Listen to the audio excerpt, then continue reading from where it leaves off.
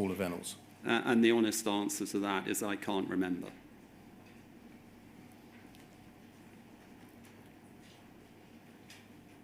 Was there a handover? I met Alice for lunch before I began. Was that the handover? As far as I can recall, that was the conversation that I had with her. Was there anything more formal than lunch in terms of a handover? Again, I'm sorry not to be of more help, but I can't recall. When you walked into the company, we saw that you did some work in the months before your actual appointment.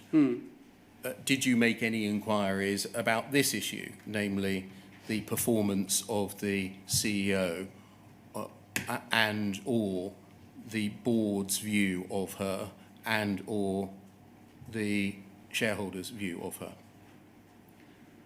I can't recall. Can I make a comment on that?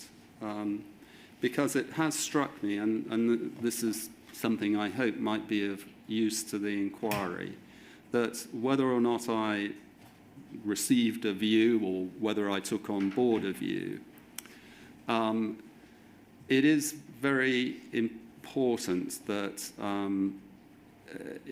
when you take over as chair that you are well appraised and you understand as best as possible the views, positive and negative, of the CEO.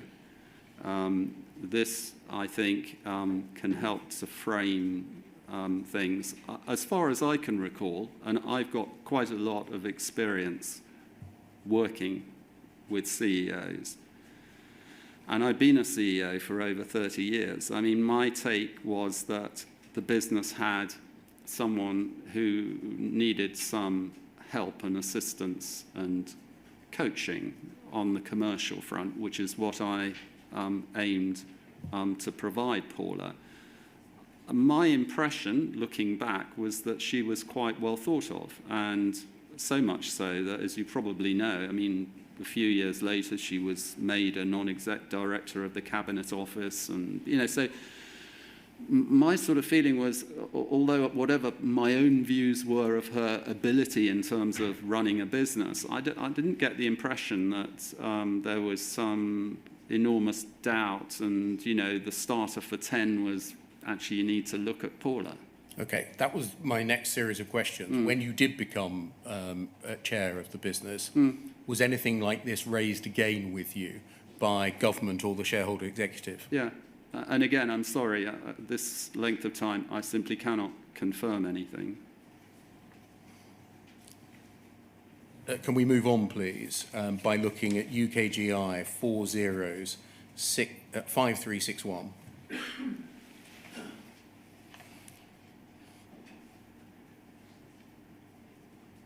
At the moment, I'm just looking at a series of events that happened before your appointment. If we can go to page 4, please.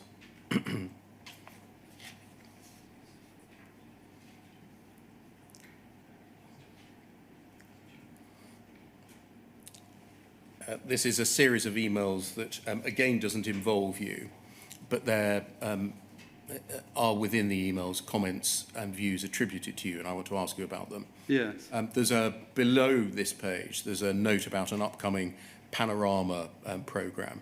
There was a significant panorama programme about Post Office and the Horizon system due to air on the 17th of August 2015. And if we go to the bottom of page 3, please.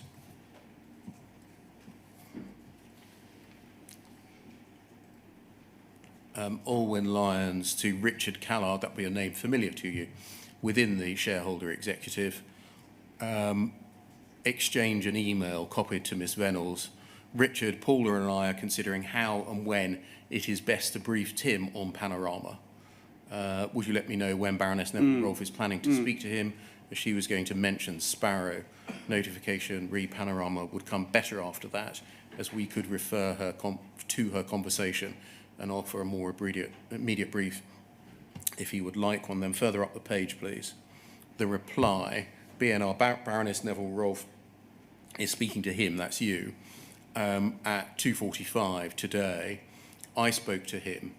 He is pretty robust on Sparrow, i.e. if we've done nothing wrong, then we stick to our guns.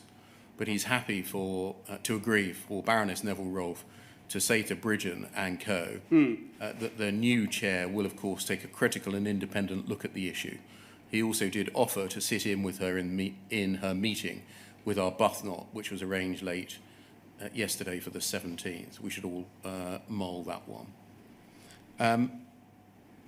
So essentially, consideration is being given as to how to brief you about an upcoming panorama programme, which is very significant for the business. And so do you recall receiving briefings before you formally began your role a couple of months beforehand? Candidly not, no. It's attributed to you that you are, quote, pretty robust on Sparrow. Was that your view? I have no idea. I mean, at this stage, I'm not sure what I would have known about Sparrow or indeed what pretty robust actually means. I think probably what it means is, you know, I'd obviously been briefed up to a point, but I wasn't going to say anything negative or positive at that stage because I was very new. And maybe that was interpreted as pretty robust. I was about to ask you, on what basis would you have formed a view 2 months before you joined the business? I don't think I would have done. Because you hadn't read or received any relevant information, presumably? I have no idea, but I mean, I'm not a person generally who takes a predisposed view to anything until I, have had a chance to understand it properly. If we go up the chain, please, to page 1, and the foot of the page. Later on the 6th, again, Laura Thompson to Alwyn Lyons and Richard Callard. I've just come off the call between the Minister and Tim Parker. Nothing significant to report. On Sparrow, the Minister informed him that she would like him to look at things with fresh eyes when he arrived, which he was happy with. Tim confirmed he would be happy to meet MPs, etc., on the matter, but once he was up to speed, the Minister mentioned that Panorama was happening, but it wasn't discussed. And then there's another issue about the Audit and Risk Committee, which I'm not going to ask you about. Do you recollect the Minister, Baroness Neville Rolfe, asking you to look at things, i.e. connected to Horizon? That's the shorthand for Sparrow that the Post Office used. I don't recall. I mean, I presume this is a fair reflection of what I might have discussed. I mean, I think she would have just notified me it was an issue. Do you have a recollection of going into the job with a request from the government to have a fresh look at Horizon? I don't recall whether I, as it were, went into the job, but I do know that the letter turned up pretty soon after I arrived. And so that's the thing that sticks in your memory, the letter from Baroness Neville? Got a letter, and it was clear. Have a look into these issues. Exactly. Okay, we'll come to that in a moment. Can you recall anything as to what the concern was in government about Horizon?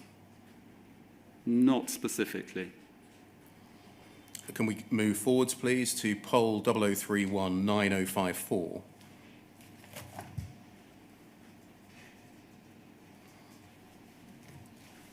And if we go to page 2, please, and scroll down. This looks like the genesis of a briefing note for you about Horizon. Again, it's called Sparrow. In readiness for your joining. We're going to track through what you were told. And if we just read some parts to it, this is Mark Davis. Do you remember him? I do. The Corporate and Communications Affairs Director in the Post Office.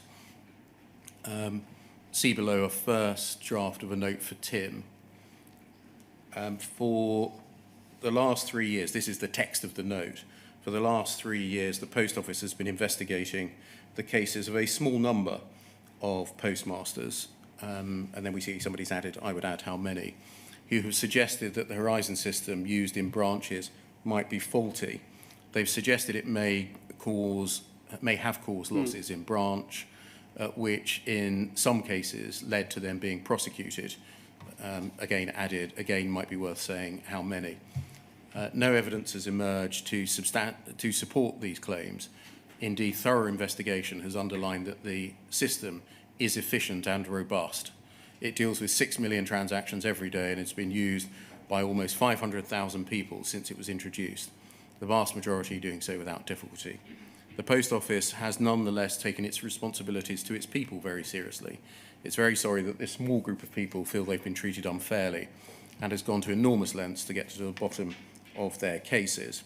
It held a review by independent forensic accountants, set up a mediation scheme overseen by independent mediators, and reinvestigated every complaint in huge detail.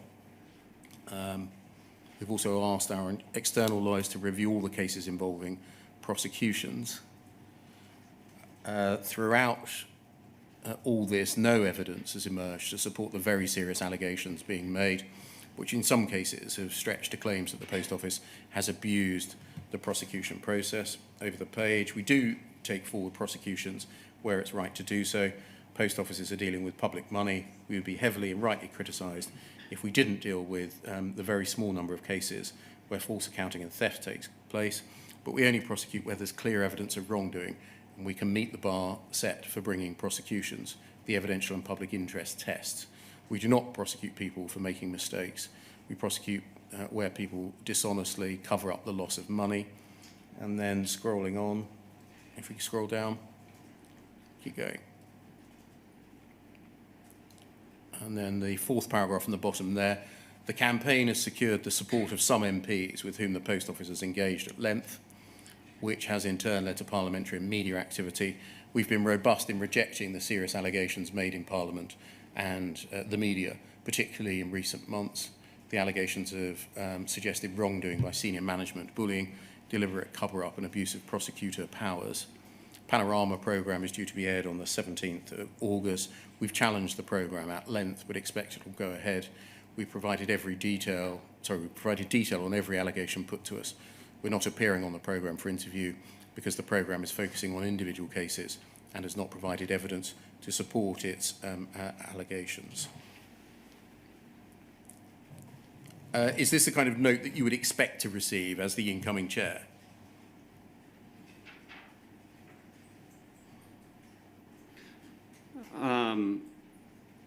I think it's obviously a note that is designed to tell a story, and what would I say? I mean, it's a briefing note, obviously told from the perspective of the people providing the briefing, which is what usually happens with briefing notes, I have to say. If we just go forward to page 1, please. Just look briefly at some of the drafting process, foot of the page. Olwen Lyons to Mark Davis and General Counsel Jane McLeod. I think this is very clear. She's added some points in capitals. I think this note should come from Jane, or if Paula, if she wishes, and sent via me to start getting him used, that's you, to that way of communicating and make it as, quote, normal as Sparrow can ever be, and then scroll up the page. We need to send a note to the new chairman. I've drafted a first go and asked for comments. I'd like your comments and whoever is standing in for Rod. Clearly, this is about the most important note we will send on this issue in the weeks ahead, so we want it to be spot on. Your input very welcome. When you were joining, was the Horizon issue, the Sparrow issue, the most important issue for you? I've tried to set the background to the Post Office, and I would say I can't prioritise things exactly. I would say this is one of actually a number of very significant and pressing issues. If we go forwards, please, to poll 0023-1055.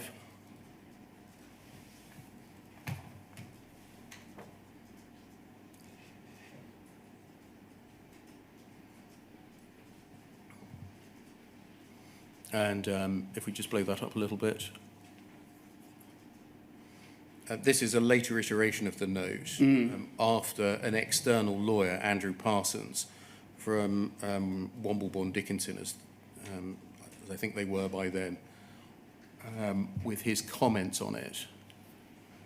And he makes quite limited comments on the note. We can see one on the right-hand side there. If we go over to page 2, please. Thank you. There's some discussion about destruction of material. The note said, we're not destroying any information that we and external lawyers hold on these cases, as has been alleged. And then he commented, the Post Office has historically destroyed information where it went beyond normal retention periods, which means some info is not available to the CCRC. Now, of course, you wouldn't see all of this background, would you? You wouldn't see the process by which the note was created, or indeed who had contributed to it, right? Yes, I mean, absolutely. You just get the final product. I get the final product, exactly. Let's look at that then. Poll 00174396.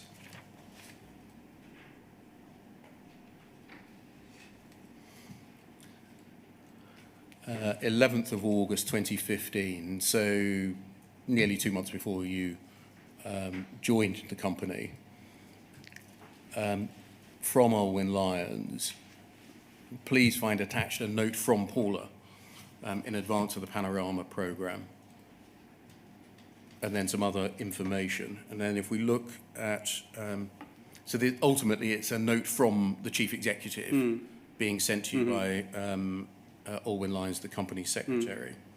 If we look at the note itself, poll 00174397.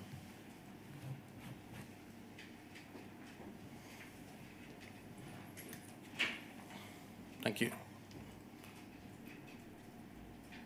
Post Office for the last 3 years has been investigating claims made by a small number of largely former postmasters, and then you see the figures have been inserted. 136. That faults in the Horizon computer system were the cause of losses in their branch. Of these 136 people, 43 have criminal convictions. However, thorough investigation has not produced any evidence to support the claims. Indeed, it has underlined that the system is efficient and robust. In cases involving criminal convictions, nothing has emerged to suggest that any are unsafe. And then it continues as per the previous draft. Again, how would you view a document like this? You described it earlier as a story, which might, to my ears, sound as if you're being wary as to its authorship and it setting out a narrative rather than be completely objective. Is that what you were intending by the word story? Not especially, but here's my view with hindsight about one of the main issues with the whole thing is that as I sort of looked at this, it seemed to me that it was an issue, but of course you ask yourself the question, well, on how big a scale is this issue? And of course, what we have here is the Horizon system deals with 6 million transactions used by 500,000 people. So it sounds as if you've got a system doing millions of transactions and a few people who are complaining. And that was the sort of perspective that you're drawn to. And I say this in the spirit of, if this thing ever happens again, is had the thing been put in the context of not just the people who are complaining, but the totality of the people who had been prosecuted over whatever it was, 15 years, that would have put a very different complexion on the note. So if the note had read, we have 43 criminal convictions related to these losses, but actually over the last however many years, so many people are being convicted, that would have told a slightly different story. And I also think that there could have been more to this potentially around how many people had been affected through potentially any other sort of employment-related issue. So we've looked at the horizon problem from the point of view of, well, did the computer have bugs or whatever? But actually, another way of looking at it might have been, say, we've got an organization, over 15 years, 900 people have been convicted or whatever. How does that look? Does that look statistically sensible? We've had, so many people who have been terminated or whatever. How does that look proportionately? And so I looked at this, to be honest, and not only did we have millions of transactions, but I happen to know over the last, there were tens of thousands of postmasters and assistants. So it looked vaguely credible that there was a sort of a problem that affected, relatively speaking, quite a small number of people. The reflections that you've just given there, are they things that have occurred to you now in the light of the events which have happened, rather than things that occurred to you at the time?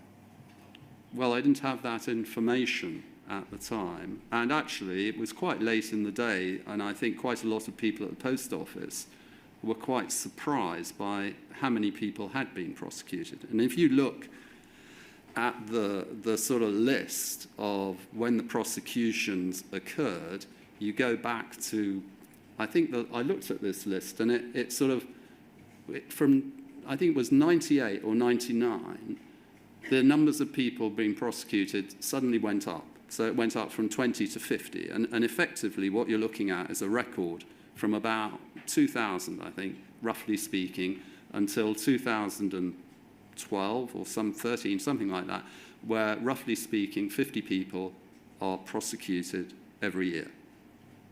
So my point is obviously that's something that might have raised some question marks. Now, you have to recognize as well that the Post Office, it's not selling cans of Coke. It's actually an organization that deals in cash. And so you have to be aware of the fact that obviously when people are dealing with cash, there are issues with security and there are temptations to people and so on and so forth. Notwithstanding that, I think had that picture been evident, it might have sort of made people, certainly would have made me, look at this in a slightly different context.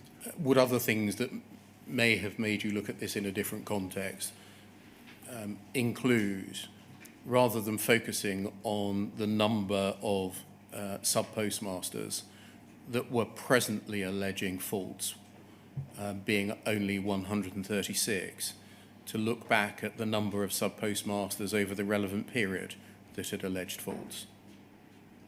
I think that's the point I'm trying to make. It was quite difficult to frame the scale of the problem. Or mention of the operation of a series of helplines which recorded tens of thousands of complaints of fault. That wasn't dealt with clearly in this context. Did you know at the time that this note had been drafted by the Post Office's communications man, Mark Davis? If it didn't have Mark Davis's name on it, then I'm not sure I would have deduced that it was him who wrote it. No. I mean, you were told in the covering email, this is a note from Paula. I think so, yeah. Yes. Yeah. Would it have surprised you if it had been revealed that the note had been drafted by the communications man? That's an interesting question to which, I mean, it's very hard for me to say now how I would have felt, because when you're new in an organisation, you're never quite sure, you know, who's got a handle on what. So I think had I had a list of all the executives and, you know, Mark Davis was identified as the comms man, I might have wondered a bit. As it was, you were told this was Paula Vennell's note in the covering email, as we saw. Can we turn, please, Mr. Parker, to the letter that you mentioned earlier from Baroness Neville Rolfe, poll 00102551.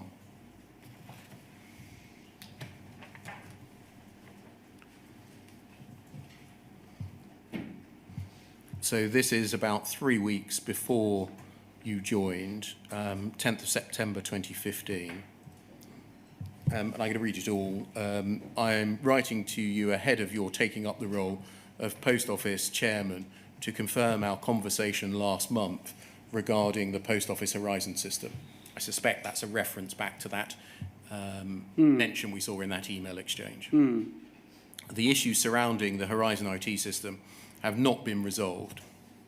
Indeed, some of the MPs concerned have written to me again following the Panorama programme, pressing the case for an independent investigation. The government takes seriously the concerns raised by individuals and MPs regarding the Post Office Horizon system and the suggestions that there may have been miscarriages of justice as a result of issues with Horizon. The government also recognises the commitment that Post Office has demonstrated to resolving those issues, including through creating a mediation scheme and appointing independent investigators to scrutinise the system. As you'll be aware, there have been some 3 years of scrutiny of Horizon, and the Criminal Cases Review Commission is considering a number of cases which have been brought to it by individuals, and the government cannot intervene in that independent process. As the sole shareholder of Post Office, the government wants to make sure that the Post Office network is successful and sustainable across the country. We recognise that the Post Office is a commercial business and we allow it to operate as such. But of course we expect it to behave fairly and responsibly in doing so. I'm therefore requesting that on assuming your role as chair, you give this matter your earliest attention, and if you determine that any further action is necessary, we'll take steps to ensure that happens. I look forward to hearing your conclusions and to working with you to secure the future of the Post Office network, and then Paula Vennell's is copied in. So this letter, if we go back to page 1, draws to your attention that there were unresolved issues regarding Horizon. It does. And that those unresolved issues include potential miscarriages of justice. Indeed. This must be a slightly unusual letter to receive when taking up a new job. It's very unusual. I mean, I'm not a lawyer, obviously, and I think, again, in the spirit of trying to be helpful to the inquiry, I've had sort of legal issues to deal with, but nothing, you know, on this sort of scale involves activities ultimately that have affected, you know, people, contracts, going to jail, and all of that. I mean, it's just not usual in the slightest. Your witness statement, I'm not going to turn it up, I'm just going to read from it. says at paragraph 28, when I was appointed as chair, I was aware that concerns had been raised about Horizon, including those relating to Fujitsu. I do not believe that I had detailed knowledge of the specific nature of the complaints at the time, and I do not believe I'd formed any views on how to handle the Sparrow issues at the time. However, as I described below, Jonathan Swift QC and Christopher Knight were being instructed in relation to the Swift review. My recollection is that there was a general assumption within the Post Office that there were no systemic issues with Horizon and that it was robust. And this is consistent with the statements made publicly by Post Office at the time. So my recollection is that there was a general assumption within Post Office that there were no systemic issues with Horizon. Where did you get that belief from? I can't tell you. I'm looking back, 9 years trying to sort of assess how I felt at the time. And I think, of course, it comes back to this question of what do you mean by systemic?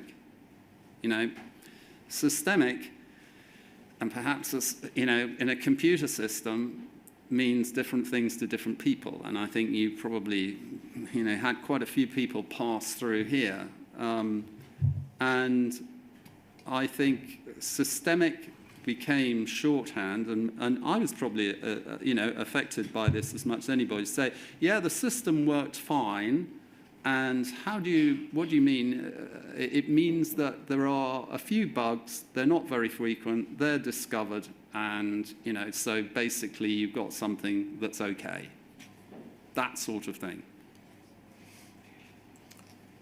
So you've got no recollection, particularly now, as to where you secured the belief from that Post Office had a general assumption that there were no systemic issues with Horizon and it was robust. Presumably that would include, however, the briefing note that we saw that Mark Davis had drafted. And that must have contributed. I honestly can't, it's just hard for me to reflect accurately on a generalised picture that I would have had at the time. I've probably gone as far as I'm able. You were presented with something of two pictures then, would you agree? One, a general assumption within the Post Office that there were no systemic issues and the system was robust, and the government saying the issues around the Horizon IT system have not been resolved. We, the government, take seriously the concerns that are being raised, and those concerns include potential miscarriages of justice. I think that's a fair description, yes. When you joined the company, were there any specific discussions that you can now recall, this is in October time, about Horizon issues, whether as part of an induction or otherwise? I can't. Were you provided with the report or reports by Second Sight, either an interim report of July 2013 or two final reports in 2014-15? I can't. Were any concerns raised with you upon joining or immediately thereafter about the use by the Post Office of a man called Gareth Jenkins, a Fujitsu employee, as a witness in criminal prosecutions? No. When did you first learn about the issues that there were, I'm putting it broadly, with the use of Mr. Jenkins as a prosecution witness? Oh, way past this sort of time scale. I'm talking, I can't tell you exactly when, but my sort of awareness of the definitive situation, I think, where of Jenkins and evidence and all of that was some time afterwards. In the context of the group litigation, or even later than that as part of the criminal appeals to the Court of Appeal? I can't tell you, to be honest. What did you think upon receiving this letter? Time to get moving. Which what did you need to move to do? To find somebody, because I was certainly not equipped personally to do this, but to find somebody to carry out what I was asked to do. Was it always your intention from the start that another person would conduct some form of exercise and that person would not be you? Yes, I think so. I think so because there were a lot of issues here that I wasn't really familiar with. So I'm not a legal person. I'm not an IT person. And I'm not somebody who's got a lot of experience dealing with this sort of, if you like, non-commercial area. So my first instinct, yes, was, what sort of person could do this job? Can we turn, please, to poll 306-5606?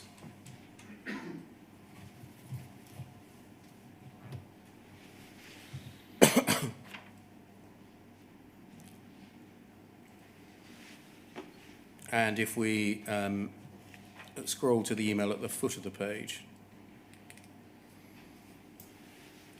again, an exchange not involving you, from Roderick Williams. Do you remember him?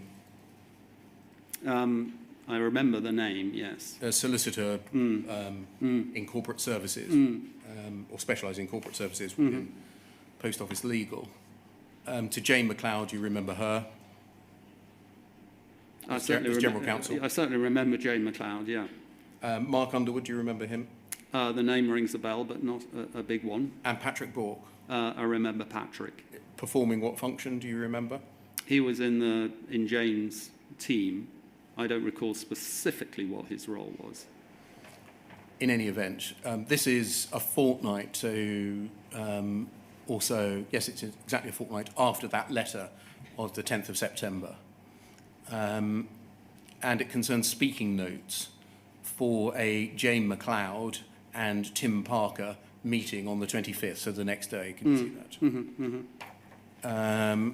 Please see below my starter for 10 speaking notes with for your meeting with Tim Parker tomorrow. Draft speaking notes. Post Office can't influence or predetermine the outcome of Tim Parker's review, but it's reasonable to assume that the findings will be challenged unless they deliver what James Arbuthnot wants, quashing of convictions and payments of compensation. See James Arbuthnot's attributed comments about the criminal cases commission review of Josephine Hamilton's case. However, if the purpose of the review is to still in confidence in Biz, principally Baroness Neville Rolfe, with the actions taken, it will be creditable if it's A, undertaken independently of the existing Post Office team, B, logical in its approach, and C, delivered against stated objectives. This will help defend any criticism of the work undertaken, e.g. it's just another whitewash, and curtail further involvement. So just stopping there, did you understand that there were two alternatives to what the review might seek to achieve? One, to actually deliver what James Arbuthnot wanted, or two, instilling confidence in the department, principally Baroness Neville Rolfe? I think we're talking about, it's just my take looking at this, two different things though here. If you read 2, it says it's reasonable to assume that the findings will be challenged unless they deliver what JA wants. So that's an observation about findings, isn't it? And, finding an assumption that the review would lead to those findings, whereas 3 is about the purpose of the review. And it seems to me that one's in danger of sort of confusing two things. One is what the review comes to, and the other is what kind of review. Now, if you hadn't seen Para 2, you might say, well, 3 seems, actually, it's pretty reasonable. Was the review to find out the facts, or was its purpose to instill confidence in the department? So again, if you read 3, it says, however, if the purpose of the review is to instill in BIS, principally confidence, with the actions taken. So that's slightly different from just general confidence. I would see that as I could read that as a genuine desire to ensure that whatever actions were taken, they look to be on the basis of a proper independent review. What was your purpose in commissioning the review? So I had a letter that asked me to look into these various issues, and my purpose ultimately was to find somebody I felt qualified to do that and to agree with them terms of reference which seemed to broadly tackle the challenge laid down in the letter. If we read on 5, defining the review scope would be key. What has Tim Parker been asked to do? And then over the page, it's unclear. If it's unclear, Tim Parker should now set out in writing his understanding of the task, i.e. rewrite the exam question. B, what will Tim Parker actually do? Tim Parker should state what he wants to achieve, ideally by reference to a clear question, e.g. has the Post Office responded to allegations about the integrity of Post Office's Horizon system and related business processes in a manner appropriate for a business which desires to maintain a reputation for high standards. And then there's a comment about a paraphrase of 3.4e of the letter of appointment being clunky. Tim Parker should be able to demonstrate that he has addressed his stated aim by reference to a logical method of investigation. Both elements should be matters for Tim Parker and his sole discretion as chairman, e.g. They are not for negotiation with Post Office, Baroness Neville Rolfe or the department, etc. We can read C. Yeah. 6, given the volume of material, Tim Parker is likely to need independent professional assistance. He's entitled to this under his letter of appointment. This could be, scroll down, a solicitor,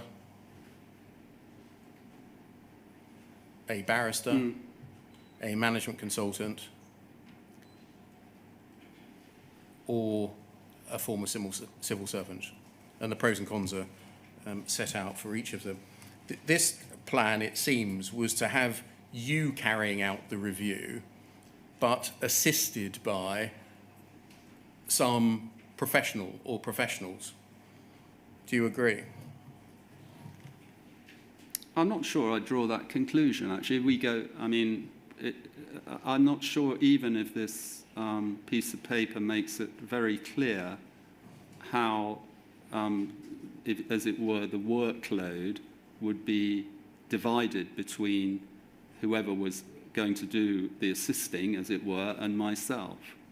Did you ever think that you would perform any role, or were you always of the view this was going to be subcontracted out to some other person? Yes, I felt that the task at hand carried out by somebody independent, because although potentially I could be independent, what was quite important here was to have not only somebody who was independent, but might have a few of the skills around the subject matter that I lacked. When you were engaging in discussions with, for example, Jane McLeod and Roderick Williams, did you realise that they may themselves be implicated in the matter to be investigated? So I think that's a fair enough observation, but here are two things, and I suppose quite a lot of this inquiry is dealing with this kind of issue, which is if you're a board member, a chair or chief executive, to what extent are you entitled to assume that your advice is coming from people who are, first of all, qualified, and secondly, competent? And my take, perhaps naively, because the one thing that I found in most businesses is that although people have got different points of view, they're generally trustworthy, is that I was being given advice by people who were qualified on that basis. And so was I kind of a little, did I feel that this advice would somehow be potentially tainted? I don't think I did feel that at the time, if I'm honest. Did the thought occur to you, or is that a reflection now after the event? It's a reflection after the event. I think, obviously, after what has happened, it's likely to throw into doubt quite a lot of the advice that was given and taken in good faith. I mean, if you go back, am I allowed to do this? Yes, you can do whatever you want. Well, if you go back to the beginning of this note, I just want to give you an illustration of that. Yes, if we go back to page 1, please. So, sorry, to move up a little, scroll up a little bit further. I'm not seeing what I wanted to show. Sorry, I beg your pardon. Just keep scrolling up. When Mr. Parker says scroll up, I think he means scroll down. Do I? I'm sorry. That's yeah. it.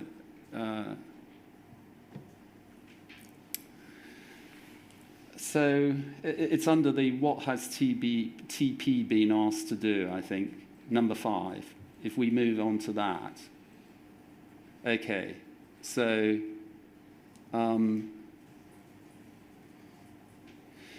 you know, I mean, without the benefit of hindsight and with no knowledge of this, you could read B as actually, you know, a pretty fair-minded kind of view on what needs to be done.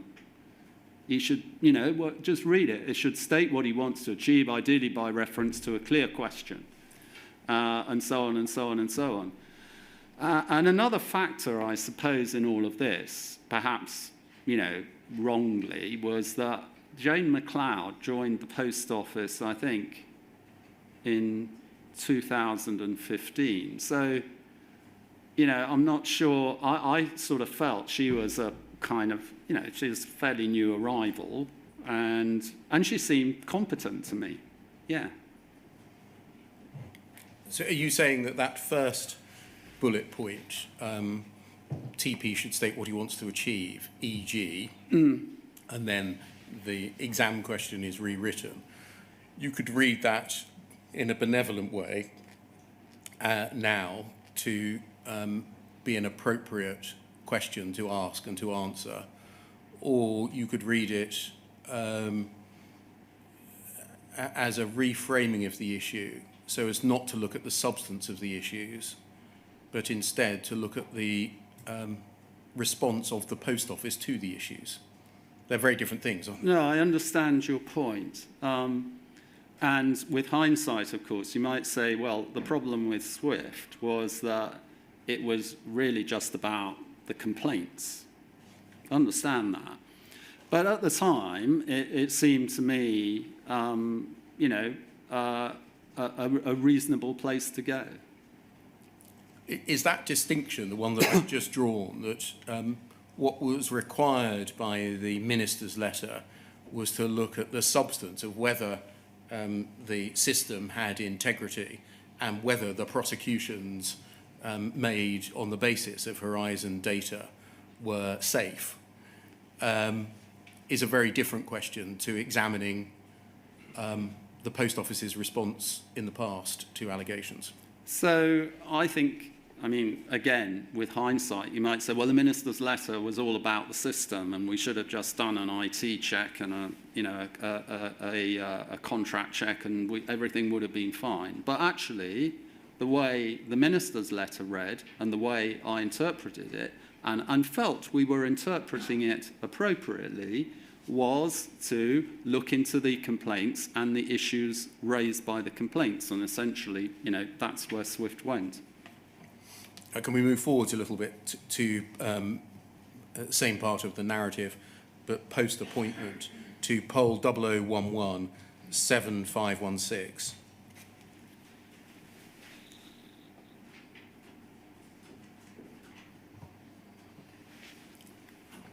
Bottom half of the page, please.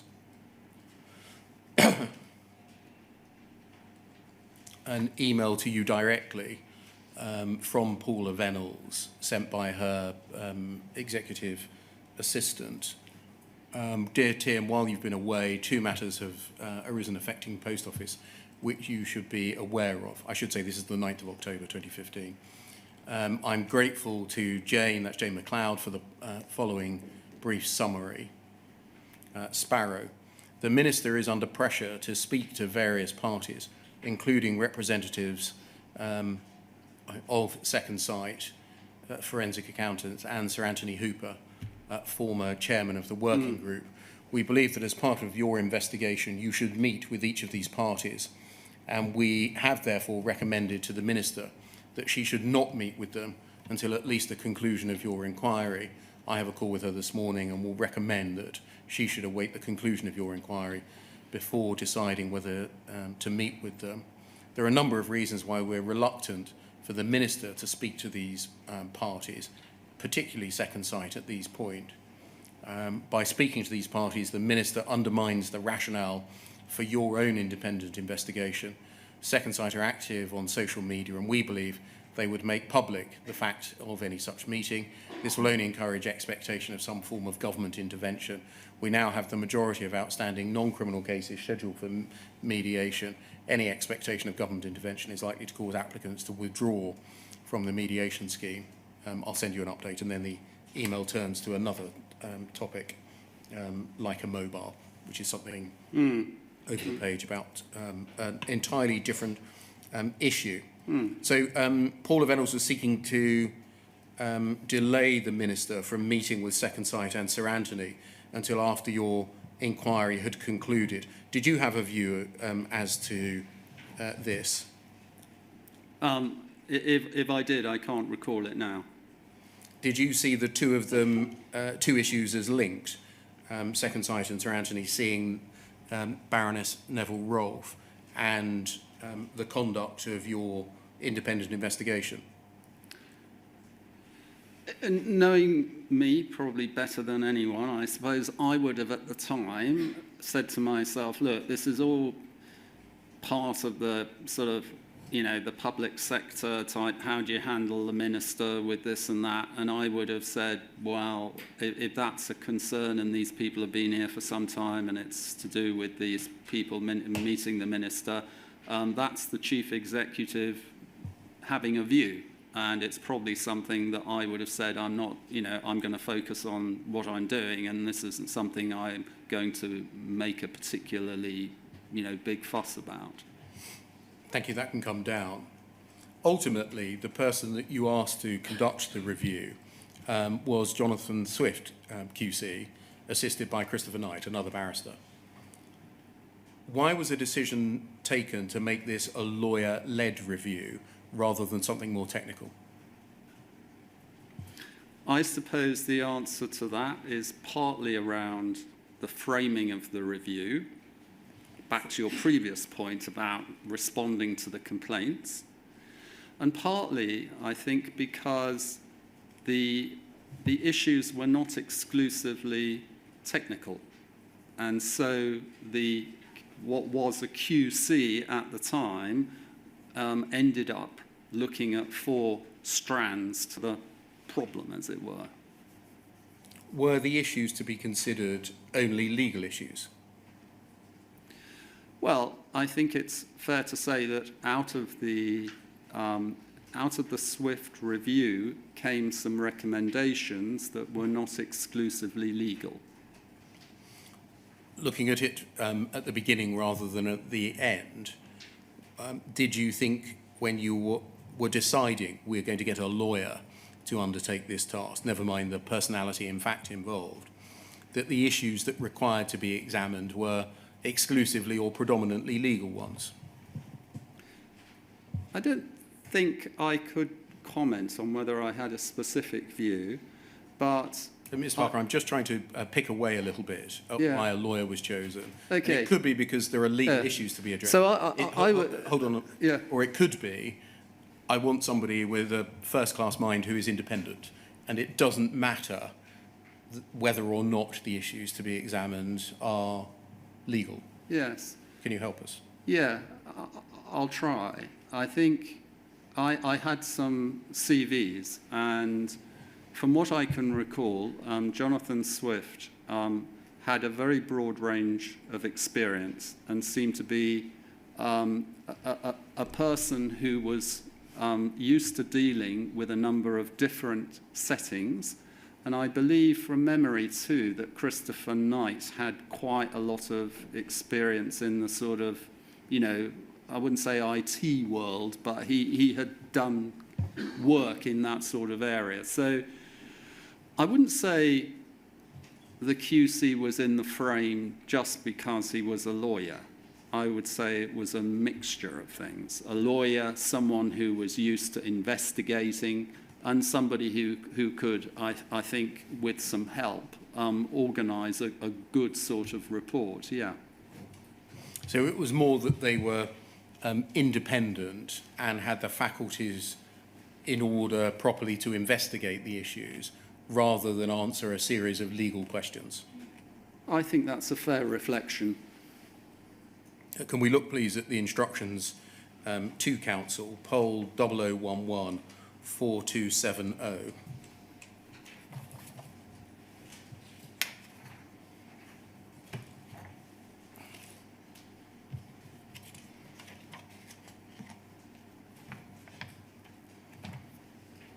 Page 3, please.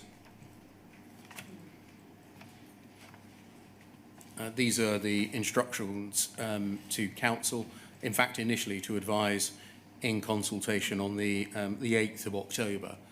And so you'd done this quite swiftly, i.e. within a week or so of joining the company. I got on with the job pretty fast, yeah. If we just see the authors of the instructions by going to page 15.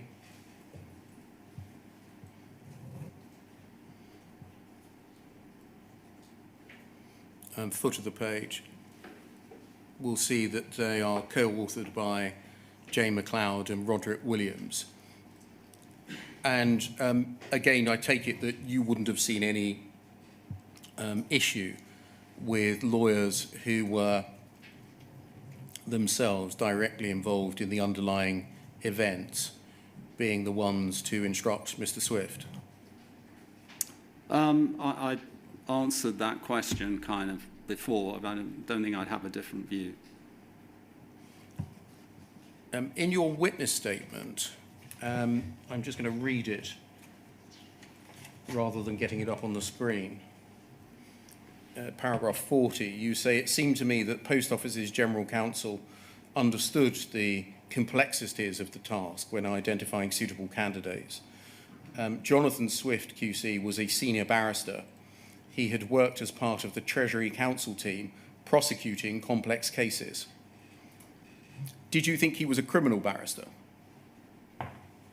I can't recall. Presumably, if it's in your witness statement, that is your current memory, that he was a member of the Treasury Counsel team that prosecuted cases. I presume so, yes. If we go back, please, to page 3, please.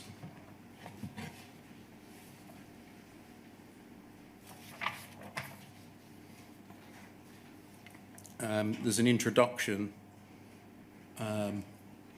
We'll see a reference in paragraph 2 to the letter from Baroness Neville Rolfe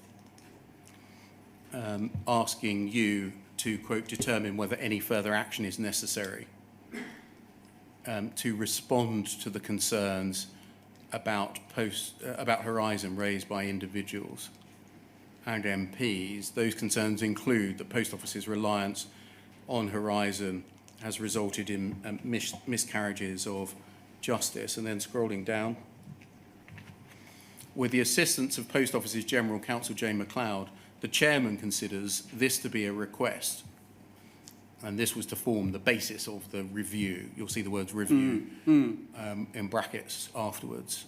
Quote, "To review the Post Office's handling of the complaints made by sub-postmasters regarding the alleged flaws in its Horizon electronic point of sale and branch accounting systems, and determine whether the processes designed and implemented by Post Office to understand, investigate and resolved these complaints were reasonable and appropriate.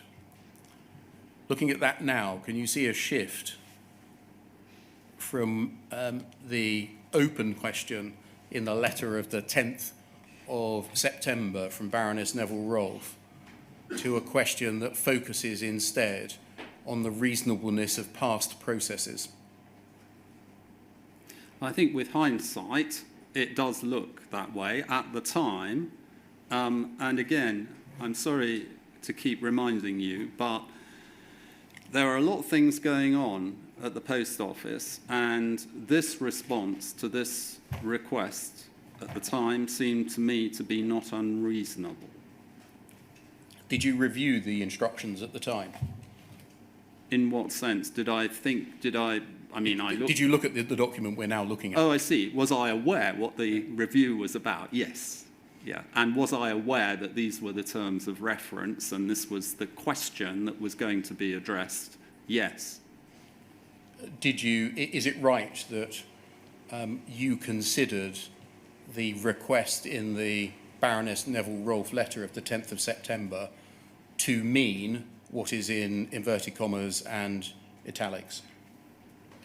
So, you know, with hindsight, one's apt to see that there are forces at play here trying to subtly shift the emphasis on things. And at the time, at the beginning of this review, it seemed to me that, and again, I'm probably not a person who is greatly experienced in setting up reviews, that a review with a sort of quite a good general brief was capable of going after quite a lot of different areas. If you look at it, you know, out of that particular group of references, you could see that a good investigator would cover off most of the key points that were at issue. And that was my sort of take. I think, you know, because there's been such a terrible subsequent situation, it's very easy to look back and sort of dissect and say, well, could it have been this or could it have been that? As things looked at the time, and perhaps I was a little naive about where the advice was coming from, but I've mentioned, you know, I've talked about this, it didn't look a bad set of terms of, well, not the terms of reference, but it didn't look a bad sort of brief, if you see what I mean. Thank you. If we just continue paragraph 4, in order to be credible, the review will need to be carried out independently of the team which has been managing Post Office's response to these concerns to date. The chairman therefore requires the assistance of leading counsel to provide him with advice on 1, scope of the review and how this is framed. Over the page 2, it's over 2 pages in fact. Thank you. 2, the process by which the review should be conducted, including what materials should be reviewed and who should be interviewed. And 3, the nature of his final report to the minister. Again, looking at that paragraph there, these seem to be instructions to a barrister to ask him to advise you on scope of the review, how the review should be conducted, and what the report, the nature of the report, finally to the minister should be. Not actually asking him to conduct the review. Sorry, I'm being a bit dense here, but... Yes, you could have a set of instructions which say, dear Mr. Swift, we would like you to carry out an independent review. Or you could have a set of instructions which say, can you provide assistance on the scope of a review and how this is framed, the process by which the review is undertaken. Yes, I understand. And the scope of his, i.e. your, final report. I think both. I mean, the way certainly I think we set this up was to say, look, Mr. Swift, we want to conduct a review. We'd like you to conduct it. And I will work with you on the terms of reference. And I think, I mean, I'm skipping ahead a little bit, but subsequent to this, we met various people, and as a result of those meetings, the terms of reference were put together. Can we move forwards, please, to page 15?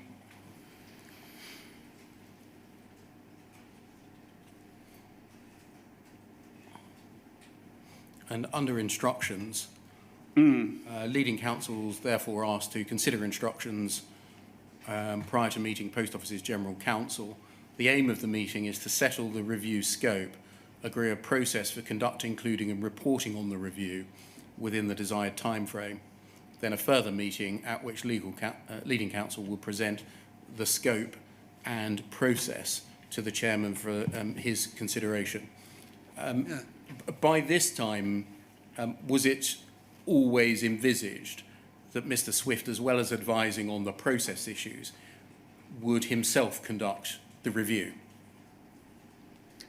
I think, and again, I'm looking back 9 years ago, that my starting point on this, as I explained, was that I'm probably not the person to actually conduct the review. Therefore, it was going to be this individual who would actually conduct the review on my behalf.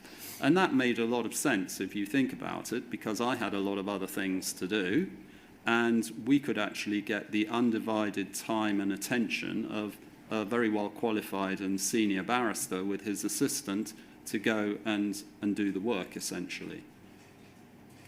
Thank you. Sir, it's 11:15, or just coming up to 11:15 now. Can we take the first morning break between now and 25 past? Yes, of course. Thank you very much, sir. Thank you.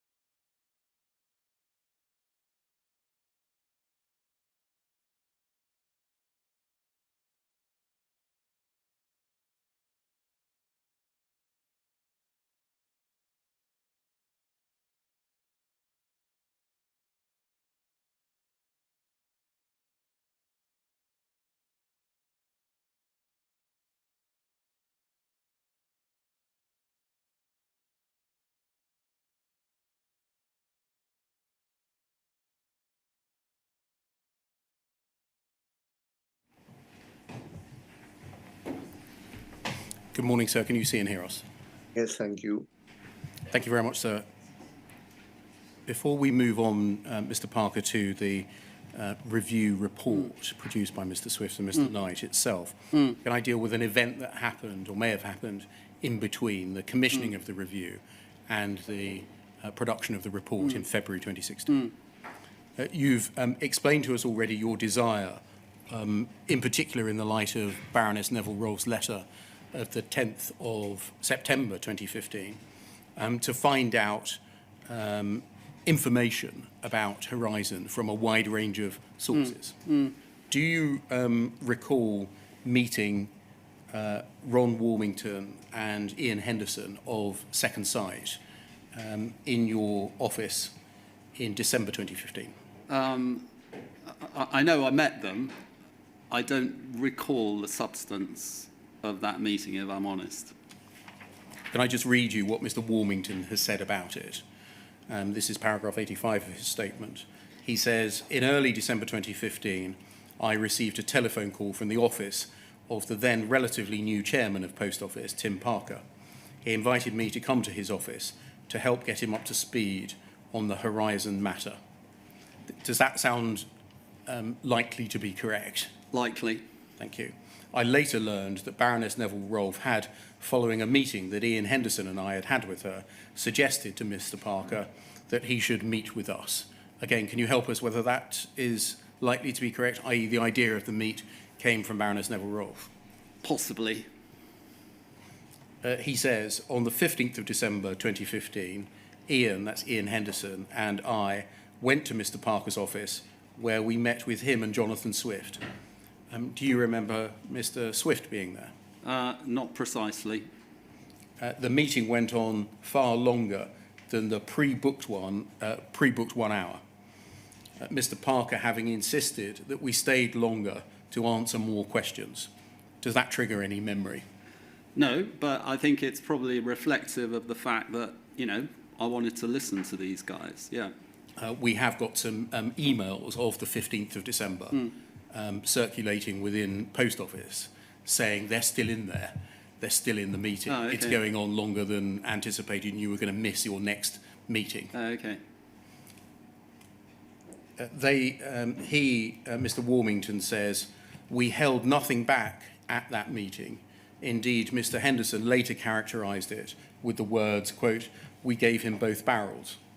In practical terms, that meant that we went through with Mr. Parker and Mr. Swift all of the thematic issues that we had covered in our final report back in April 2015. Does that trigger a memory in you that they were particularly forceful in what they said to you, i.e. we gave him both barrels? I'm sorry not to be of more help, but this is 9 years ago. The answer is no. He continues, we made it perfectly clear that the rebuttal report that Post Office had immediately issued alongside our final report was utter nonsense, and that were he to be deceived into placing reliance on it, or worse still, endorsing it, the consequences would likely be very dire. Do you remember a meeting of that type, i.e. you had two gentlemen who had been independent investigators coming in and saying words to the effect of the Post Office rebuttal report, i.e. the rebuttal to their final report, ought not to be relied on? I don't. I think, again, my recollection of this meeting is just not... I just don't have a recollection of it precisely. Do you recollect a meeting in which it was said that if he, i.e. you, was to place reliance on what the Post Office was saying in its rebuttal report, the likely consequences would be very dire or dire? I think all I can tell you, because you know the question has been asked 3 times more or less, is that I think Jonathan Swift and I would have listened to what we were told, and he would have taken away a lot of the remarks that were made by Ron and Ian. If, and I don't think you're in a position to say that what Mr. Warmington has said is incorrect, if he had said those things, what would be the consequences for you? I think my mindset at the time was we're in the early days of putting together this review. I've heard what these guys have got to say, and we'll take the thing forward. It's not my, I don't think I would have jumped to the conclusion that everything they say is indubitably correct. I think I would have said, well, let's do some more work, which is what actually happened. I.e., to summarise, you would have seen this as a matter for Mr. Swift to bring into account, rather than for you to take any particular action. I think that's a slightly false contrast. I think at that stage, bearing in mind that I was going to review the eventual output of Mr. Swift, he certainly would take away the comments of Second Sight, yes. What would you, therefore, if my suggestion involved a slight false contrast, what were you going to do with what you had been told? I think my mindset at that point was to allow Mr. Swift to do the work and produce the report. I don't think I took out of that meeting, because actually, as far as I'm aware, I didn't do anything immediately. I don't think I took out of this meeting, I've heard these people, I'm about to go out and do something. Let's do the report and let's see where it goes. I.e., the meeting was held in the context of somebody undertaking a review, and the person undertaking the review ought to pay regard to what was said, rather than you do anything independently. I mean, honestly, I think this is a bit of a hindsight characterization of a meeting at the time where I was quite early still in the business and would have just been doing a lot of listening.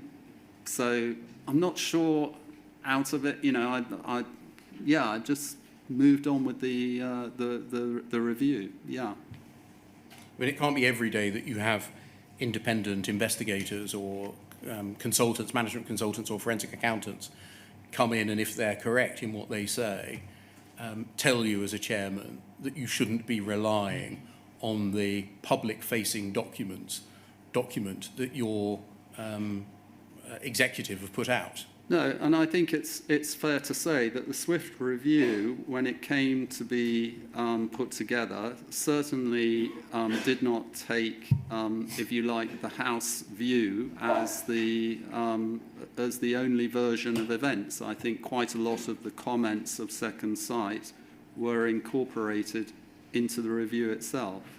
Let's look at the review itself. Poll 406355.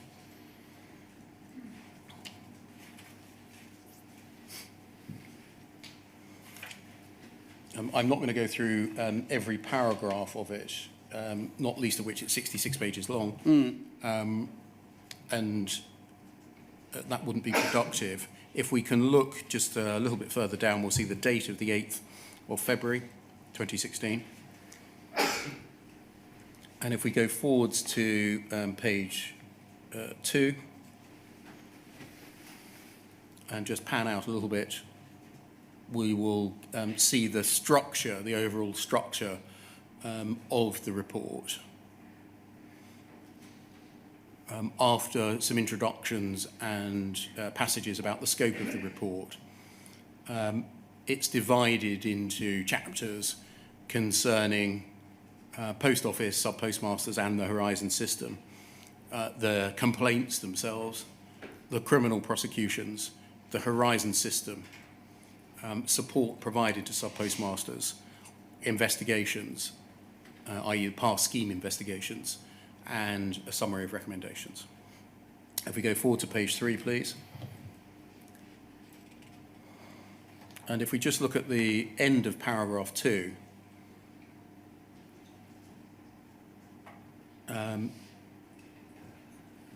four lines up, these matters have been the subject of consideration and investigation by and on behalf of Post Office on a number of occasions. The purpose of this review is to consider whether any further action could now reasonably be taken by Post Office to address the matters raised by the sub-postmasters. Paragraph 3, 5 lines up from the bottom. The legal department of Post Office has been the source of most of the information provided to us, but we have determined what information should be provided. When the review was being undertaken, did you have a running commentary essentially on it, or did you set the terms of reference as we've seen and then wait for the review to report? I think again, without wanting to deliver a definitive view, I think there was a sort of ongoing discussion. I don't think it was a sort of, here's the terms of review, give me a ring in 5 months' time or whatever. No, I think there was some ongoing discussion. You certainly received a draft report in January. I did, yeah, in January, yeah. Did you know that the legal department was the source of most of the information provided to Messrs Swift and Knight? I think I probably did, yeah. If we go over the page, please. The purpose of the review was originally described in the following terms. And then we see the quote from the briefing paper we read earlier. We've been guided by this, but we've concentrated on whether any further action is reasonable and necessary in respect of these issues. This has highlighted 2 principal questions. What has been done in the 2010 to 15 period? If there are any gaps in the work done, is there further action that can be that can reasonably now be taken? Over the page, please, and look at paragraph 10.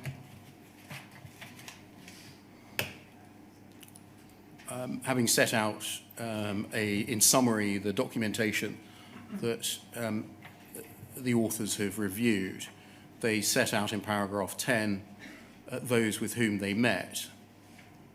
Lord Arbuthnot, Second Sight, Deloitte, Fujitsu, Angela Vanden Bogard, Mr. Seller, Miss Dickinson, and Miss Hailstones and Miss Alexander. And then if we go forwards, please, getting more to the substance, to page 34.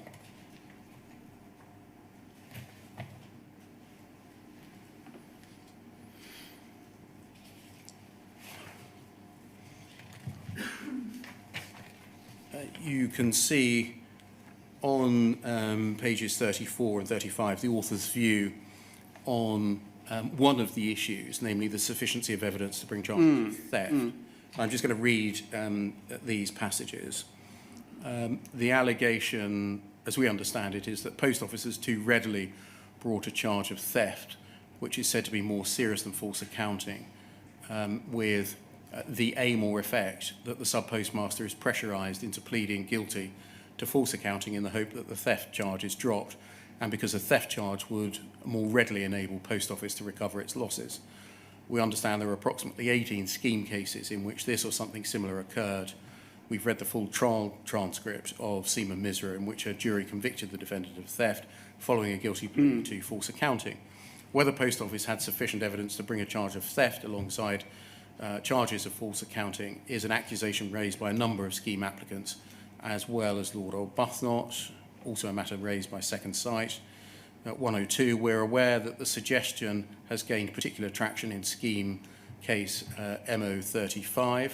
In this case, certain documents in the prosecution file indicated that Post Office investigators could not find evidence of theft. This is the case of Josephine Hamilton, I should say. Although there was clear evidence of false accounting, but theft was nonetheless charged. We've seen these documents and have noted the absence of clear documented rationale for charging theft over the page. We note that Brian Altman's advice of the 8th of March that it is not a helpful question to ask whether theft or false accounting are offences of equal seriousness, both being dishonesty offences with a maximum sentence of 7 years imprisonment, because the seriousness is dependent on the nature of the specific allegation rather than the charge per se. We entirely accept the decision to plead guilty is a matter for the defendant alone. Any concerns they have about the legal advice they received at the time is a matter only the defendant can pursue and is not the responsibility of Post Office. It's always open to the defendant to challenge the sufficiency of evidence disclosed to him or her and seek to have that charge dismissed. Post Office's position is that its prosecutorial decisions are always taken in accordance with the code, which requires that there be sufficient evidence to provide a realistic prospect of conviction, and the prosecution must be in the public interest. Post Office has referred us to the Cartwright-King disclosure review exercise, noting that Cartwright-King also expressed views in their advice as to whether Post Office should oppose any appeal brought, suggesting that they must therefore have considered the evidence involved.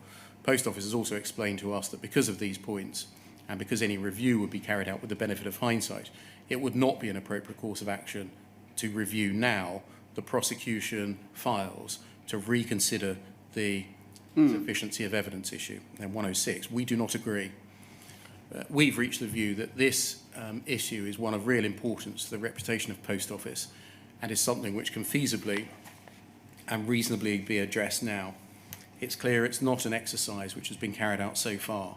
Cartwright-King were not asked to consider the sufficiency of the evidence when undertaking their disclosure review. Skipping a paragraph, the allegation that Post Office has effectively bullied sub-postmasters into pleading guilty to offences by unjustifiably overloading the charge sheet is a stain on the character of the business. Moreover, it's not impossible that a sub-postmaster would have felt pressurised into pleading guilty to false accounting, believing it to be less serious when they might not otherwise have done so. The phenomenon of false confessions is well known. I'm going to stop reading there. That's quite strong language, isn't it? Quite strong, yeah. Is this an example of what you mentioned, I think, in passing earlier, that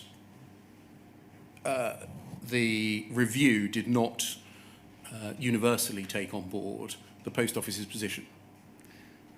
I think that's right. And I think in a way, because, as we know, the aftermath wasn't necessarily satisfactory, but at the time, it was a good, for me, a confirmation that to have a qualified barrister look at these things produced a pretty good analysis of the issue and its impact, and as if we go further, obviously recommendations about what to do about it. You said there that the aftermath wasn't necessarily satisfactory, we know.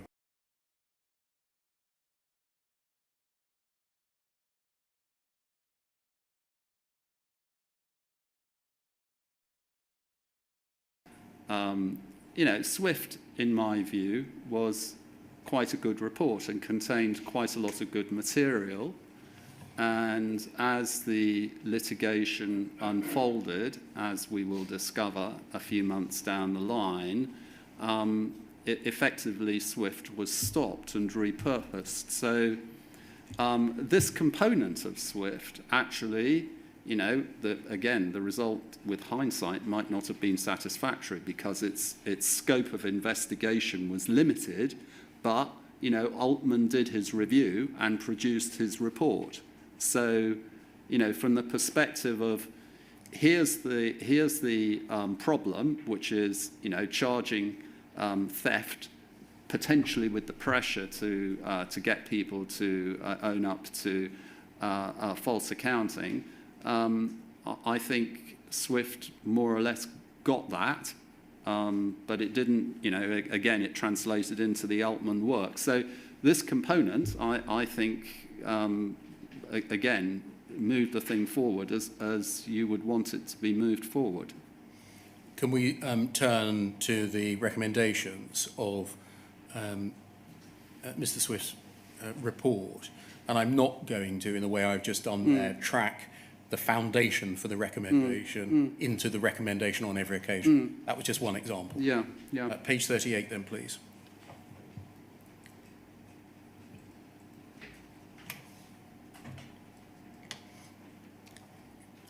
The recommendations arising from that section of the report are, one, in bold, legal advice be sought from counsel as to whether the decision to charge a sub-postmaster with theft and false accounting excuse me, could undermine the safety of any conviction for false accounting where A, the conviction was on the basis of a guilty plea, following which and or in return for which the theft charge was dropped, and B, there had not been a sufficient evidential basis to bring the theft charge.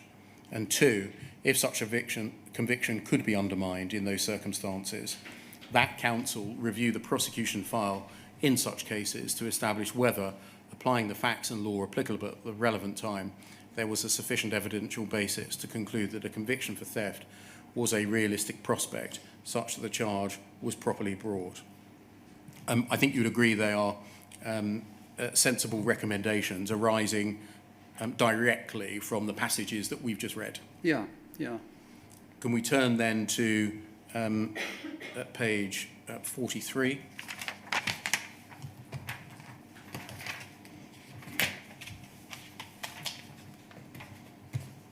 At the foot of the page.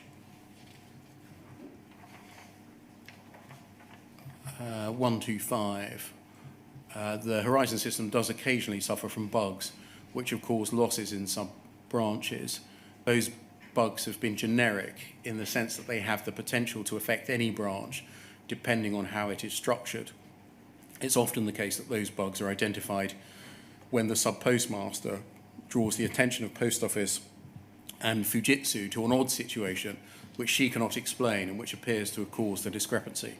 We were told by Post Office that when carrying out their investigations into scheme cases, investigators were looking out for unusual or unexplained patterns of transactions which might have required further technical examination by Fujitsu to confirm whether there was a wider bug.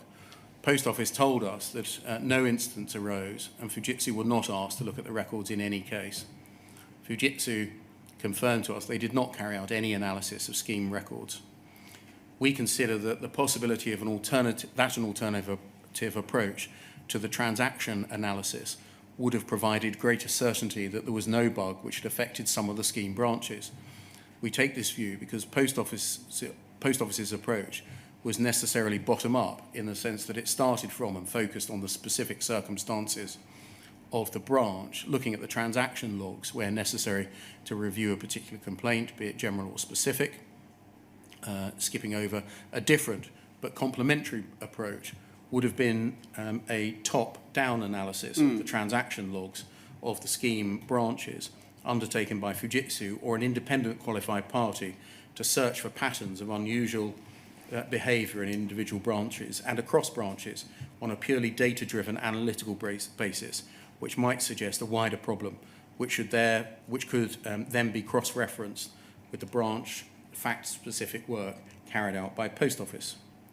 In our meeting with Deloitte, it was confirmed that this type of exercise was something they would have expected carried out across the relevant data set, including non-scheme branches as a control to look for oddities or reconciliation errors. We're mindful that external organisations are more likely to suggest possible sources of work they could carry out, but the suggestion aligns with our own view, which is at least potentially useful to rule out more comprehensive the possibility of a system bug affecting some scheme cases. Again, a series of observations or views that you would consider reasonable? I think I probably did at the time, yep. If we go forward to 53. I should have stopped off on the way at 51, at paragraph 145, just in passing. It seemed to us that the Deloitte documents in particular pose real issues for Post Office.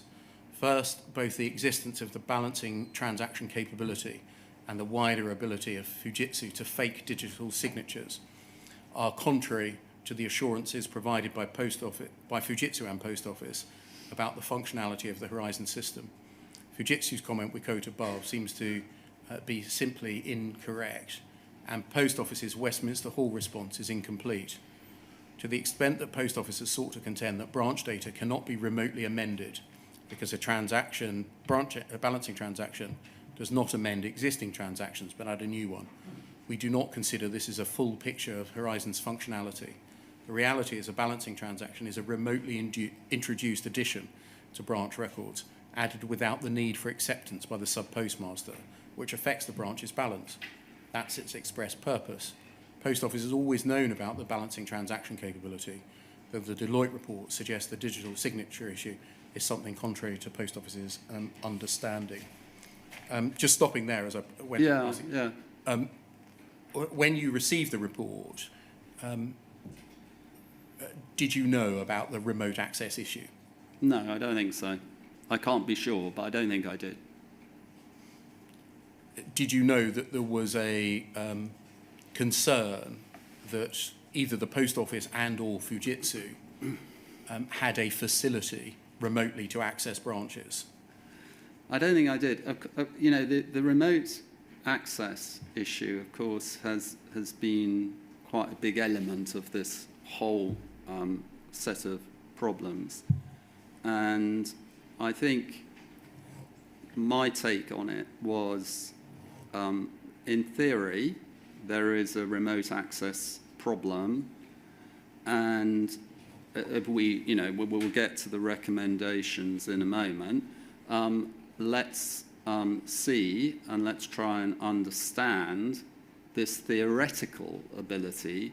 How practical is it, in fact, to remotely access accounts? And that was, what I took away from this, I suppose. Did you take away from the fact that Fujitsu and Post Office's public-facing comments had been incorrect and incomplete? Yeah, that's something. I've looked back at this, and I suppose my reaction at the time was essentially too swift, and we'll get onto the legal privilege thing in a minute, was, this is a report, there are some recommendations, let's actually get to the recommendations, and then my hope and intention was to, have the outputs of the report discussed. Now, we didn't get there, much to my regret, and I think I was probably a little optimistic about how quickly we could get on top of some of these issues and then properly correct the issue, I suppose. But, it was something I was aware of. And with hindsight, perhaps we should have jumped up immediately and said, look, there is a theoretical possibility of remote access. And I was assuming, as it turned out probably quite wrongly, that we could do the work on Swift and then say, yes, there is remote access and it is theoretically possible, but practically it either is likely, less likely, or very unlikely. That was, I think, where I got to with it. Where did you get information from that remote access was only theoretically possible? I think that's what was said here, essentially. That was what I took away from it anyway. In any event, let's turn to the recommendations on this part of the report by looking at page 53.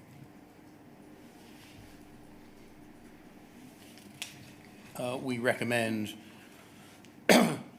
3, Post Office consider instructing a suitably qualified party to carry out an analysis of relevant transaction logs for branches within the scheme to confirm, insofar as is possible, whether any bugs in the system are revealed by the data set which cause discrepancies in the accounting position of any of those branches. 4, Post Office instruct a suitably qualified party to carry out a full review of the use of balancing transactions throughout the lifetime of the Horizon system, insofar as is possible, independently to confirm from Horizon system records the number and circumstances of their use.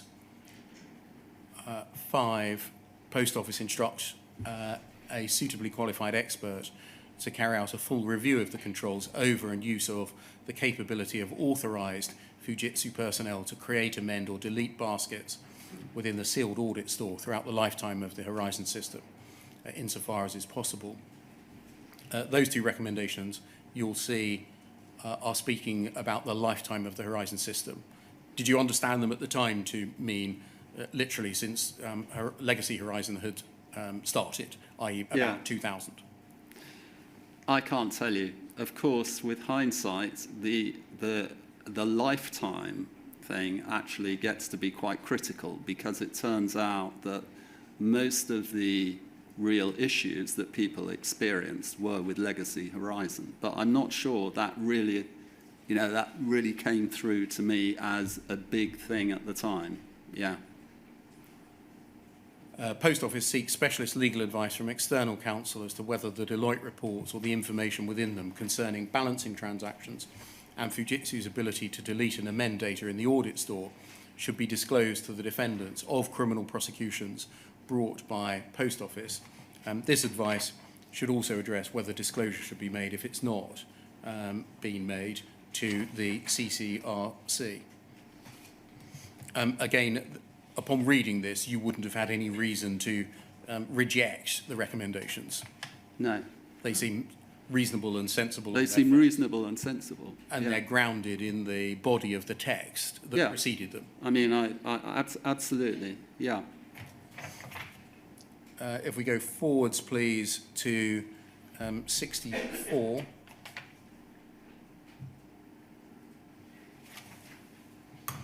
And paragraph 173, there's one issue which potentially relates directly to the scheme cases, but which has not, so far as we're aware, been the subject of any specific analysis. That issue was the one raised by Second Sight in their Part 2 report, the reference is given, and relates to the handling by Post Office of unmatched credit balances in its own suspense account or similarly named account in respect of third-party clients such as Santander or Bank of Ireland. The point Second Sight raise is that where there are significant sums in unmatched balances, it is possible that at least some of that money would reflect uncorrected transaction discrepancies in particular branches. We consider that this is logically possible and is at least the least worthy of express investigation and clarification. Accordingly, we recommend that Post Office commission forensic accountants to review the unmatched balances in Post Office's general suspense account to explain the relationship or lack thereof with branch discrepancies and the extent to which those balances can be attributed to and repaid to specific branches. Again, does that fall within the same category that we just discussed? Reasonable and grounded in some... Reasonable and grounded, I agree. There's one that I've missed out, 7, I think. Yeah, If we go forward to page 66. Number 7, Post Office should cross-reference specific complaints about misleading advice from MBSC call handlers with the possible employees who provided that advice and consider their personnel files where available for evidence as to the likelihood that the complaint may be well-founded. So if we just go back to 65 and pan out, the recommendations 1 to 5 are collected together in a summary, and then over the page we see 6, 7 and 8 collected together. Overall, would you agree that there was a wide range of work that required to be done arising from the Swift review? Yes, I think we were talking earlier about, you know, the terms of reference and whether it was correctly structured, but actually I feel with hindsight again that Swift was not a perfect piece of work, but it wasn't a bad piece of work, and it yielded some good recommendations. Would you agree that the review raised significant reputational issues for the Post Office in the light of what it uncovered and the recommendations that it made? I think there were some issues that definitely needed addressing pretty urgently. And what about my question, Mr. Parker? Yeah, no, I think that's a fair, you know, these are all matters with some reputational impact potentially. Significant reputational issues for Post Office was how I formulated it, if this was publicly disclosed. Yeah, I'm not going to argue about the language. These are important matters, yeah. Sometimes it's important, though, the language. Yes, no, I think you're absolutely right. Let's say reputational issues, yeah, matters. You had a decision to make, that can come down, thank you, as to with whom the report should be shared, correct? Yes. When the report landed on your desk, in your inbox, more likely, did you have a view as to with whom it should be shared, if anyone? That's a very interesting question. So to go back into the history of this thing, it was always envisaged that the swift review would be legally privileged. And I think that was explained. I haven't got the papers to hand, but somehow it was envisaged that it would be a report from a QC at the time, and it would be legally privileged. Just stopping there. Yeah. The report on its face is not marked as privileged, is it? No. And the report does not say that it's been provided for the purpose of any ongoing litigation.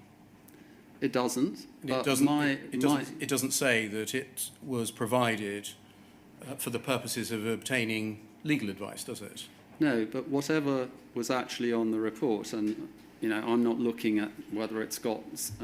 I understood and was advised by General Counsel that it should be legally privileged, and I believe that was understood also by civil servants at the time as well. I may be wrong, but generally it was understood that this would be a piece of legally privileged work with a view, once the recommendations had been carried forward, to being shared more widely. That was my understanding of it. You said that there was an assumption. Who held that assumption?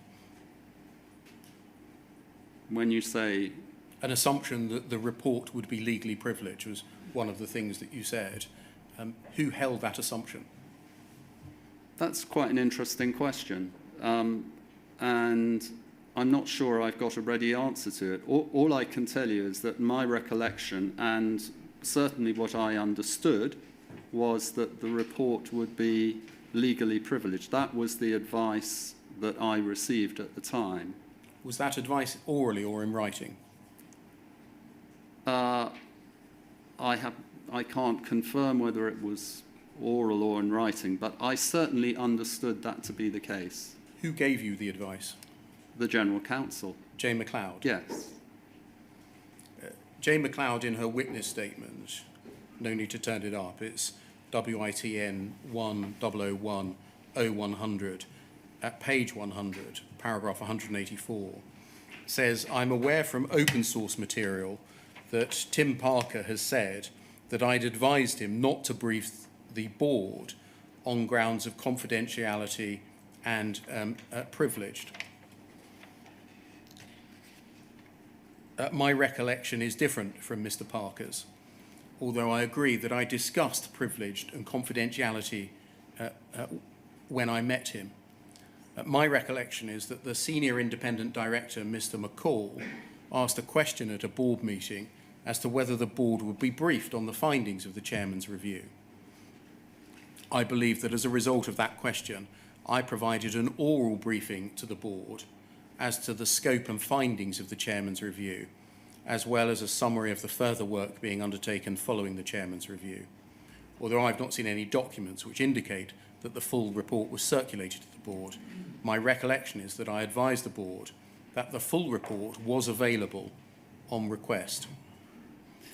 Indeed, that's what she put into her witness statement. And I can only say that there's, I don't know which particular document it's in, but she advised that the report should be 4 copies, I think, none saved to a hard disk or whatever. And it was clear, I'm sure, she told me, and my recollection, I don't think is wrong, that this was going to be a legally privileged report, and that's why it was restricted to 4 copies only that were held within the legal department. And her comment, I mean, the other point to make, I suppose, is, because this is of interest, is that there was no intention to hide the report as such. People knew about the report, but it was a legally privileged document. And again, it's one of my regrets is that I got that advice and I took it, and that's essentially how the report was conceived. So it was advice from the General Counsel, Jane McLeod, directly to you. Yes, and that sort of privilege... Yes, I beg your pardon. The report, the SWIFT report, was a legally privileged document. That was certainly my understanding at the time, and I believe in communications with the UKGI, it was also made clear... We're going to come to that in a minute. For you, what were the consequences of being advised that the report enjoyed legal privilege? So... What did that mean for you? Yeah, so look, here I am. I've had this report commissioned, right? I've got no history of, I wanted to get some kind of result from it. But then I get this advice. And as I understood it at the time, the report would be legally privileged. The GC and her team, with others, would take forward the recommendations. And when the recommendations were completed, the outputs would then be shared. That was my sort of view, and that's what I expected to happen.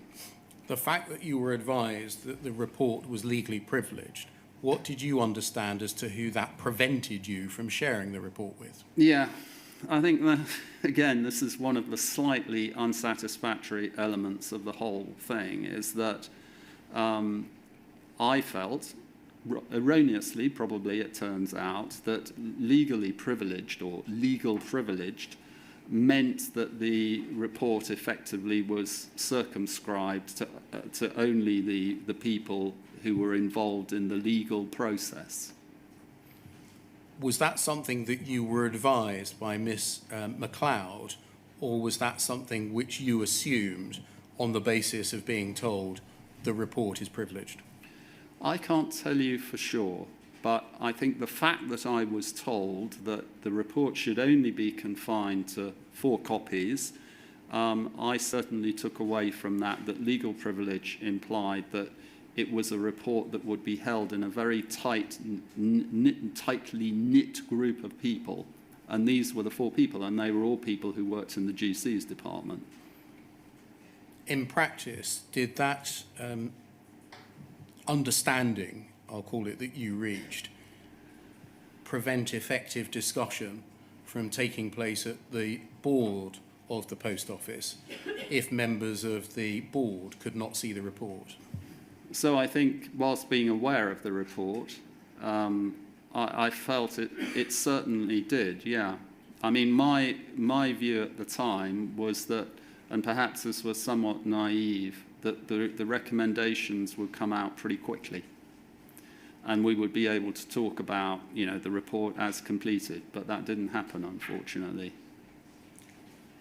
Did you understand from what Jane McLeod advised you that you were prevented from sharing the report with other board members? I think that was my understanding, yes. What did you understand, if you did understand it, to be the difficulty in sharing a report with other board members who themselves would owe a duty of confidentiality and confidence to the company?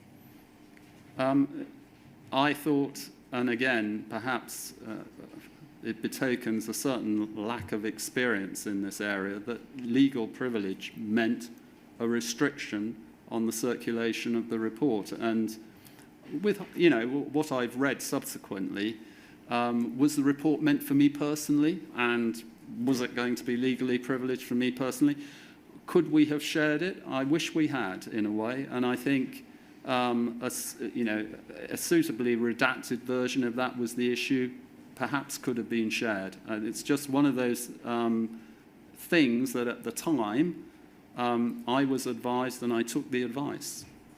It's one of the unfortunate aspects to all of this is the extent to which perhaps advice taken from specialists turned out to be something that might have been tested or reviewed in a different way.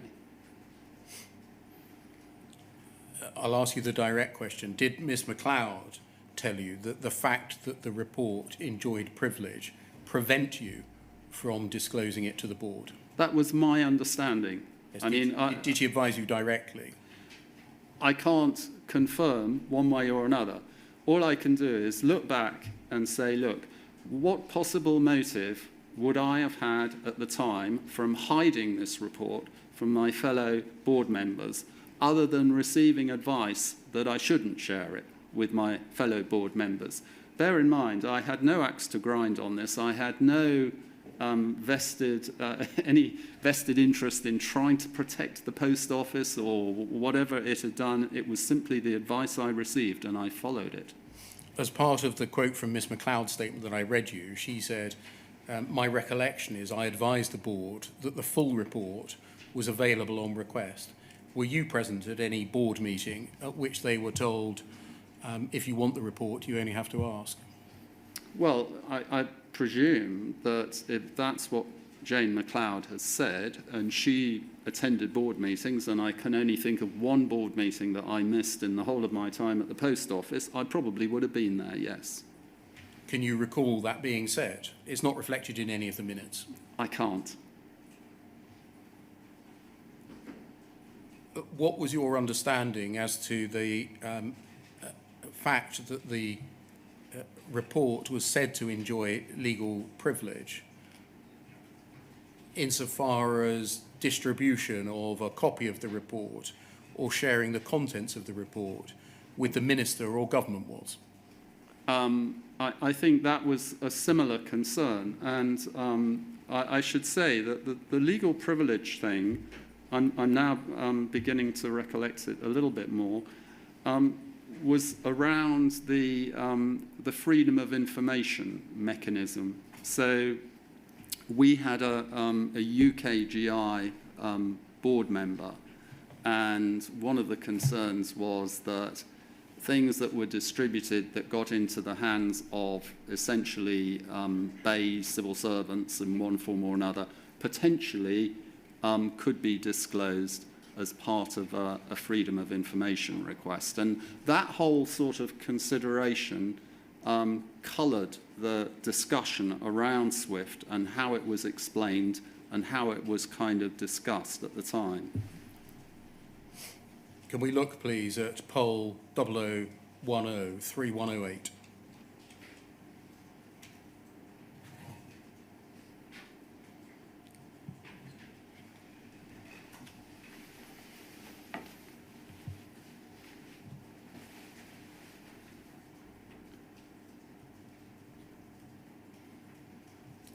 An email before the final report is available. It's dated the 22nd of January 2016 between Jane MacLeod and you. Tim, following our call with Jonathan Swift today and ahead of your meeting with Baroness Neville-Rolfe on Tuesday, I've summarised our progress. I'm going to skip over for the moment how we take forward his recommendations and just look at briefing to the Minister. We scroll down.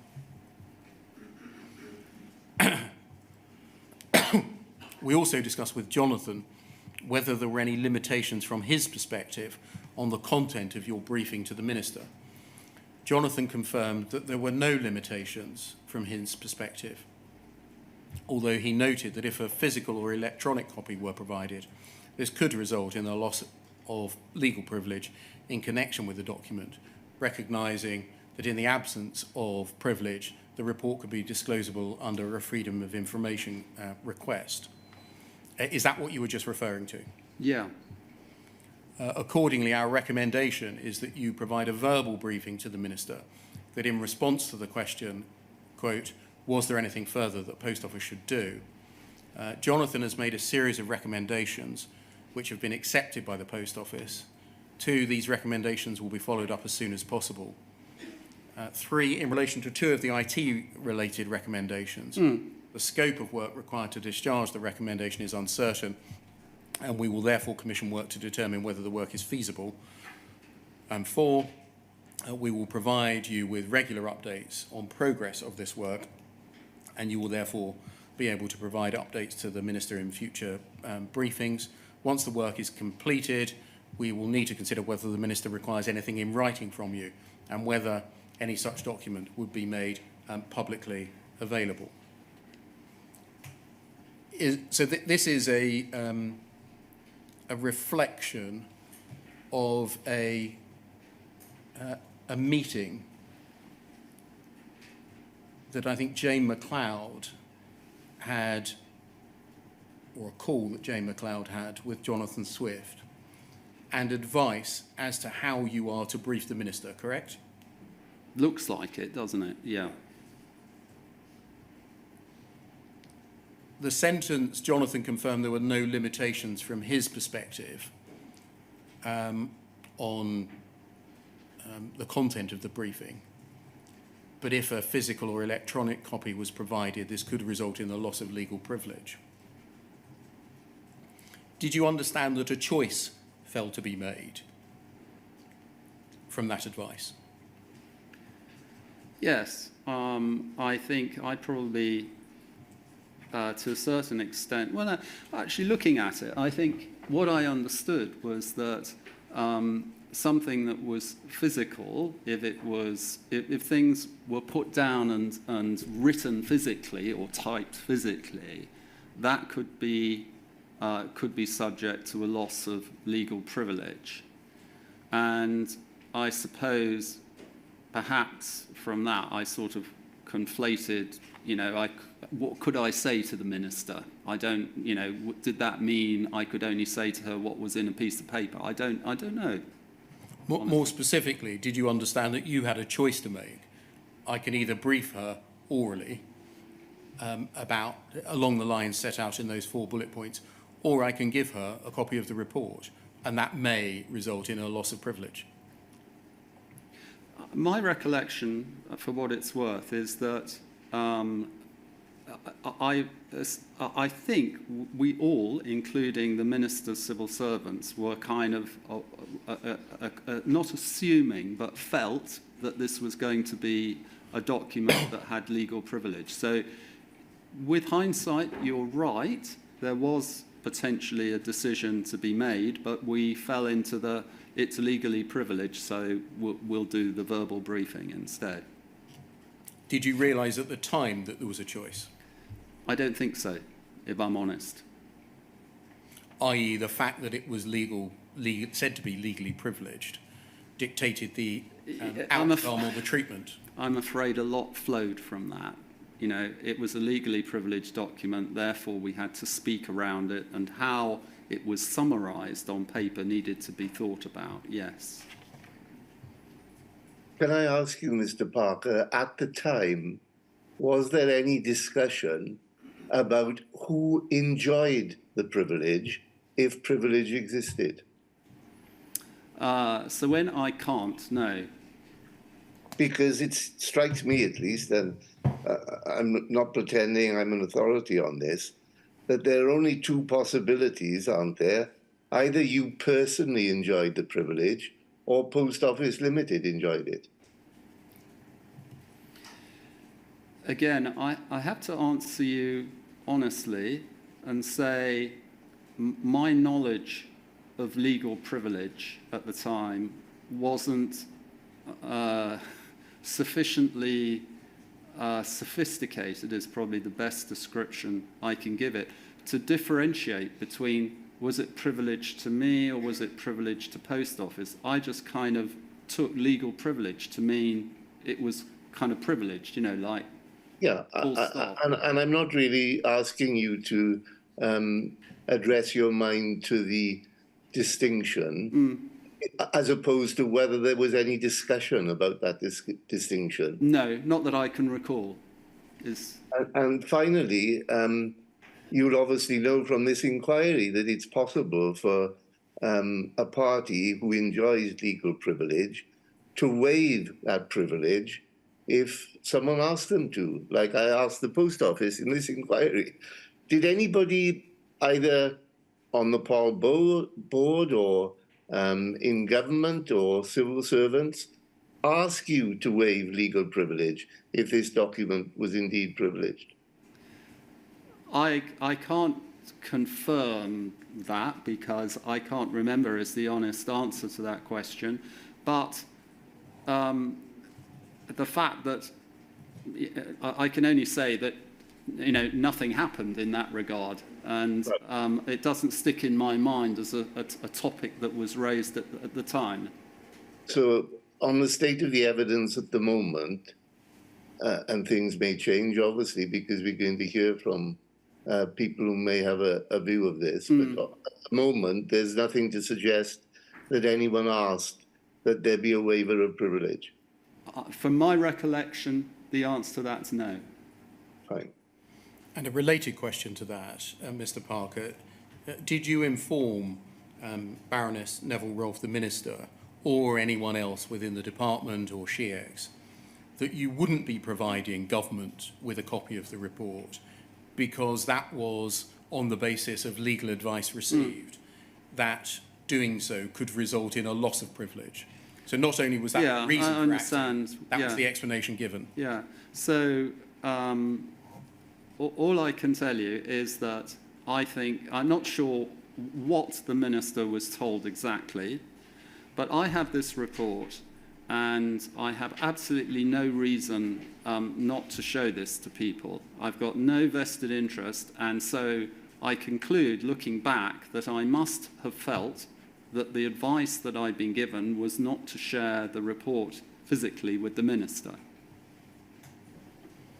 But you've got no recollection whether that was explained in terms? I haven't, no. Thank you. So it's 25 past now. Can we take the second morning break until 25 Yes, to? of course. Yes, of course.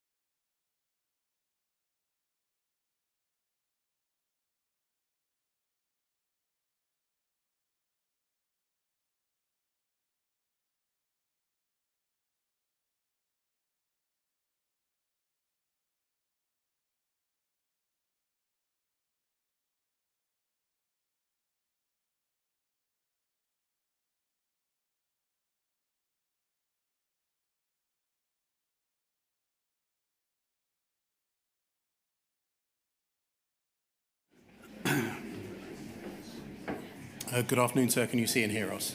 Yes, thank you. Thank you. Mr. Parker, can we just look at some documents that were created years later Yeah. in 2020, which speak to the issues that we're currently discussing? Starting by looking at UKGI 301-1785.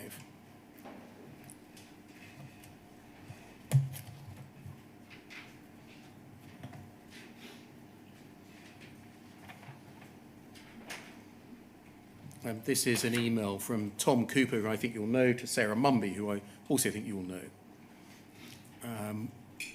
It's dated Sunday, the 19th of April 2020. It says the information attached contains legally privileged information. Do not forward. Ahead of our meeting to discuss the Post Office, which I hope is happening this week, I'm attaching the key documents for us to consider. If we just scroll down. The following documents are attached: copy of the QC's report.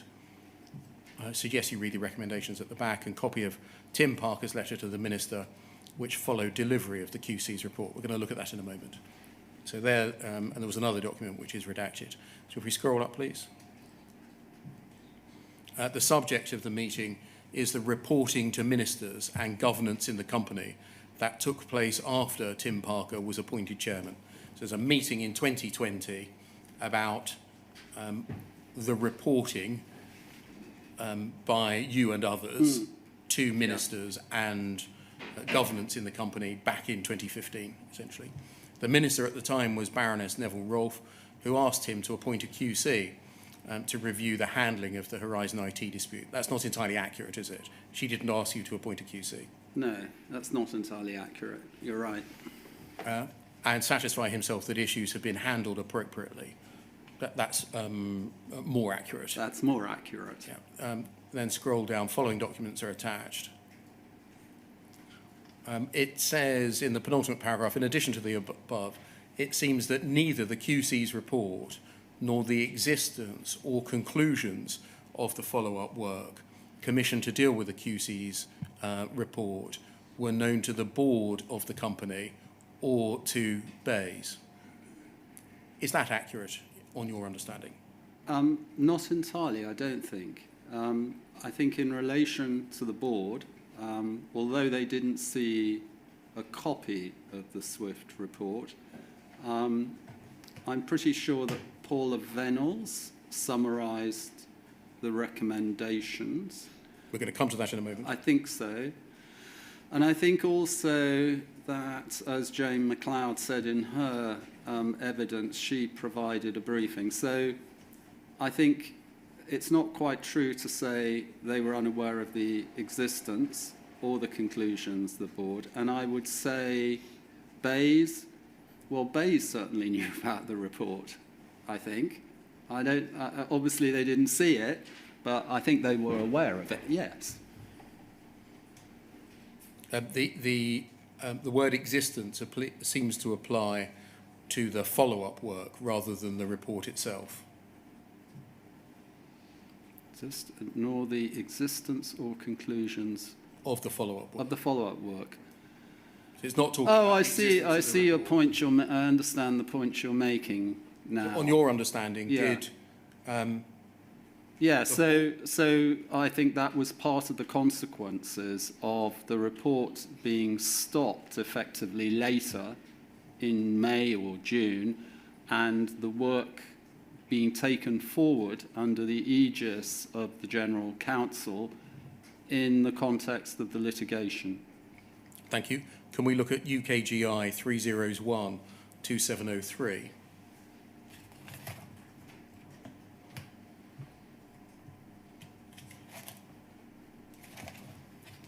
This is seemingly a meeting later in the year, this email refers to, again circulating within UKGI on the 16th of September 2020. It's not a communication to you, but it's about you. And I want to ask you some questions. Ahead of our call this afternoon, this is just to update you, that Ken McCall, the Senior Independent Director, I think the SID is that correct? Yeah, the SID, yeah. has confirmed that having spoken to other members of the board as he deemed appropriate, he does not think it is appropriate to take any action in relation to Tim Parker's decision-making around the QC's review in 2015 of Poll's handling of the Horizon complaints. His rationale is the same as reported previously. Ken, that's Ken McCall, believes Tim, you, made a significant error of judgment in accepting legal advice that the QC's report and, as a consequence, the follow-up work should not be shared with the board. Firstly, was that put to you, that you had made a significant error of judgment in accepting advice that the report and therefore the follow-up work should not be shared with the board? At what point in time? At any point in time. I'm not entirely sure anybody has put this point to me, actually. I think certainly when Tom Cooper became aware of it, I think he probably had a discussion with Ken McCall, and this was the output of the discussion. But I can't recall anybody coming up to me in the corridor and saying, hey, Tim, you know, looking back 9 years, you made a bit of a decision that was wrong. We think it's a significant error of judgment. Are you just about scrape by and cling on to your job here? No, nobody said that. Never mind corridors. Was there anything more formal? No. And it would have been 5 years, not 9. 5 years. Was there anything more formal in which, by which you were chastised, essentially, not that I for can, your decision? Not that I can recall, but sometimes unpleasant events are put out of one's mind. So I might have got this wrong, but I don't think so. That's a different issue, whether you got it wrong. Well, I might have got it wrong in terms of do I remember it? I see. The point I'm making, yeah. The email continues. He has some sympathy, that's Ken McCall, has some sympathy with the fact that you would have had to take a very strong position against the legal advice at the initial stage of his tenure to achieve a different outcome. Overall, Ken McCall's view is that you have been a strong force for positive change at the company while you have been chairman, and it would be unfair and disproportionate to take action over this specific issue. I haven't asked him to put any of this in writing or come in to meet ministers or officials to discuss. This is an option if the decision is to take this further at our call. Was that explained to you, that an option was to take formal action against you, but on balance a decision was taken not to do so because this was early in your tenure? You would have had to have taken a strong position to go against legal advice that you received, and that overall you have been a positive force for change? The answer is, and again, I'm searching my recollection here because I don't want to give you an answer that isn't true. I honestly can't remember having a formal discussion about this.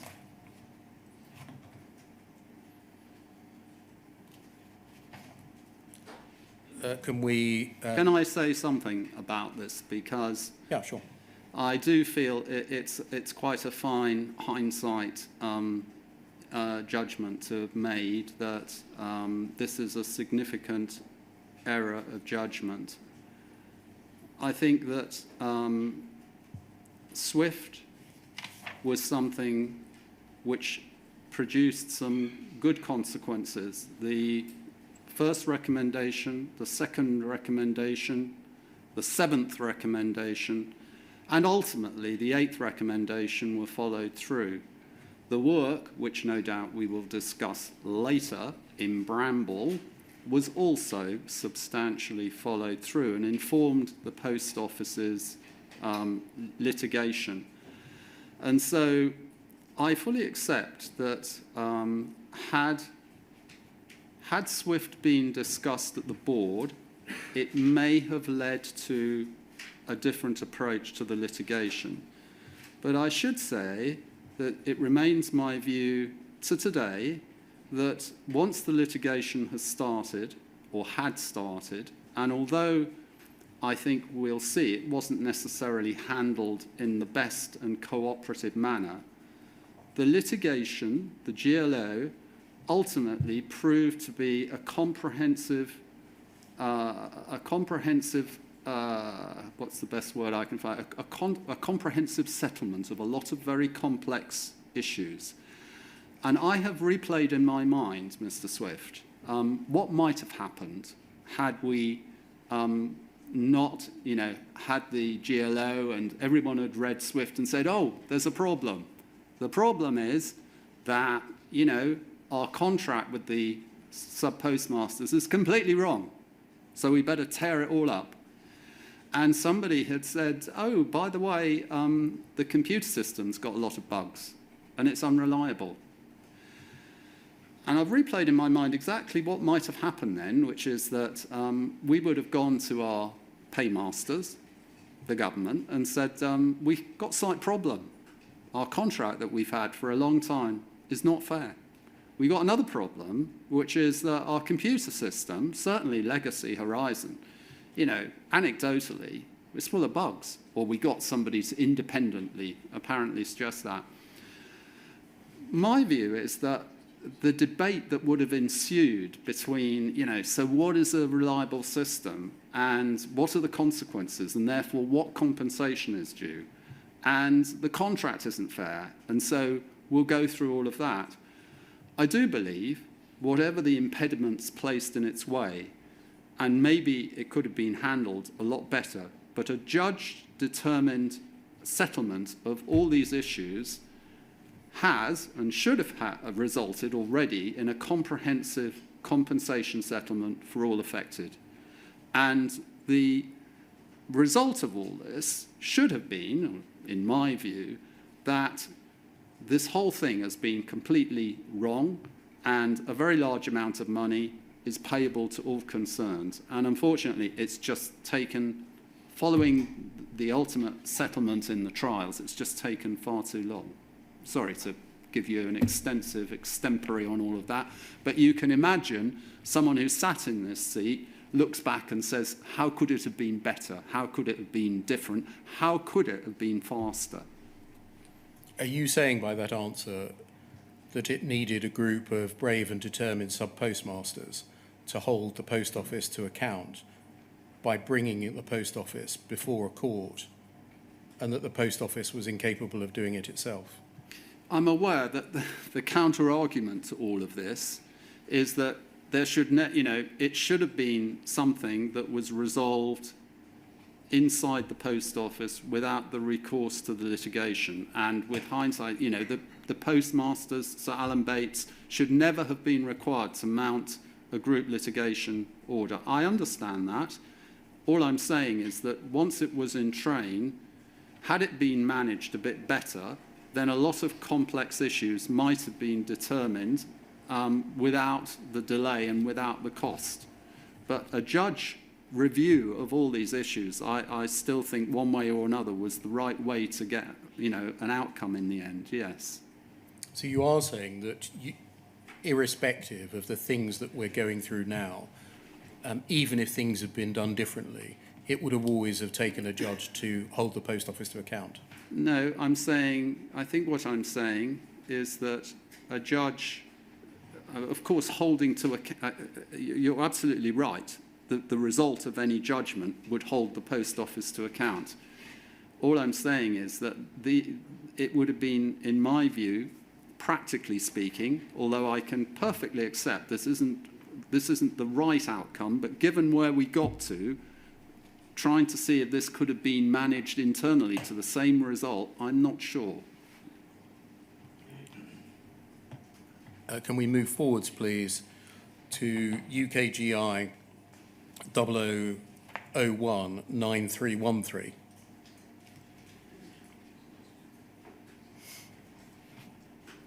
This appears to be, Mr. Parker, the culmination of those meetings that we've just read about happening in the emails, discussion over what to do with you about your conduct in 2015, 2016 concerning the Swift review. It's a letter directly to you from Sarah Mumby, then Permanent Secretary at Bayes. Dear Tim, as part of our preparation for the Bayes Select Committee hearing, which has been scheduled for March, we received from the Post Office a copy of the report prepared by Jonathan Swift that was commissioned by you at Baroness Neville Rolfe's request after your appointment as chair in 2015. We understand from the work done recently by the company and its advisors to look at the history of Horizon that the findings and recommendations by Jonathan Swift were not shared with the Post Office Board, the rest of the Post Office Board. We understand that you were advised at the time by the Post Office's General Counsel that for reasons of confidentiality and preserving legal privilege in the circulation of the report should be strictly controlled. That sentence there accords with what you've told us today, doesn't it? I think it does, yeah. Nevertheless, given the background of parliamentary interest, the fact that your review was commissioned by the minister responsible for the Post Office and the potential significance of the recommendations made by Jonathan Swift, we consider it was a mistake not to have ensured that the whole board had an opportunity to see and discuss the detail of its findings and agree what any next step should be. With hindsight, this information should have been seen by the board, and we're disappointed that it wasn't. You mentioned earlier about being taken aside in a corridor and being essentially chastised or told off. This is the written equivalent to that, isn't it? Yes, I think it definitely is, yeah. As a rule, we think it's quite difficult to envisage any circumstances where issues of legal privilege or confidentiality should prevent relevant information being shared with a company's board. But you won't need us to remind you of the importance of effective corporate governance, and that the role of the board is to ensure the company's prosperity by collectively directing the company's affairs while meeting the appropriate interests of its shareholders and relevant stakeholders. And then there's a counterbalancing point or paragraph. Finally, we also recognise that while you've been chair and under Nick Reed's new leadership, the board has instigated and directed a fundamentally different approach to handling the grievances brought by postmasters affected by Horizon, as well as initiating significant changes to the organisation, processes and culture of the organisation. These are to be welcome, and we continue to encourage the company to act quickly and decisively to do what it can to remedy the remaining issues arising from the Horizon cases, as well as implementing the changes needed to ensure that such issues never arise again. And then a thank you. So, as far as you're aware, was this the end point or the culmination of the consideration by government as to its approach to your decision not to disclose the report to the Post Office Board back in 2015? Well, I received this letter, when is it dated? At some point in October 2020. In 2020. And I haven't heard anything subsequently, so I think you can conclude from that that the answer is yes. That was the end of it. Okay.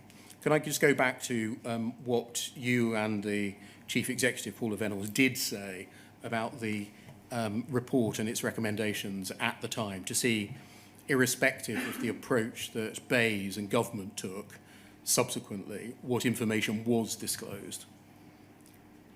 First, by looking at poll 0015-8304.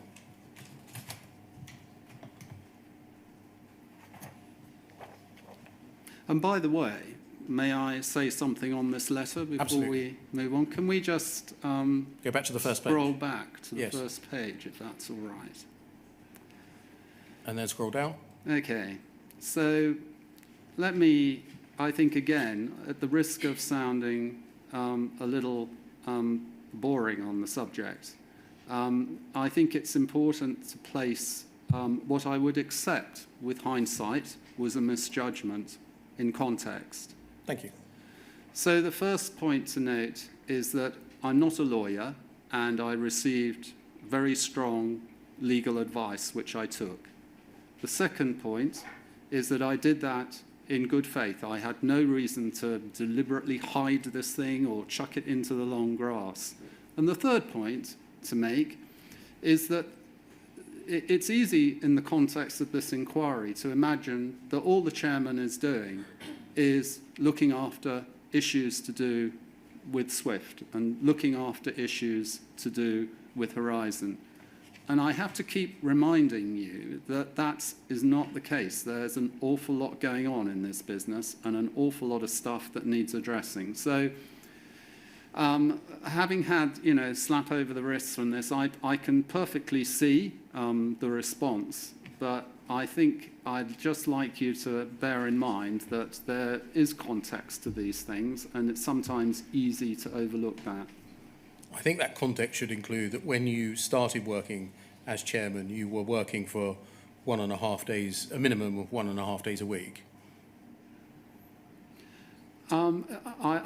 We can get into a discussion about what makes an effective time allocation. I was just asking the simple question, Mr. Parker. When you started, you were on a minimum of 1.5 days a week. Are you asking me that as a question of fact, are you? Yes. Yes. And then also a question of fact. In November 2017, you asked for that to be reduced to 2 days a month, didn't you? I did. Can I also, as you've asked the question about time, just explain to you a little bit about the perspective of being a chair and time and what makes an effective chair? Based on the experience that I've had. So being a chair is about a number of different things, and it certainly is about time spent in a business, but it's also about the capacity to understand business problems and the capacity to strike up effective relationships with the key people in a business, especially the CEO. So you asked the question immediately after this about time, with a slight implication, I suspect, maybe wrongly, that somehow what happened here was the result of me not spending enough time at the post office. And I would certainly rebut that suggestion. I would say that I was a very active, energetic chair who took a lot of time and spent time with people to understand the business. And I certainly don't think the time, 1.5 days or whatever it is, was the reason why I made this error of judgment with hindsight. Can we go back to the note, please, at poll 0015-8304? This was the note I was going to move to look at what was said by you and the Chief Executive about the SWIFT review at the time. These are speaking notes for a board meeting of the 22nd of January 2016, seemingly speaking notes of Miss Venables. And can we go forwards, please, to page 6, please? And scroll down, please. Thank you. Just there, Sparrow, Chairman's Review. So remember, this is 22nd of January 2016, before the formal report was received on the 8th, or the final report was received on the 8th of February. Jonathan Swift and Christopher Knight, the barristers advising Tim Parker on the adequacy of scheme processes, shared their draft report with the chairman last week. The report sets out a limited number of recommendations, and Post Office will, where possible, take these forward to demonstrate the highest possible standards of rigour and fairness in the handling of the Horizon-related complaints. Is this the kind of information, to your recollection, that was provided to the board, i.e. the extent of the information provided to the board about the contents and recommendations of the SWIFT review? I think she also had a table of the recommendations, but that's it, yeah. Was it your view that the report did set out only a limited number of recommendations? the way it's put there, it's sort of fairly kind of benign. I mean, it set out eight recommendations. I mean, it depends on your language, doesn't it? I mean, it might be said that underplays the overall outcome. I think that's you could say it's a limited number because there aren't many, or you could say it's kind of gives the impression there's not much going on. Yeah. Let's just look at what the Minister was told, UKGI 406482.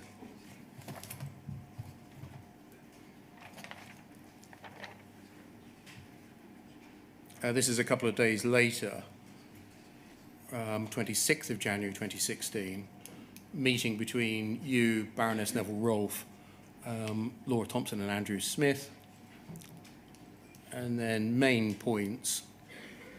The first few bullet points concern other things, which is reflective of the point you made a moment ago, Mr. Parker, that this wasn't the only issue. If we look at the penultimate bullet point, TP, that's you, Tim Parker, updated on the Horizon investigation. He said that the QC was about to report. He had found no systemic problem. Tim Parker thought that the issue might have passed its peak interest. Firstly, did you say that to Baroness Neville-Rolfe? I have no idea. I think I certainly would have commented that as far as the computer system is concerned, coming back to our previous discussion, and I think it was reflective, broadly speaking, of what was in SWIFT. There wasn't a systemic problem, whatever systemic was understood to mean. In terms of the second thing, I think I must have just commented that in terms of the press, it had at that point passed peak interest. And that might have been in response to a question or whatever. But that would have just been me commenting on that. Were they truly the takeaways from the SWIFT report, as reflected there, no systemic problem, issues past its peak interest, rather than he's made 8 recommendations of substance that need taking forwards, they pose significant reputational issues Do you know, Post Office? I don't know. I mean, I'm not sure what the substance of the conversation is or why those are the 2 sentences. I just can't tell you. I just come back to what I said, which is that it was a report, which I think it wasn't the final report at that point, was it? No, not by this time. Yeah. I think the 8 recommendations at this time were as they were to appear. They were. Yeah, you're right. Lastly on this then, before we break for lunch, can we look at poll 302-4913?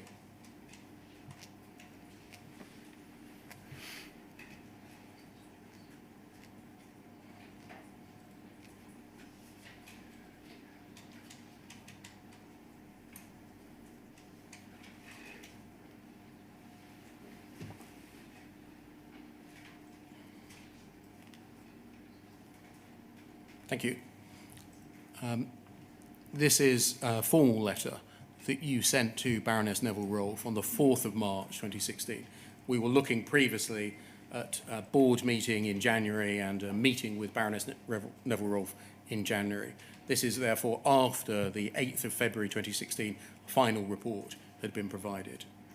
And you say, at our meeting on the 26th of January 2016, that's the one we've just referred to, I provided you with an update on the work I've undertaken with the assistance of Jonathan Swift and Christopher Knight, both of 11 KBW chambers, to review the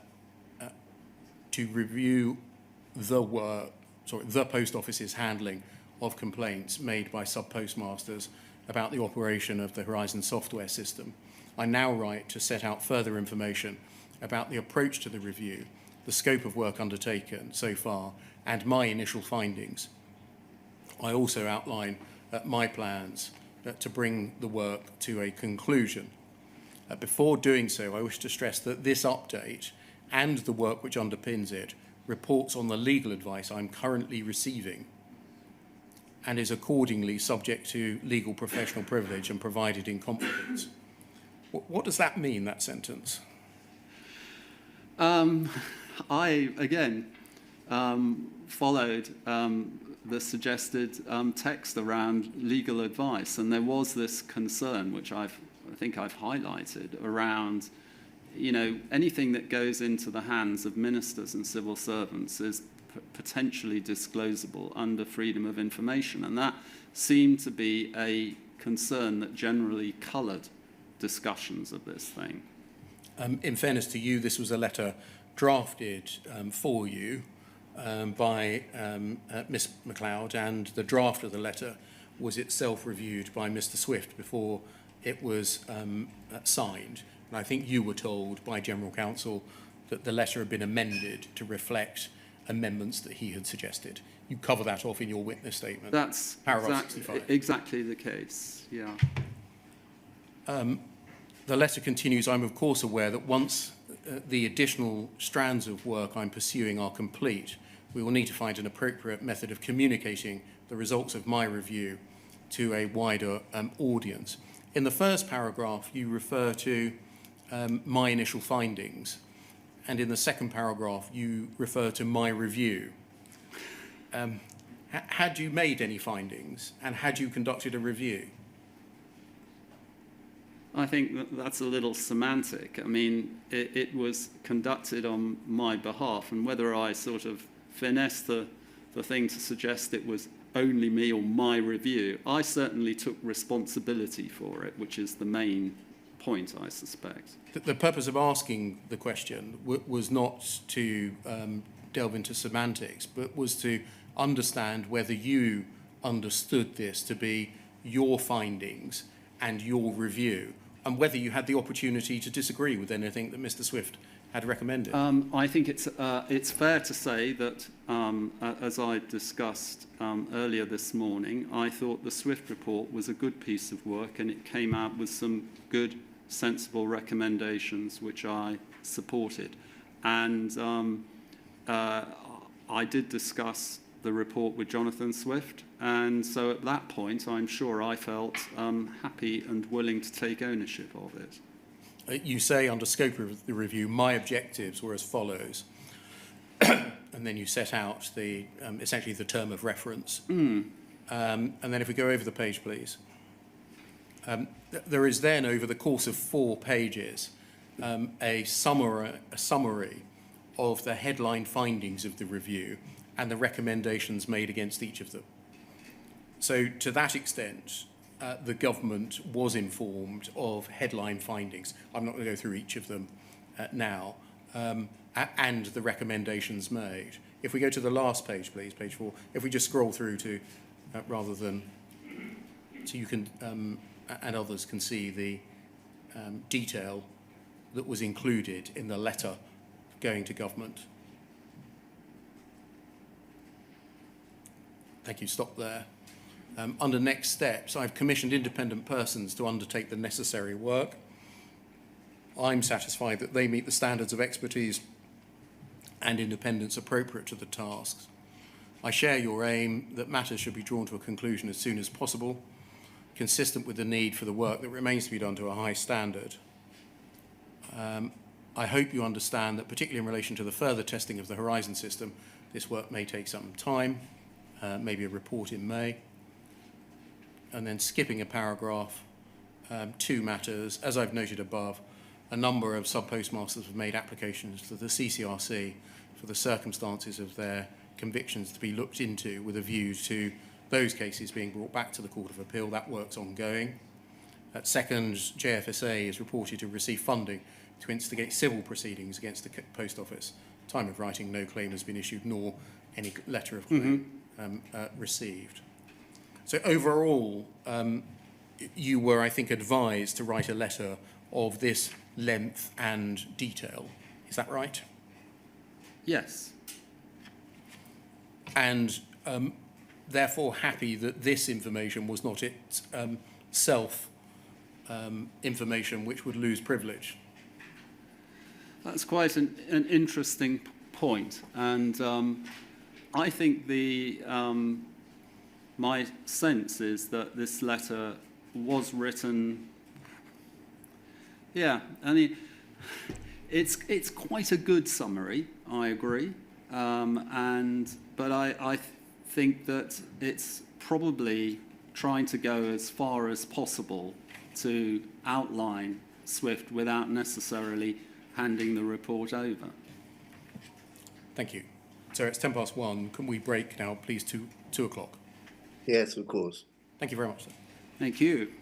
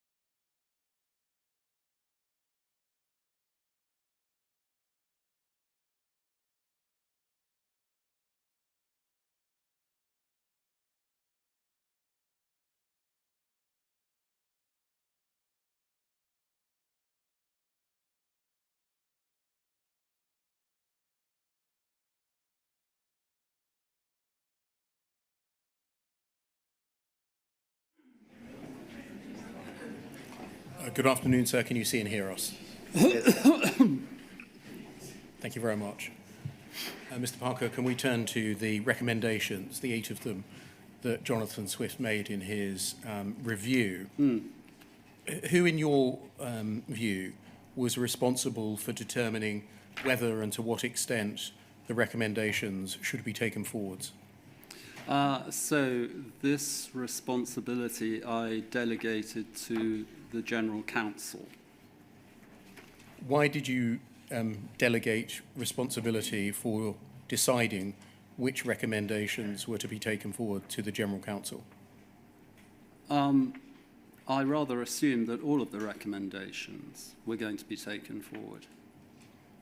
So I asked whose responsibility was it for determining which recommendations were taken forward, and you said you delegated that to the General Counsel. I'm sure we discussed it, and obviously we ended up with a selection of different people looking after different recommendations, as I recall. But before coming to the issue of who carried some of the recommendations into effect, was there a person who had a responsibility for determining whether the recommendations were taken forward or not? As I understood it, the General Counsel. You also said that you thought that all of them were going to be taken forwards. Is that right? Yes. So she didn't have anything to determine? I don't think so, no. Right. Yeah. So your understanding was that all 8 recommendations were going to be taken forwards. What role did the General Counsel, Jane McLeod, therefore play? Her role was to work with the relevant parties and report back to me. Is that the role that you delegated to her then? Exactly. Rather than deciding which recommendations were or were not taken forwards? I see your point. As I recall, there wasn't a debate about which recommendations, but just to take all of them forward with appropriate parties. Did it occur to you that the board ought to play a role in deciding the extent to which recommendations were taken forwards, and if so, how they were to be taken forwards? We had a situation after the report was completed where, as I think I explained, the report wasn't shared with the board, and the understanding was the recommendations would be taken forward, and my plan was to share the outputs at that stage. So this was something that went straight from the General Counsel to the relevant parties, and so the board was not involved, no. Was that a product of the legal privilege issue that we discussed this morning? It was a product of the perception that I had with the legal privilege issue, yes. Thank you. Can we look, please, at poll 00103190?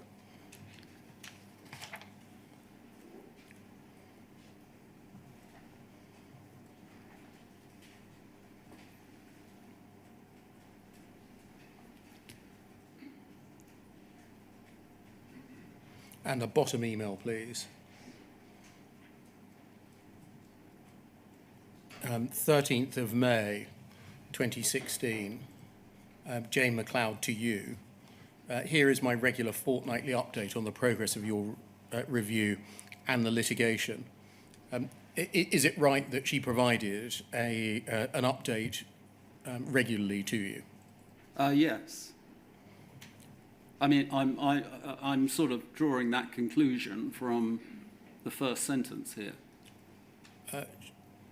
Was the relationship between you and Jane McLeod essentially one-to-one, i.e. you saw her as driving the recommendations forward as appropriate on your behalf? Yes, I think that's a fair characterisation.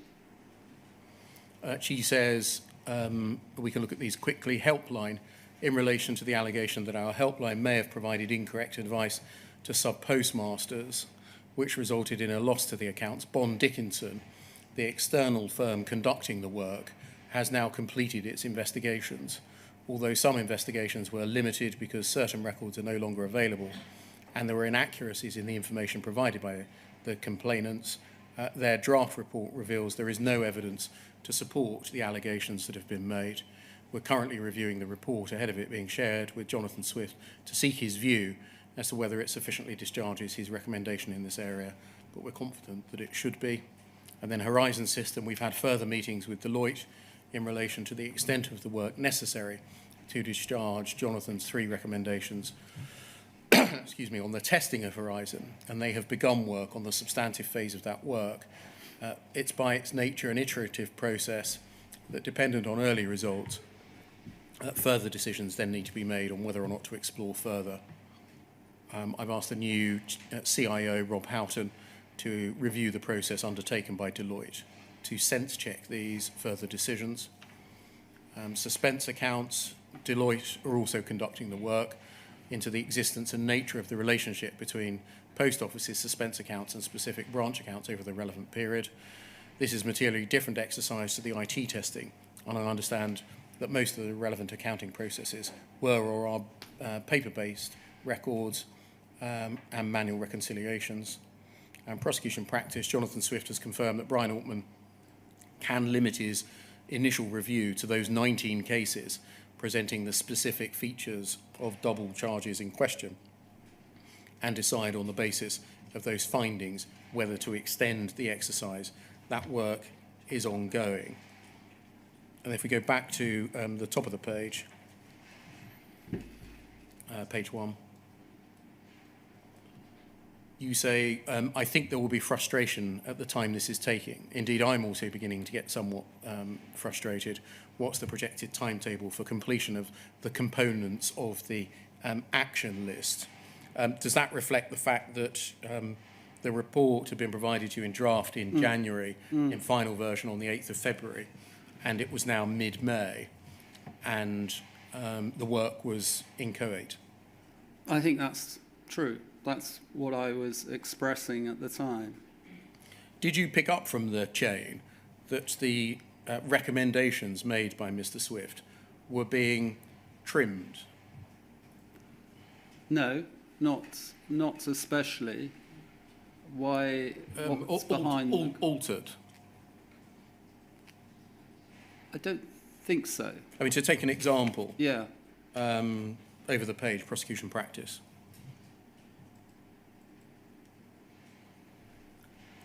Swift has confirmed that Altman can limit his review to 19 cases presenting specific features and then decide on the basis of those features whether to extend the exercise. That wasn't the initial recommendation. Recommendation was to review all of the cases, if you remember the recommendation number 1 and 2. I see your point. I think I would have taken that at face value to mean that she had talked to Jonathan Swift, and between them they'd taken a view that that was going to respond to the recommendation adequately.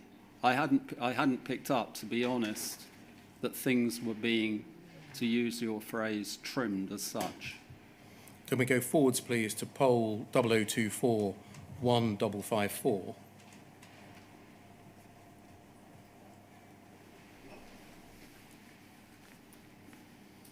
We can see at the foot of the page your email.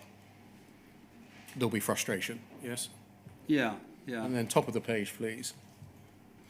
You'll see that Jane McLeod forwards the email to, circulates the email to a small team of people, Patrick Bork, Mark Underwood, and Roderick Williams. The very same people who received the copy of the original Swift report. So it's the same select view? Exactly. Please see email from Tim below.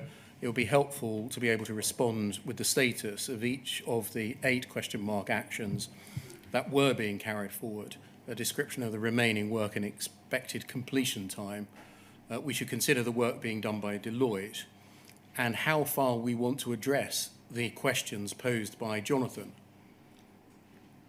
Just stopping there, was it for this small team to decide how far we, presumably the 4 of them, want to go to address questions posed by Jonathan Swift?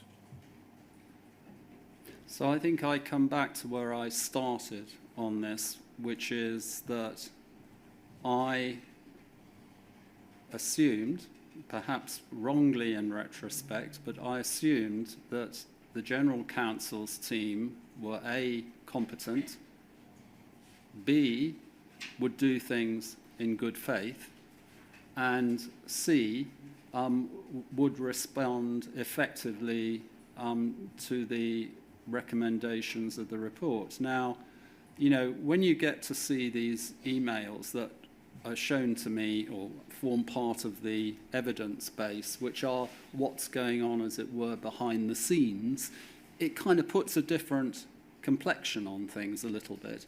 So the reason I mention all of that is that, you know, I'm expressing to you what seemed to me to be the case. Behind the scenes, of course, you find that, you know, the motives for doing things perhaps are not quite as straightforward as one might have imagined. There's no suggestion, from me at least, that this email was provided to you. Was it right for this team to be seemingly determining whether the recommendations were taken forwards, and if so, in what way? So, in the world that I normally exist in, I have people working for me, and they have a job to do, and if I ask them to do a job, they understand and it's correctly specified. Until I got to the post office, I think I'm right in saying that throughout my career, I have found that people went and did what was asked of them with suitable determination and suitable application of their abilities. And so, in retrospect, you might say, well, these are not the right people because here we are at the post office. But I can only tell you that under normal conditions, they should and would have been the right people and could well have carried out these recommendations effectively. Can I ask you two questions arising from that? Do I take it from that answer that if you had known that this small team had taken upon itself the function of deciding how far to go to discharge a recommendation, you would have had something to say about it? I would have been concerned. I mean, it was straightforward. Here are the recommendations. You know, let's go and do something about them. And the second thing is that you didn't therefore know at the time that this subsurface internal debate within a select team within Post Office was going on? No. The email continues, given the litigation, I suspect there's even less we're going to be able to say about the results of the further work. So we need to consider the value to be obtained from each step. Again, that's a similar point, i.e. The team determining value to be obtained from further work, in part based on the extent to which something can be said about the results of it.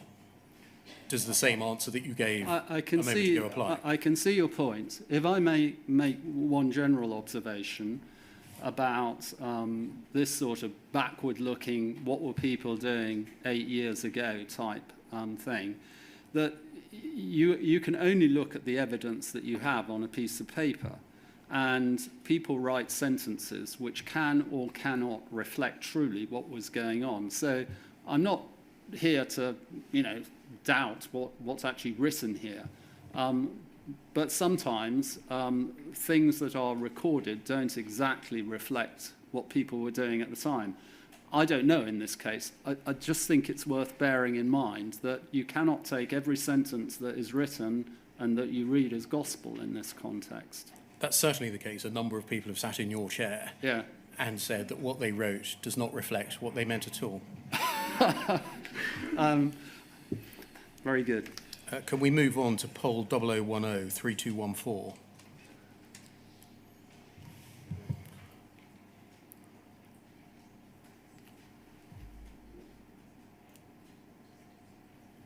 And look at page 2, please. And just scroll down. Thank you. It's an email later that month. We were just looking at the 14th of May. We're now looking at the 27th of May to you. And Ms. MacLeod says, as flagged at the board earlier this week, I hosted a call with Jonathan Swift today to ask what, in his view, would be a reasonable course of action for you to take in relation to his recommendations as to the further lines of inquiry which could be undertaken now that the Post Office faces litigation covering essentially the same ground. And so just stopping there, can you recall who told you and how about litigation being threatened against the Post Office on behalf of sub-postmasters? I believe I must have been told at some point after the receipt of the letter of claim. Now, the letter of claim, I think, came in middle of April or end of April, something like that. Can you recall whether you were told that this may have an impact on the extent to which the 8 SWIFT recommendations could be carried into effect? I can't, to be honest. I don't know. I can't tell you whether this was the first, glimmer of that happening. That's essentially what I'm driving at. Yeah, I'm not. Honestly, I can't tell you for sure. In any event, Ms. MacLeod reports, in summary, Jonathan felt that Tony, that should be Degar Robinson, QC, the barrister retained to advise Post Office on its defence to the proceedings, should be requested to advise Post Office whether, in the light of the litigation, the various works teams should be continued, paused, or redefined. So that's essentially telling you that she went off to Mr. Swift, who said, don't ask me in the first instance, go to the person that's conducting the civil litigation, Robinson QC, and ask him. Yes? That is exactly as I understood, with hindsight, is what happened, yeah. We will send instructions to Mr. Degar Robinson early next week and expect to have his advice relatively quickly. Once this advice has been received, Jonathan has said he'd be happy to discuss with you how best to take this forward in the context of your review, as well as considering how to position this with Baroness Neville Rolfe and others with knowledge of and interest in the review. Was this your main means of communication with Jane MacLeod, i.e. email, rather than attending the office and having meetings? Oh, I'm sure we spoke about it. I'm sure she just sent me an email about it. Okay. Do you think there was discussion outside of the email as well? I honestly can't confirm that. Can we go forward to page 1, please?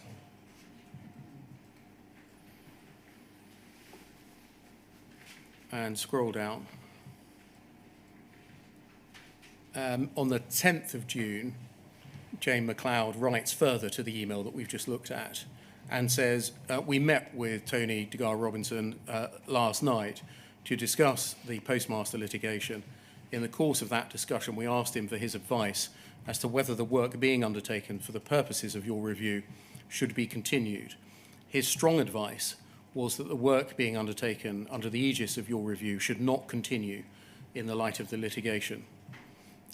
However, he also recommended that the subject matter of that work should continue, provided it is rescoped and re-instructed for the purposes of the litigation.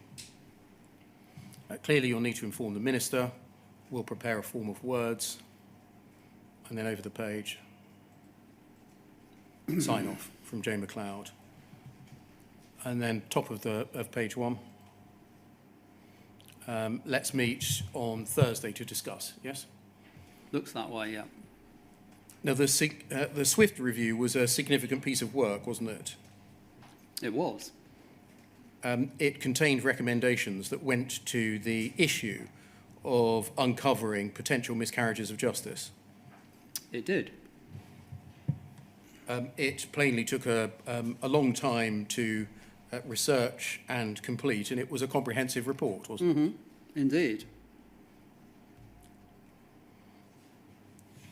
Given that one of the reasons for undertaking the review and some of the recommendations from it related to matters touching on the safety of criminal convictions, did it occur to you that undertaking the recommendations through the aegis of civil litigation against the Post Office was not the right way forwards? So I think we're back to this question of, in this kind of situation, which I had very little experience of hitherto. Receiving advice from senior counsel on a legal matter, very strong advice apparently, I took that advice and I assumed, perhaps erroneously, that the General Counsel, who also herself was a lawyer, would have considered and appreciated any implications, ramifications of doing this in terms of how the SWIFT report was carried forward. So it's a very difficult question because, you know, when you look at these things in hindsight, you say, well, you could have spent some more time discussing it, or you could have had your own view, or you could have done this. The problem with experts or specialists is, how do you judge the view of the specialist? Do you get another specialist to advise you on the specialist? Or do you draw the conclusion that your judgment of the specialist was wrong and the specialist you've got is no good? Or that the General Counsel who is advising you is somehow incompetent? Or the whole bunch of them have somehow some rather nefarious, underhand objective of potentially holding things up?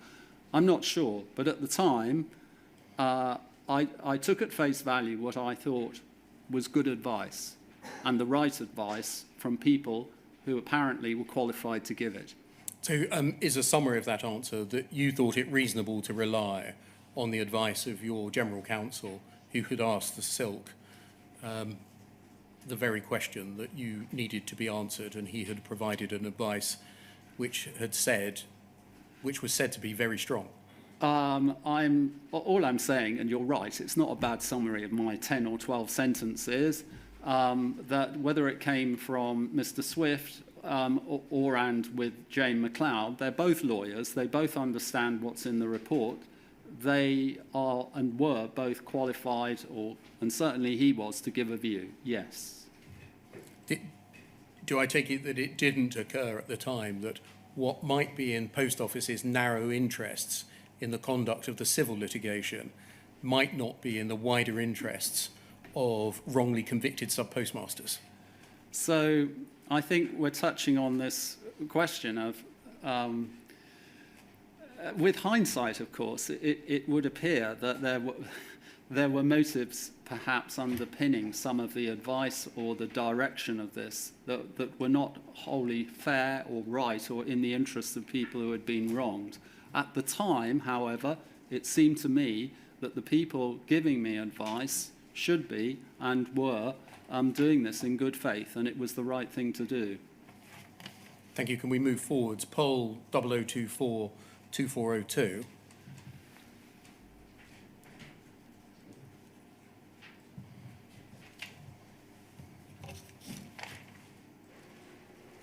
And if we can go to page 4, please.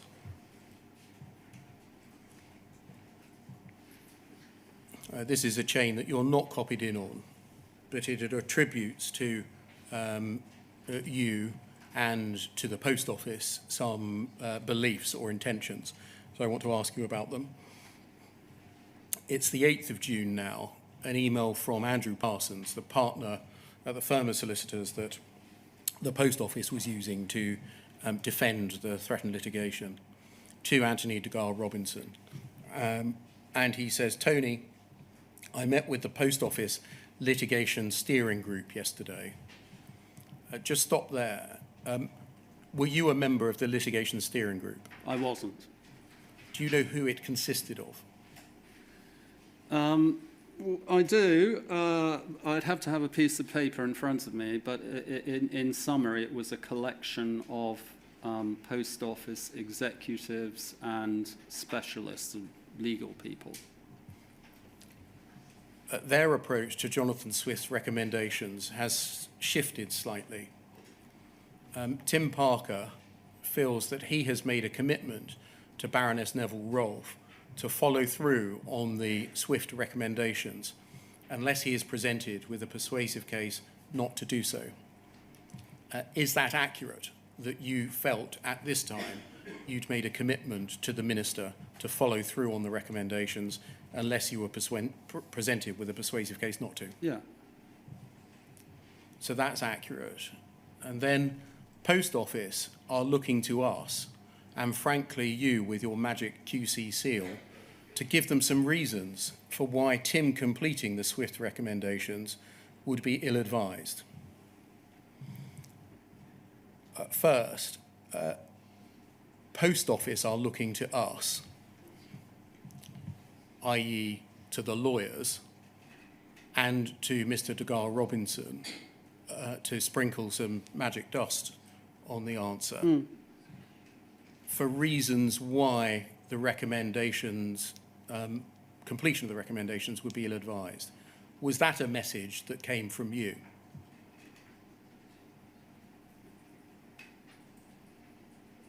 You mean this about magic QC seals? And, No, sorry. put aside the magic QC seal. The description of Post Office are looking to us for reasons not to complete the recommendations. Yeah, well, you know, again, as you said at the outset, this is something that's going on without my knowledge. That was the question. Yes. Was this going on without your knowledge? And just to be clear, it was without my knowledge. So you weren't looking for lawyers to come up with reasons not to do or undertake the SWIFT recommendations? No. Do you know who was? It's described here as Poll are looking to us. Yes, I see that. Well, it's I certainly wasn't part of the, hey, you know, can you get Tony to give us some reasons why we should let up on this? Yeah, some top cover, some No. legal insurance or other such phrases I've heard in my career. That wasn't coming from you. That wasn't coming from me.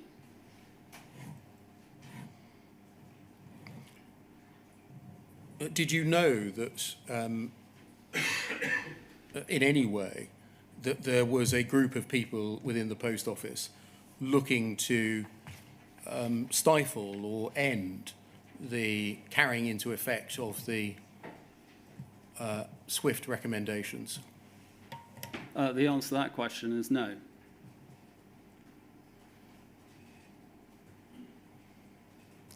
If we scroll down, the recommendations we're talking about are, and then they're set out, 1, 2, and 3.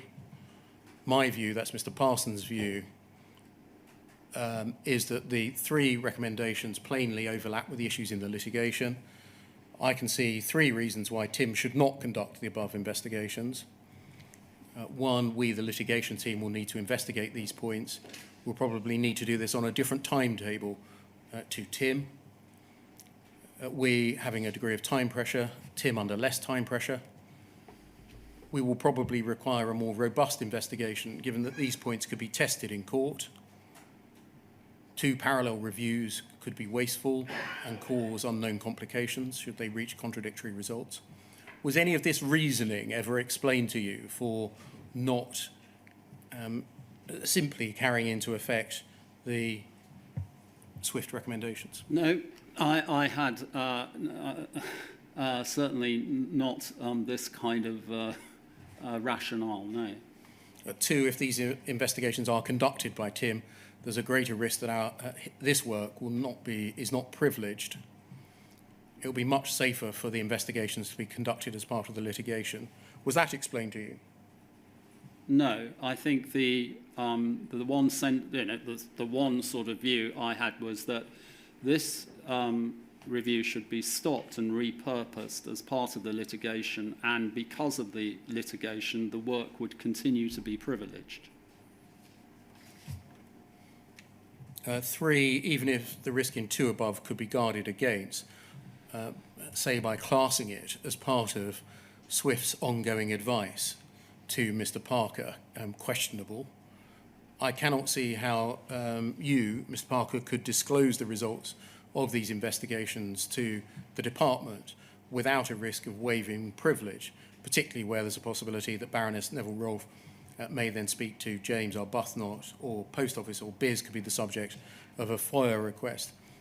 Was that explained to you as a reason for not carrying into effect the SWIFT recommendations or any of them? No, essentially, what I got out of all that was what you saw in, you know, a couple of papers ago, which is I can't remember the exact description, but it was something like the strong advice of senior counsel, the work should be discontinued and repurposed. I can't remember the exact form of words, but that is the advice that I received. If we can give Post Office a piece of advice that says that you should stop any further work, you would then feel empowered to say to the department that on the basis of legal advice, he's ceasing his review. I'm conscious that this feels somewhat unpleasant in that we're being asked to provide political cover for Tim Parker. Yeah. However, shutting down Tim Parker's review is, in my view, still the right thing to do. The way that last paragraph reads, would you agree, is it implicates you somewhat in the making of the request? Well, I mean, I certainly was not aware of all of this stuff going on, as it were. And it certainly makes me look a little bit, you know, like these guys are marionettes and I'm sort of, you know, doing my little thing in response to bits and pieces that they're putting forward. And that's, you know, very disappointing with hindsight, because you, as I was explaining earlier, you expect to get advice from lawyers in good faith with, you know, good motives and a good rationale, and I assumed that was what I was getting. And so, directly to answer my point, to the extent that this last paragraph implicates you in the sense that it says that you would feel empowered to say, on the basis of legal advice, you are ceasing your review, and that they, the lawyers, are being asked to provide political cover for you. Neither of those things are things that you asked for. No, I got the advice and then used the advice to essentially communicate with Bays. So you I weren't didn't. It wasn't. You know, I didn't feel empowered myself. I wasn't aware of being empowered because, you know, I wanted a reason to go and tell Bays the thing was being discontinued. I received that advice, and as a result of getting that advice, I went and then communicated it to the civil servants and onwards to the minister. Can we move forward, please, to poll 0024 2552?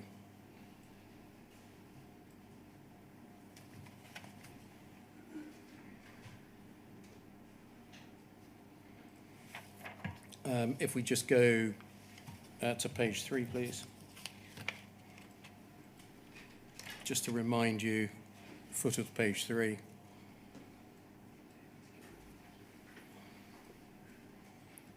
We met with Tony Robinson to discuss the postmaster litigation. Second paragraph, his strong advice was that work being undertaken under the aegis of your review should not continue. Yes? Yes. 10th of June. And then page 2 at the bottom, please.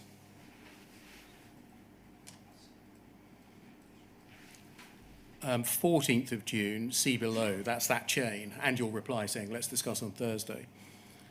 Jane McLeod and Roderick Williams and Patrick Borg in email discussion. Any approved messaging we want to get across? Did you know that the small select team were formulating messaging for you? No. Up the page, please. In terms of messages to Tim and from Tim to Baroness Neville Rolfe, I think we're going to have to address the issue head on. The litigation makes the review irrelevant, since the issues to be considered will be put to a higher standard of testing in the courts. Was that ever explained to you, that the review was now irrelevant? I can't remember that it was explained in those terms, no. Because of it is said, a higher standard of testing in the courts. That wasn't ever explained to you? I can't be sure. I mean, I think the main reason this ended up where it did was the advice I referred to earlier, which is the strong advice from external counsel. Whether or not this was added, you know, as a sort of a rationale, I can't be sure. The email continues, to continue would be fruitless, since we couldn't use its output, senseless in terms of expenditure, and present unnecessary risk to the organisation's legal position.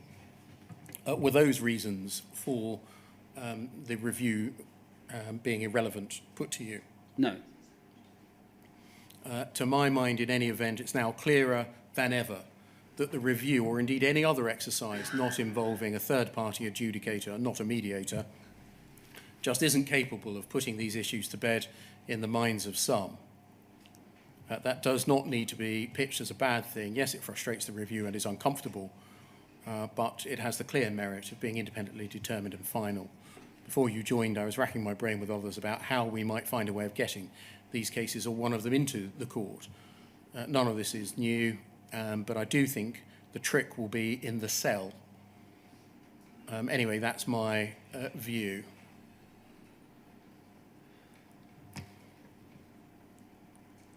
Was it explained to you that the review was irrelevant because it wasn't capable of putting issues to bed in the minds of some? All of these ruminations, which is from Patrick, is it Patrick Burke?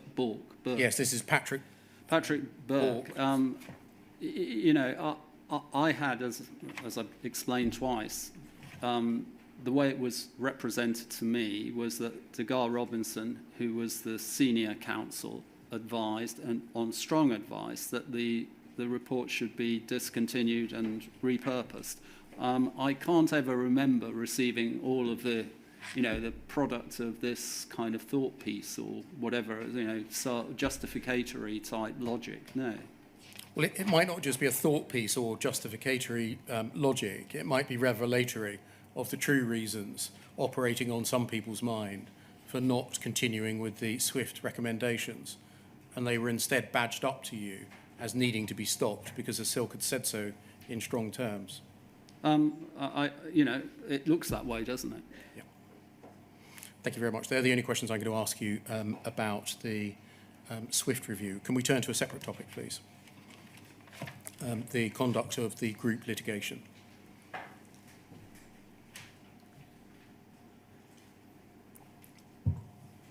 You've addressed this in very considerable detail in your helpful witness statement, and therefore I'm not going to ask you about a lot of it because you have exhibited to your witness statement a very large volume of material, contemporaneous material, that explains your conduct and the conduct of those around you. So just a few topics, if I may. Firstly, can we look, please, at the one of the first excursions into court and the outcome of it, namely the strikeout application, by looking at poll 0010 3351.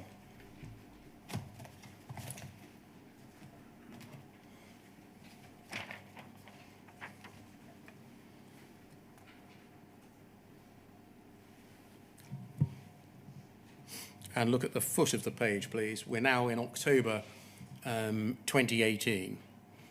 It's an email to you, copied to others, from Jane McLeod. And she says, I understand Tom Cooper has recommended you read the judgment from the hearing last week, and it's attached. We received the decision on Monday evening, and the decision rejects our application for strikeout of significant parts of the evidence contained, I think that should say, in the claimant's witness statements. The application was decided on case management grounds, for which the managing judge has considerable discretion. Applying that discretion, the managing judge set a very high threshold for strikeout and concluded that we had not established to the necessary standard that the claimant's evidence could never be relevant to the case, given the number of common issues, the considerable legal analysis each will require, and what our case on those issues is.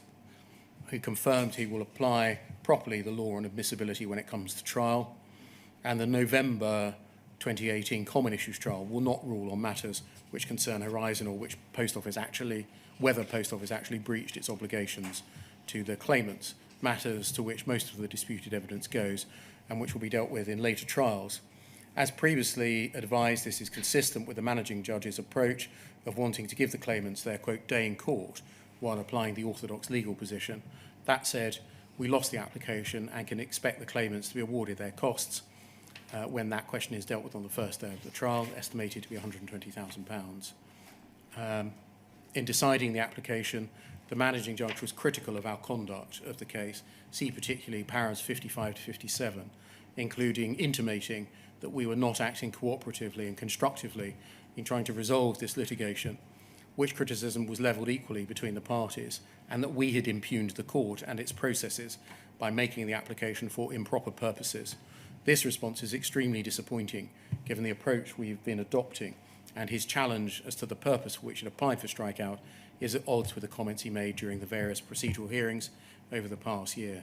Nevertheless, we're refining our preparation for trial, including our reactive communications plan, in the context of the judge's remarks. And then back to page 1. You say, thanks, I've read the judgment, and the judge does seem to be somewhat negative about our efforts to take out elements of the evidence, even if he does acknowledge that both sides have been uncooperative with each other in the management of the case. My worry is that some of his points at the end betray what looks like an inherent dislike of our aggressive approach to the individual claimants, as well as an aggressive approach to litigation, as well as a rap over the knuckles regarding what the judge sees as using negative PR as part of our argument. Interesting to know if this initial response from him suggests any change of tack on our part. So I think, would it be fair to say you were concerned about the judge's criticism of the Post Office? Yes. Was this, just to be clear, was this the case management conference number 2? I'm just trying to, get the chronology. So we had case management conference number 1, at which point he was quite critical of both parties, who he said were being uncooperative. I think that was in March 17. And this is number 2, is it? I don't think it's actually CMC number 2. I think it's a separate strikeout application. Okay. So progressively, the judge, as I read things, became more critical. And what began as a sort of fairly even-handed criticism of both parties, I think by this time he had started to become somewhat critical of the Post Office. And that's why I suspect I asked, so what do people think of this, actually? The words that were reported to you and which appear in the judgment, namely the Post Office have made the application for improper purposes, are quite strong, aren't they? They are. And also, one of our people, apparently, this is the PR reference, I think, said something like they felt some of the additional evidence could potentially damage the reputation. I can't remember what that. So I knew what the issues were, and that was really why I was asking the question. So you say at the end, interesting to know if this initial response from him suggests any change of tack on our part. Is that a question back to Jane McLeod? Yes, I think I'm obviously, without wanting to sort of immediately prod and say, look, it looks like you're wrong, I'm inviting a comment. And that leads me to the question, what role did you play, therefore, in setting or amending the Post Office's strategy in the group litigation? So I think you'll see, I don't know, there's another email chain subsequently where the point is made to Jane, and there are various responses around a change of tack, etc., somewhere, I think. I think that's much later. Is it? I'm sorry. There's so many documents. It's hard to. So I'm not. I mean, I can't tell you if we don't have any documents exactly what the output of this was. At this stage, there's obviously some concern, but and the point has been made. I'm not quite sure what happened as a consequence of me inviting some kind of response here. And so back to the question of what role did you perform? You weren't a member of the Litigation Steering Committee.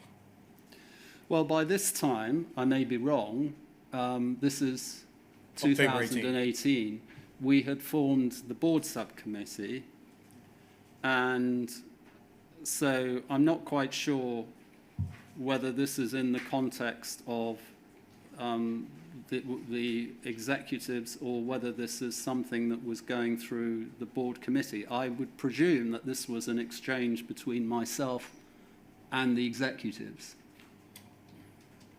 Is that because of those that are copied in on it? I'm assuming that, yeah.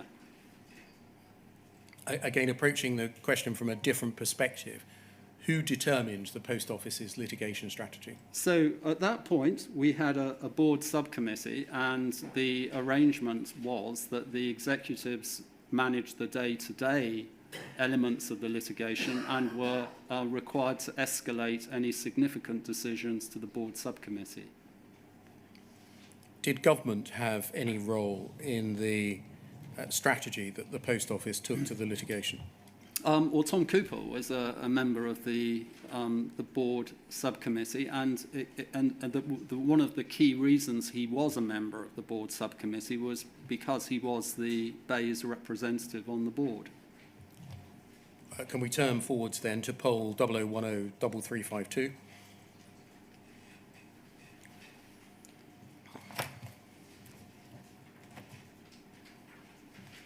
Foot of the page. Same day, 18th of October, 10:30. Tim, have you seen the judgment from the other day? It's worth a read. And then further up the page. Your reply, same day at 2 o'clock. I've now read it. Judge is critical of both parties, but already sense he's not well disposed to us. The word aggressive is used a couple of times in connection with us in relation to the inadmissible evidence claim and the treatment of a sub-postmaster. The tone of his comments at the end on the common issues trial and the purported objection on our part for PR reasons is definitely not helpful. I've asked for an update on whether this ruling and its tone suggests any change of tack. Yes, so that was the chain that I was referring to earlier, where I think we picked up, you know, the critical comments of the judge, and at that point was asking, so guys, what are you going to do about this? And so what happened as a result? You've asked directly Jane McLeod, copied to Paula Venables, does what has happened on this occasion, resulting in the publication of this judgment, suggest a change of tack? So UKGI have sent the same judgment to you, saying it's an interesting read. You've replied saying exactly what you've done. What happened? Yeah, so Tom and I were colleagues on this committee, and I don't know if someone can bring it up, but there is a subsequent email chain, and someone has spoken to Jane, and I think it was Paula Venables summarised a list of outputs from that discussion, which I can't remember which document is relevant to this, but there is one. I will endeavour to search for that whilst other people ask you some questions, because I don't have it at my fingertips at the moment. So is the answer then that the primary vehicle for setting the strategy was the subcommittee? Yes. But there were back channels of communication, such as this one, in which members of the subcommittee communicated? Yes, I think the broad, I can't remember there is a document somewhere with the terms of reference of the subcommittee, and from memory, it makes fairly clear that the management of the litigation is by the subcommittee, and executives who manage the thing on a day-to-day basis need to escalate matters to the committee as appropriate. We shouldn't see this kind of communication as a means at which strategy was decided or carried into effect? Well, I suppose in a way you've got myself, Tom Cooper, and I'm not sure if at some juncture Ken McCall, who was another member of the committee, would have been involved in this. But I mean, it at least is being dealt with, and 2 significant members of the committee are aware of it. Thank you. Can we move forwards, please, to March 2019 to look at the recusal application? Can we start by looking at poll 302 3898?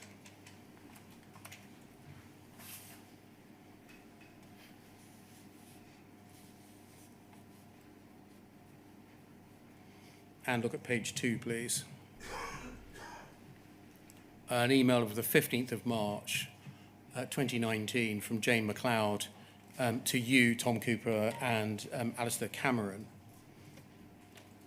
She says, as flagged on the board call on Tuesday, we sought further advice on appeals and whether we have grounds to request the judge to recuse himself on the grounds of bias. So I think the board call previously was the Tuesday of that week. We sought advice from Lord Neuberger, who stepped down last year as President of the Supreme Court and was the highest judge in the United Kingdom. We sought his views as to whether the draft judgment demonstrated the following grounds for appeal, whether the judge has correctly interpreted and applied the law as to construction of a document or application of a principle of law, whether there are grounds to argue his findings have been made as a result of serious procedural irregularity, which goes to the admission of and reliance on, amongst other issues, inadmissible evidence, and most urgently, whether Mr. Justice Fraser demonstrated grounds on which we could apply for him to recuse himself. The test for recusal is whether the fair-minded and informed observer, having considered the facts, will conclude there's a real possibility the judge is biased. Attached is Lord Neuberger's preliminary note. The note is put together, or the note he refers to is put together by David Cavender, summarising the key extracts of the judgment and trial transcript. As you'll see in para 5, he states that although he has only looked at the issues very cursorily, quote, at least some of them raise quite significant points on which the Post Office has a reasonable case, and at least on the face of it, some points on which the Post Office has a pretty strong case. He suggests if we wish to rely on the ground of procedural unfairness at an appeal, that Post Office has little option but to seek to get the judge to recuse himself at this stage. And para 20, if we fail to act promptly, we risk being held to have waived our rights or at least weakened our position on the recusal issue. There's a timetable. The risks are if the application is successful and the trial is adjourned, we proceed with an appeal on the common issues trial and a new judge is put in place. The application is unsuccessful, then it's likely that the judge is further antagonised. However, he will be aware that the common issues appeal is progressing, which includes procedural unfairness or an assertion of procedural unfairness. Possible impact in that scenario is that the judge is more cautious as to behaviours to possibly Post Office's benefit. Over the page, theoretical downside to a recusal application is that it fails and that Fraser remains the judge at trial 3, which will require multiple findings of fact which are more tricky to appeal. We should also not proceed with this course of action unless we're prepared to appeal a decision by him not to recuse himself. I propose today to brief a further senior silk, probably Lord Grabbanner, to act on the recusal application. Next steps, this is clearly a board decision. We'd need to give the board time to consider the options. And then some practical arrangements, given that Lord Neuberger was in Argentina.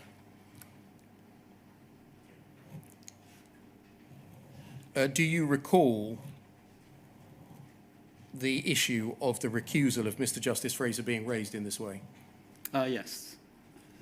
What was your initial reaction, if you had one, to the suggestion that the Post Office should apply to a judge to recuse himself on the grounds that he was apparently biased? So, if I'm honest, an element of unease. In a way, this is it's a bit analogous to what I mentioned at the outset of today, which is one of the things that would have helped to frame this kind of decision, and indeed the decision that were made at the beginning of this thing, would have been to know, for example, exactly how many postmasters had been convicted. And in the same way, in a funny kind of way, if I had had some meaningful statistics, I think if all of us had had some meaningful statistics about how often judges are accused, we might have looked at this in a slightly different way, because I have a suspicion it isn't very often. And I think one of the problems was that, if you take advice out of the context of the frequency of the event you're trying to evaluate, you sometimes end up with a slightly distorted view of things. And so, my gut feel, and I'd had something to do with judges, was this, I was a little bit uneasy, I have to say. What was the cause of your unease? Simply the fact that, it's quite a big deal to get a judge to accept that they had made a judgment that was wrong on technical grounds. Can we go forwards, please, to poll 00103446?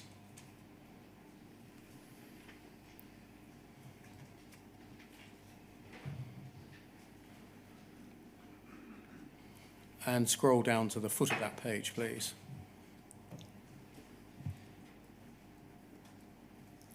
Thank you. Slightly difficult to decode exactly what's going on, but it's an email to you of the 16th of March. And Jane McLeod says, below is my high-level summary of the call today. If we go to the foot of that page there, where the summary begins, participants, Kelly Tolhurst, MP, Tom Cooper, UKGI, Gavin Lambert-Bayes, you, Al Cameron, Jane McLeod. And then the text of Jane McLeod's high-level summary commences, and it goes over the page. And if we go to page 3, please. And if we look at the second bullet point down, TP, that's you, replied that we have a board call on Monday evening at which we will discuss issues around the judge's bias and how that could impact on subsequent trials. Although that's your initial reaction, is that this is not something that the board is likely to want to do. The board must act in the best interest of the company, so we need to consider that option seriously. If we're to make the application, it must be made urgently, not delayed, etc. So firstly, why were you having a meeting or a call with Kelly Tolhurst MP about, amongst other things, the judge's recusal? Well, by that time, so just to give the background, so Tom Cooper was a member of the Post Office Litigation Subcommittee. And by that time, because not least the judgment in the Common Issues trial had been received and it was so damning, by that time, I think the department was becoming worried, concerned, and wanted a higher level of involvement. And Kelly Tolhurst was the relatively new, because it was a fairly fast revolving door over there, she was the relatively new Parliamentary Undersecretary of State at what was called Bayes at that time, I think. And so the reason she was involved was that, Tom, I think, felt it was necessary to get the minister directly aware and involved in potential decisions that were being made around the judge's recusal. What part did government therefore play in deciding whether to apply for the judge's recusal? My assumption is, and I've no means of telling from this or indeed where I sit now, is that Tom Cooper's role was as the department's representative on the board in this board subcommittee. As it happens, he recused himself from the decision because, I can't remember, there was some reason about the executive and the judiciary and stuff like that. But essentially, he would have been the conduit through which I would have assumed we were getting a departmental view. Why did Post Office need a departmental view on whether to apply for for a judge to recuse himself? Well, I think this is simply an example of where matters had got very serious. So you have to see things in the context of the litigation producing an output from the first trial that was a loss on virtually every count, and our sole shareholder beginning to get concerned from all sorts of points of view. Not least, I imagine they could see that there would be significant reputation, significant cost, all sorts of things. Was it right that your initial reaction, as is recorded here, is that this, i.e. applying to recuse the judge, was not something that the board was likely to want to do? For the reasons I was trying to express earlier, I think most of us, I'm not trying to be overly complimentary, Sir Wynne, but most of us think judges usually get it right and, you know, have an inherent respect for the judiciary. And so it would have excited a certain amount of unease in most people, I think, to go suggest that, you know, the judge had got it wrong. Well, and was biased. Or biased. What changed, to your understanding, from your unease at making the application and your reporting that this was something that the board was not likely to want to do, to the making of the application? So the first point I should make is that, you know, I also recused myself from the decision, but just to stop there, that was because of your role at as chair of HMCTS. HMCTS. But put that to one side. I was there. I would have been involved in the discussion. So that's a bit, you know, I'm not trying to back out of this thing. So we had advice from two sources. We had advice from Neuberger, and we had advice from Grabiner. Grabiner's advice was pretty strong, actually. I think he said something along the lines that we had a duty, almost, to ask for the judge's recusal. And stopping there, what did you understand? You're right, he did say that. What did you understand him to mean by that the Post Office was under a duty? I can't recall the detail exactly, but the way the advice was framed was that, you know, we kind of almost to ensure the business of the administration of the law required us, where we thought something had been incorrectly managed for whatever reason, we needed to act upon that. Just stopping there, and can I put two potential hypotheses to you in terms of the Post Office was under a duty to apply? Yeah. One could mean that the Post Office was, as a matter of company law, its directors, it owed a duty to make the application in discharge of its duties to its shareholder.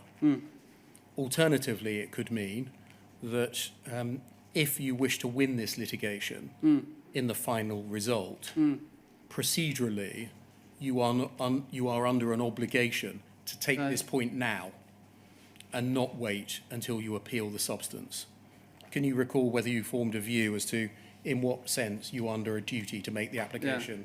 Honestly, I can't at this distance. I think I don't want to make too much of this duty thing. I think we just got advice from two very, very senior lawyers and felt, on balance, that advice should be taken. So in answer to my question, the thing that changed was legal advice from two very senior lawyers, one of whom said that the Post Office was under a duty to make the application. That's a fair description of what happened. Thank you very much. The last topic, please. You told us earlier that you were not aware of concerns being raised about the Fujitsu employee, Gareth Jenkins, giving evidence in court in Post Office prosecutions that may have been false or incomplete until much later on. You couldn't remember when. Can I ask directly then that we look at poll 406375?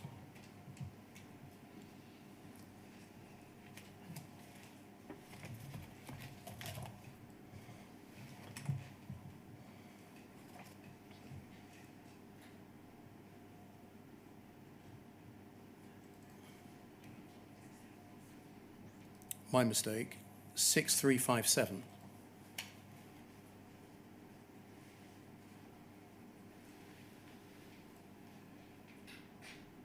Thank you. If we just go to the last page, which is page 14, and foot of the page, we can see this as an advice of the 15th of July, written by Simon Clark in a firm of solicitors that the Post Office used, Cartwright King, to advise it on matters relating to the prosecution of sub-postmasters. If we go back to page 1,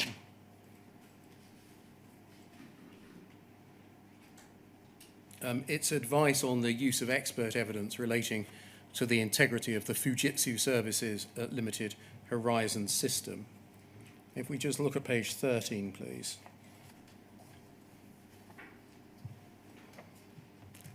And the author says, what does all this mean?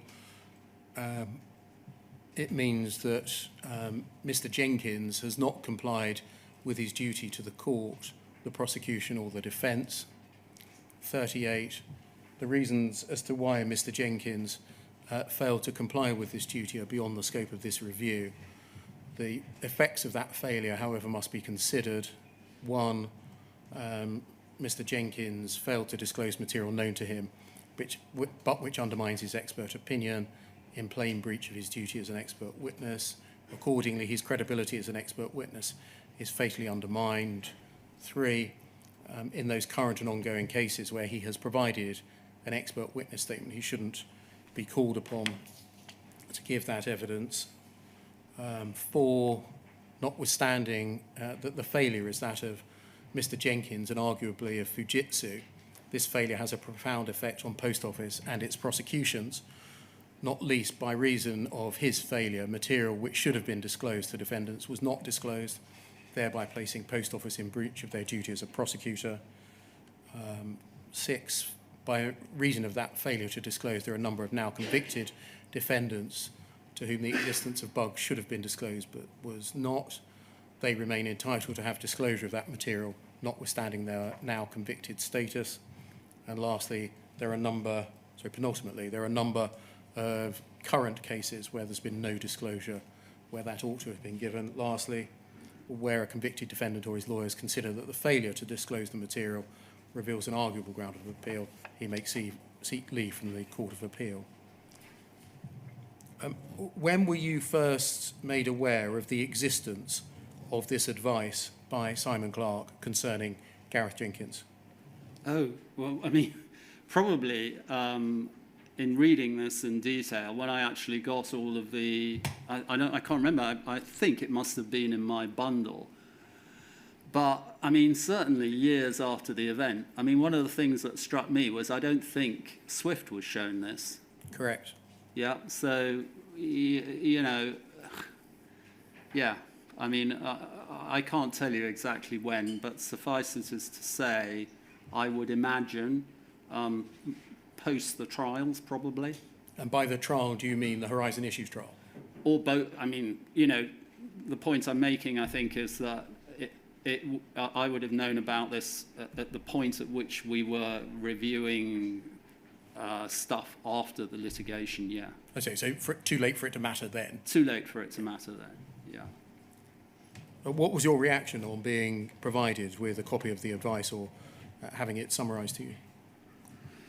Well, this is one of the things where, again, I think when you've looked at a lot of the documents that we have reviewed today, it's hard not to draw the conclusion that decisions might have been different had a lot of these things been known at the time.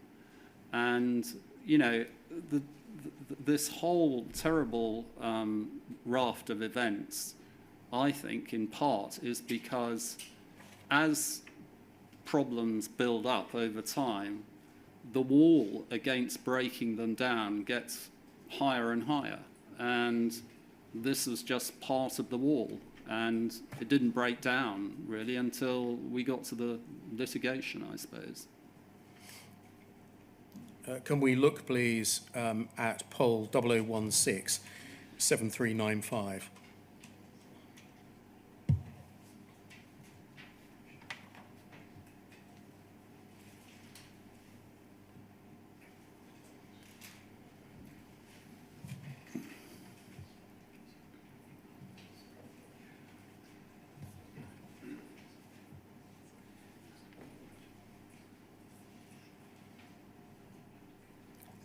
These are minutes of a board meeting held on the 19th of November 2020 by conference call, and you'll see that you are present. It's a special meeting concerning the CCRC, and you'll see that there's quite the cast list. If we scroll down, and scroll still further, and then over the page.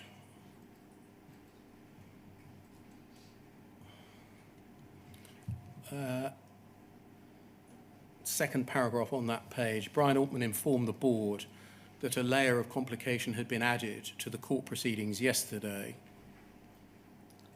And then scrolling down, please.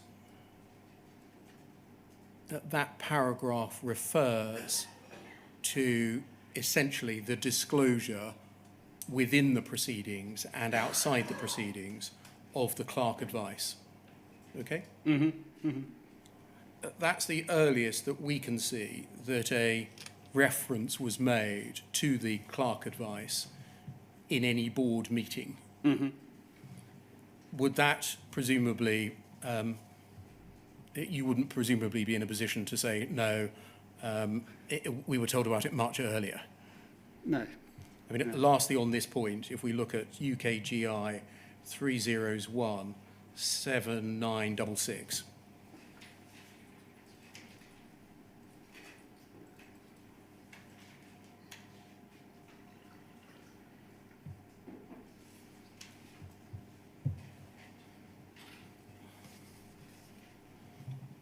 UKGI 301 7966. Thank you.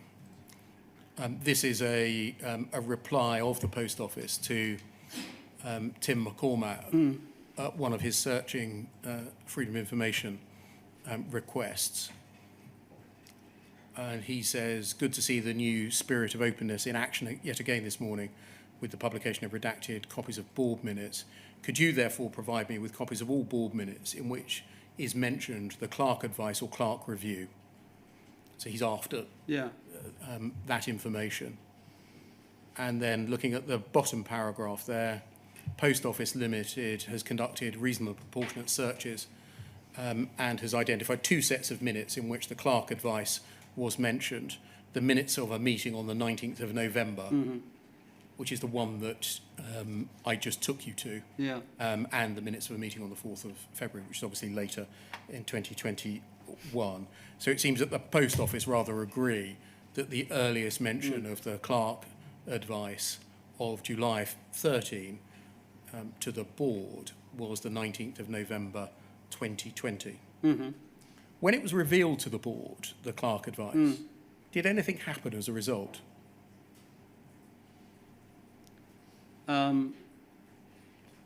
That's I can't answer that question, I think, because I'm thinking, Mr. it's Parker, something like, well, hold on, I've been in position now, speaking from your perspective, for 5 years or so. And how come I didn't know about it? Yeah, I commissioned this guy called Jonathan Smith to look at things. I get the gist of your question. All right. So look, this is 2020 or 21 or something like that. November 2020, earliest mention. Again, I have to put in context some of my answers here. Previous context I've given you is the Post Office wasn't just about Horizon. There were a lot of other very serious problems which I and the board were contending with. The context I'd give you on this is that I believe in 2021, we had 60 board meetings, something like that, to do with the fallout from this whole thing. So whether anything happened as a consequence of this, I can't tell you for sure.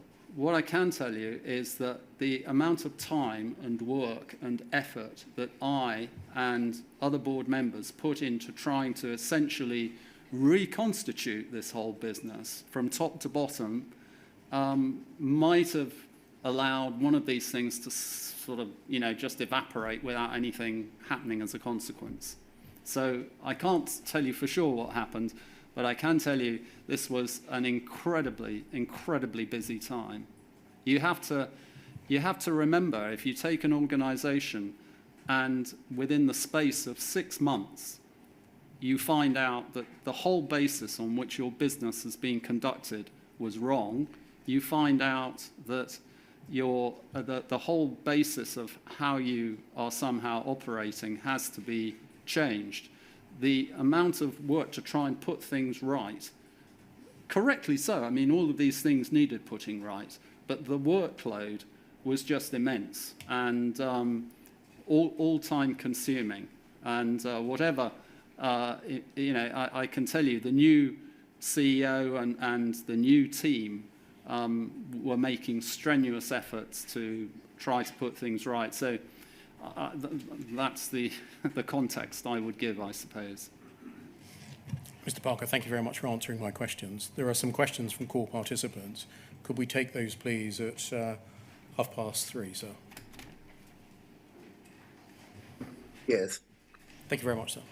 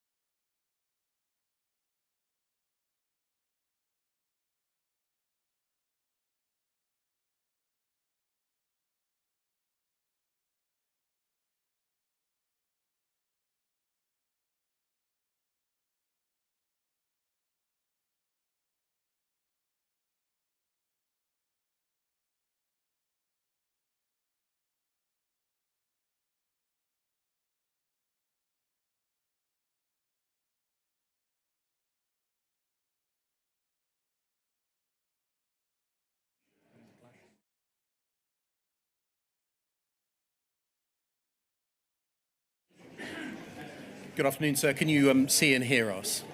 Yes, I can. Thank you. I'll just wait for the room to settle down a little. Mm-hmm. So the questions are, to start with, from Mr. Henry, up to 30 minutes, Mr. Steen, up to 10 minutes, and then Miss Patrick, up to 10 minutes. All right. Thank you. Mr. Parker, together with this page, Nigeria, I represent of core participants, including Seema Misra and Mrs. Teju Adedeo. I want to start off with some general questions, if I may. The first is the Sir Anthony Hooper argument. Did it ever occur to you that the SPMs who ended up being prosecuted or milked for shortfalls were hardworking people trying their best to put food on the table for their families in their own self-reliant way? And therefore, why would they resort to stealing from their own businesses?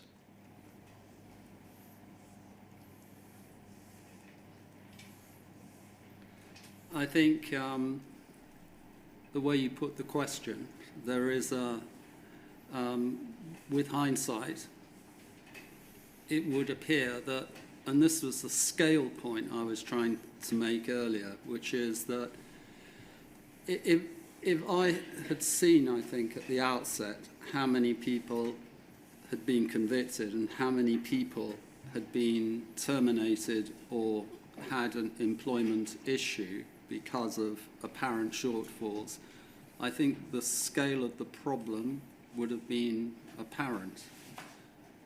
And I think part of the lack of response or immediate response partly came from this apparent scale, if you like, of how many people there were relative to the population of sub-postmasters. But you're absolutely right. I mean, you know, when do you start to question whether people are honest or not? How many people do you need in a population before you think, well, can't be the case, they're all crooks or whatever?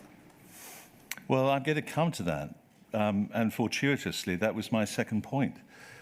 Because when notifying the government of the liability regarding convicted sub-postmasters, so not dealing with civil, but purely criminal, in your letter to the Secretary of State, you mentioned that 959 cases had been identified in which horizon evidence had been used to secure a conviction. Do you remember that letter? When was that written, please? Well, we'll put it up on the screen. Yeah. It's POL 000 31104.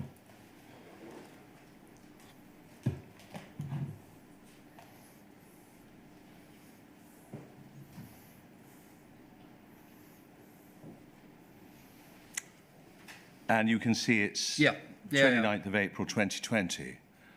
And if we scroll down, I can never get it right either, whether it's down or up, but you'll see that there is a reference to 959 cases. It's the penultimate line on the screen. Yeah. I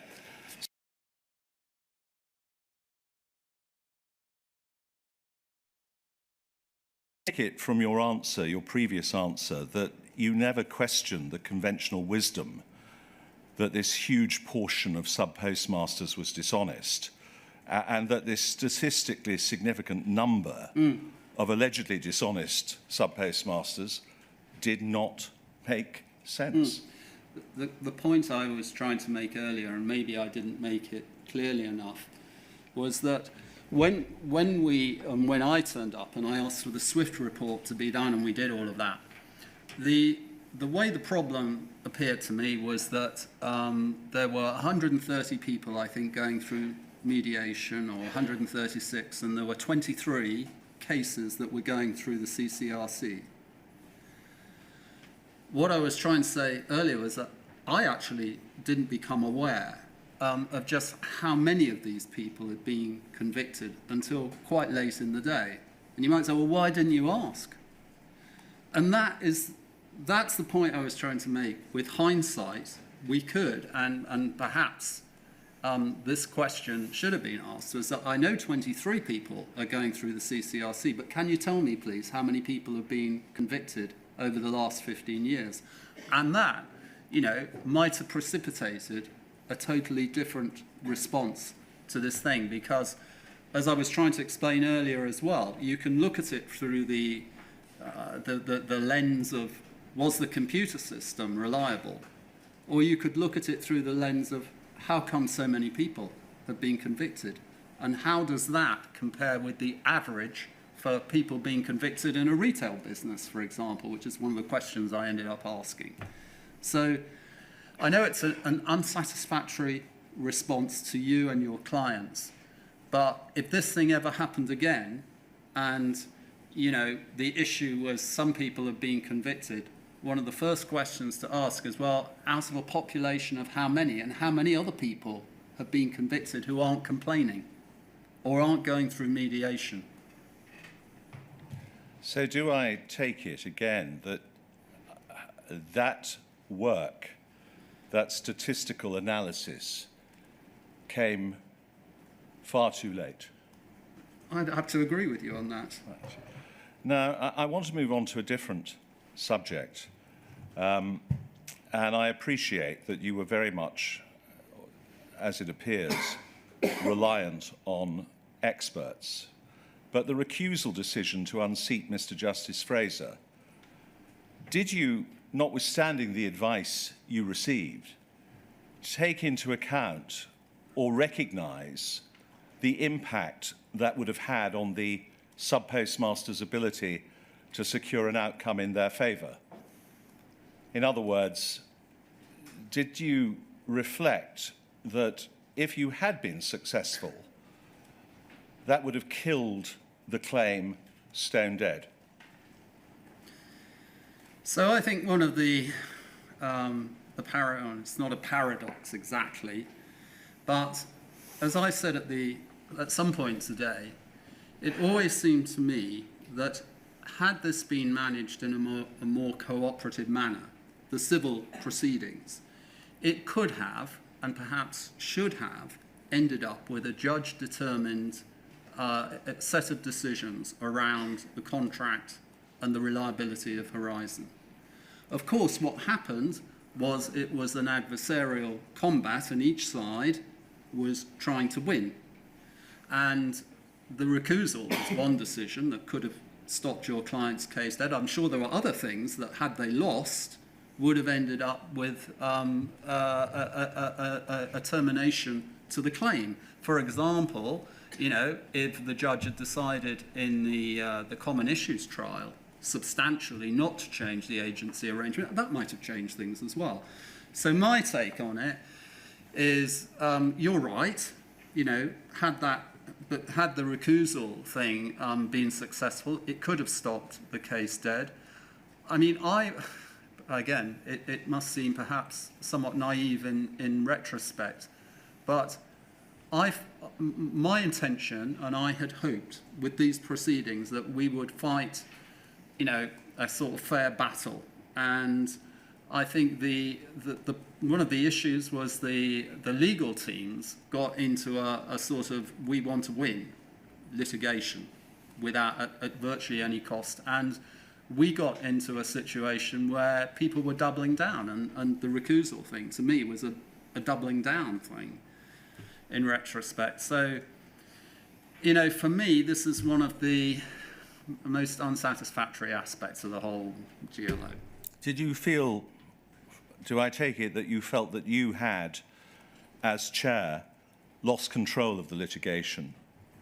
Because obviously these things were being done ostensibly shorthand in your name, but you appear to, by your answer, suggest that the lawyers had got out of control and that they doubled down and it had been adversarial, and that you had, together with your colleagues, nothing to do with it.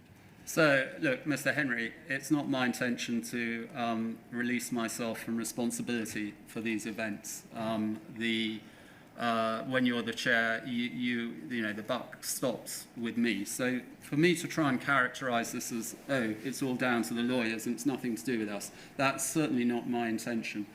I think what I'm trying to highlight is in the balance between the client and the lawyers. Sometimes the shift goes too much in one direction, and instead of being, the dog, it's the tail starts to wag the dog a bit. And I think the tail was wagging the dog a bit when we got to this.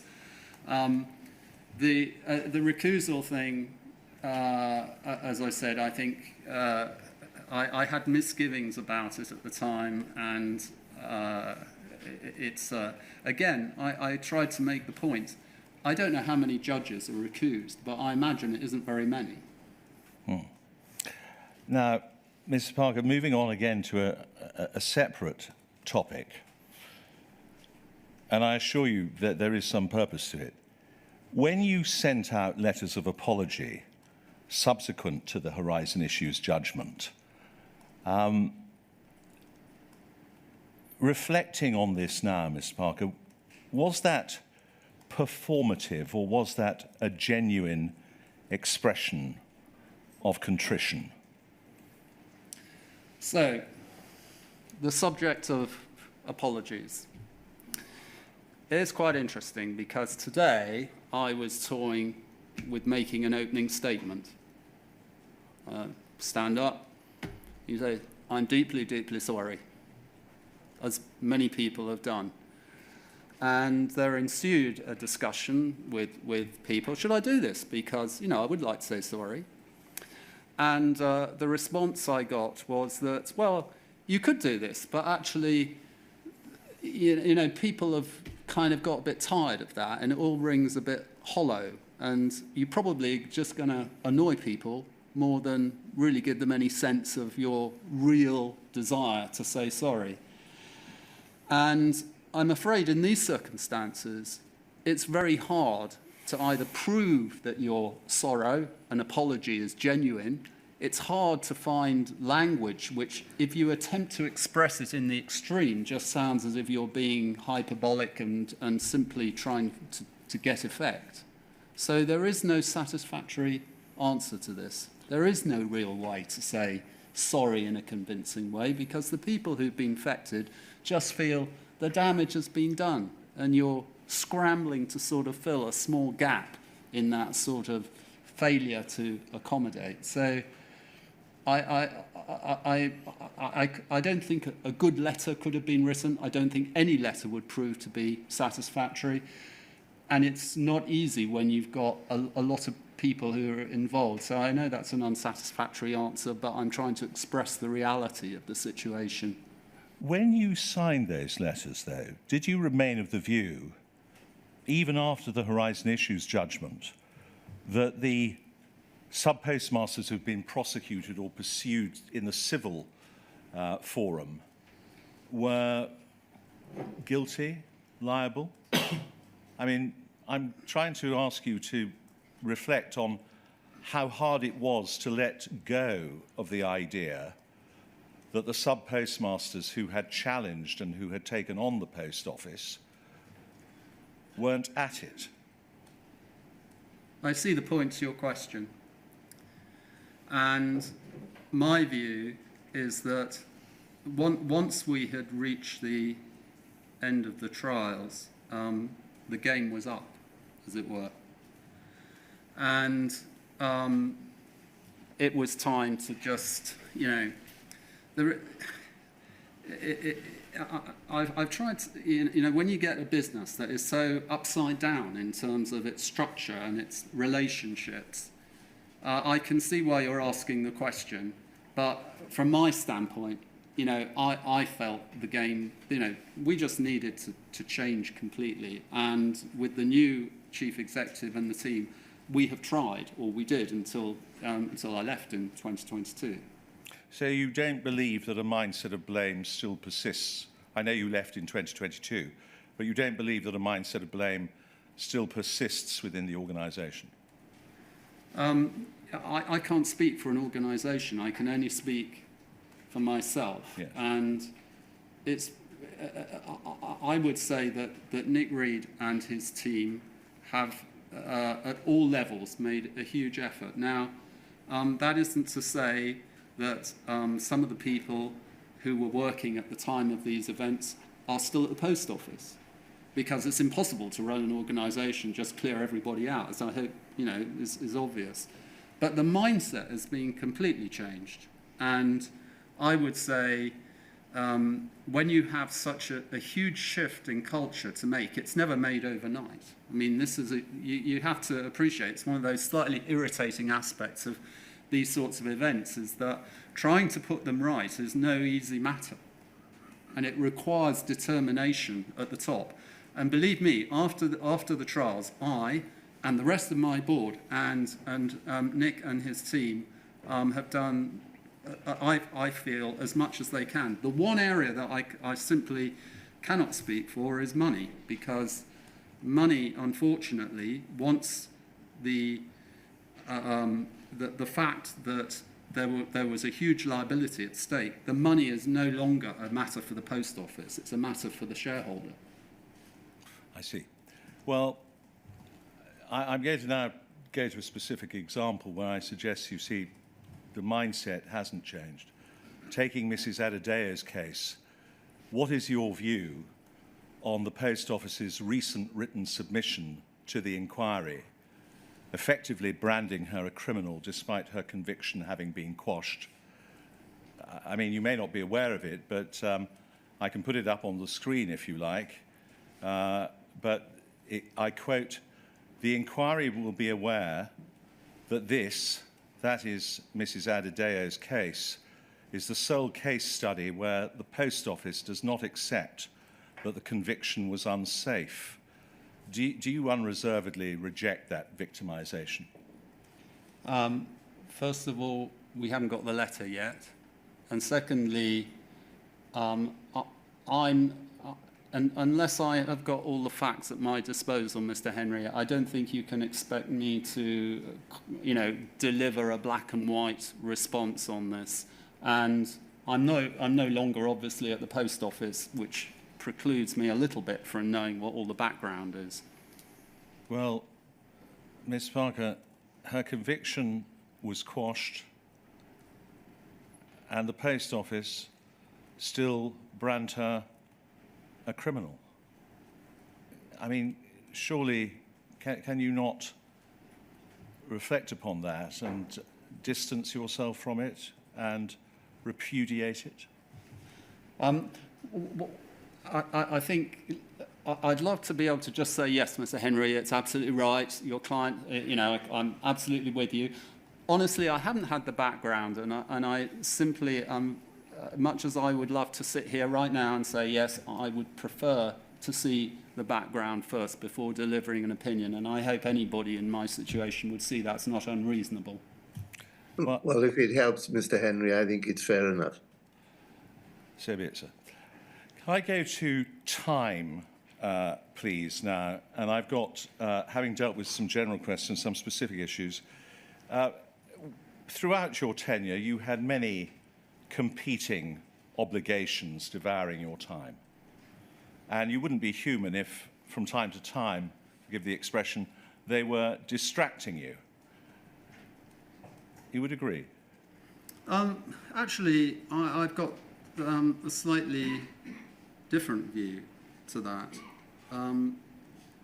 I would say one of the strengths of having multiple appointments is that you have got exposure constantly to what is going on in a range of different activities. And that actually means that you are well acquainted with the business world and other worlds, actually, and what's going on. And so I would say, and I tried to explain earlier, that being an effective chair is partly to do with time, but it's also to do with judgment. And I think one's judgments and one's involvement are actually improved by having a range of different things to do. And that, curiously, and I'm sure that you weren't plagiarising it, was Mr. Leighton's similar explanation for the competing demands. But you have said yourself that it wasn't just about Horizon. There was an awful lot of stuff going on, awful lot of stuff going on in the business. And what I'm trying to suggest to you is that to reduce your time at this critical stage before the GLO must ultimately be viewed as a serious error of judgment. What do you say to that?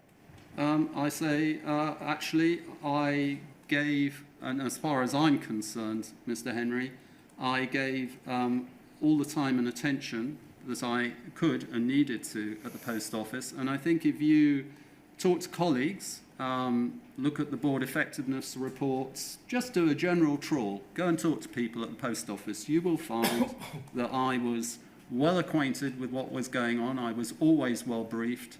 When I was in a meeting, I paid very close attention to the facts that were under consideration. I chaired meetings well. So, no, I don't accept that assertion, actually.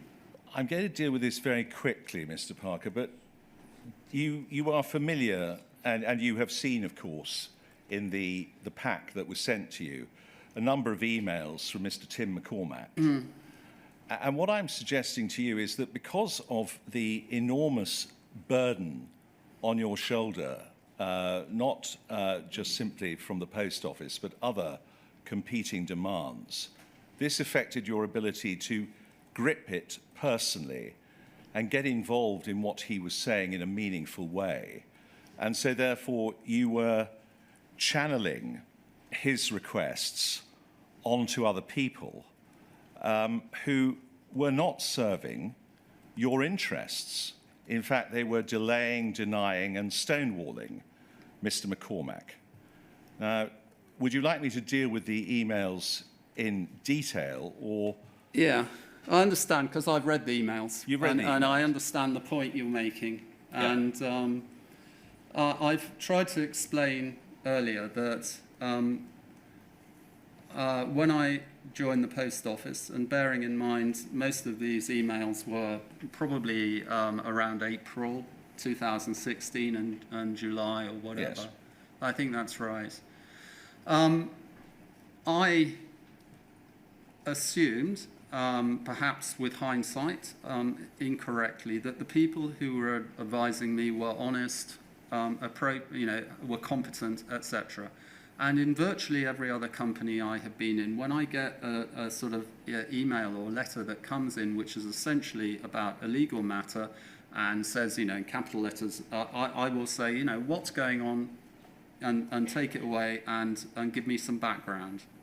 And I understand the point you're making, but I can honestly tell you, Mr. Henry, that whilst, it might appear that we should have grappled with Tim's points and really concentrated on them, and it's very unsatisfactory looking back to see that it was handed over to a bunch of people that we, arguably weren't going to handle it well.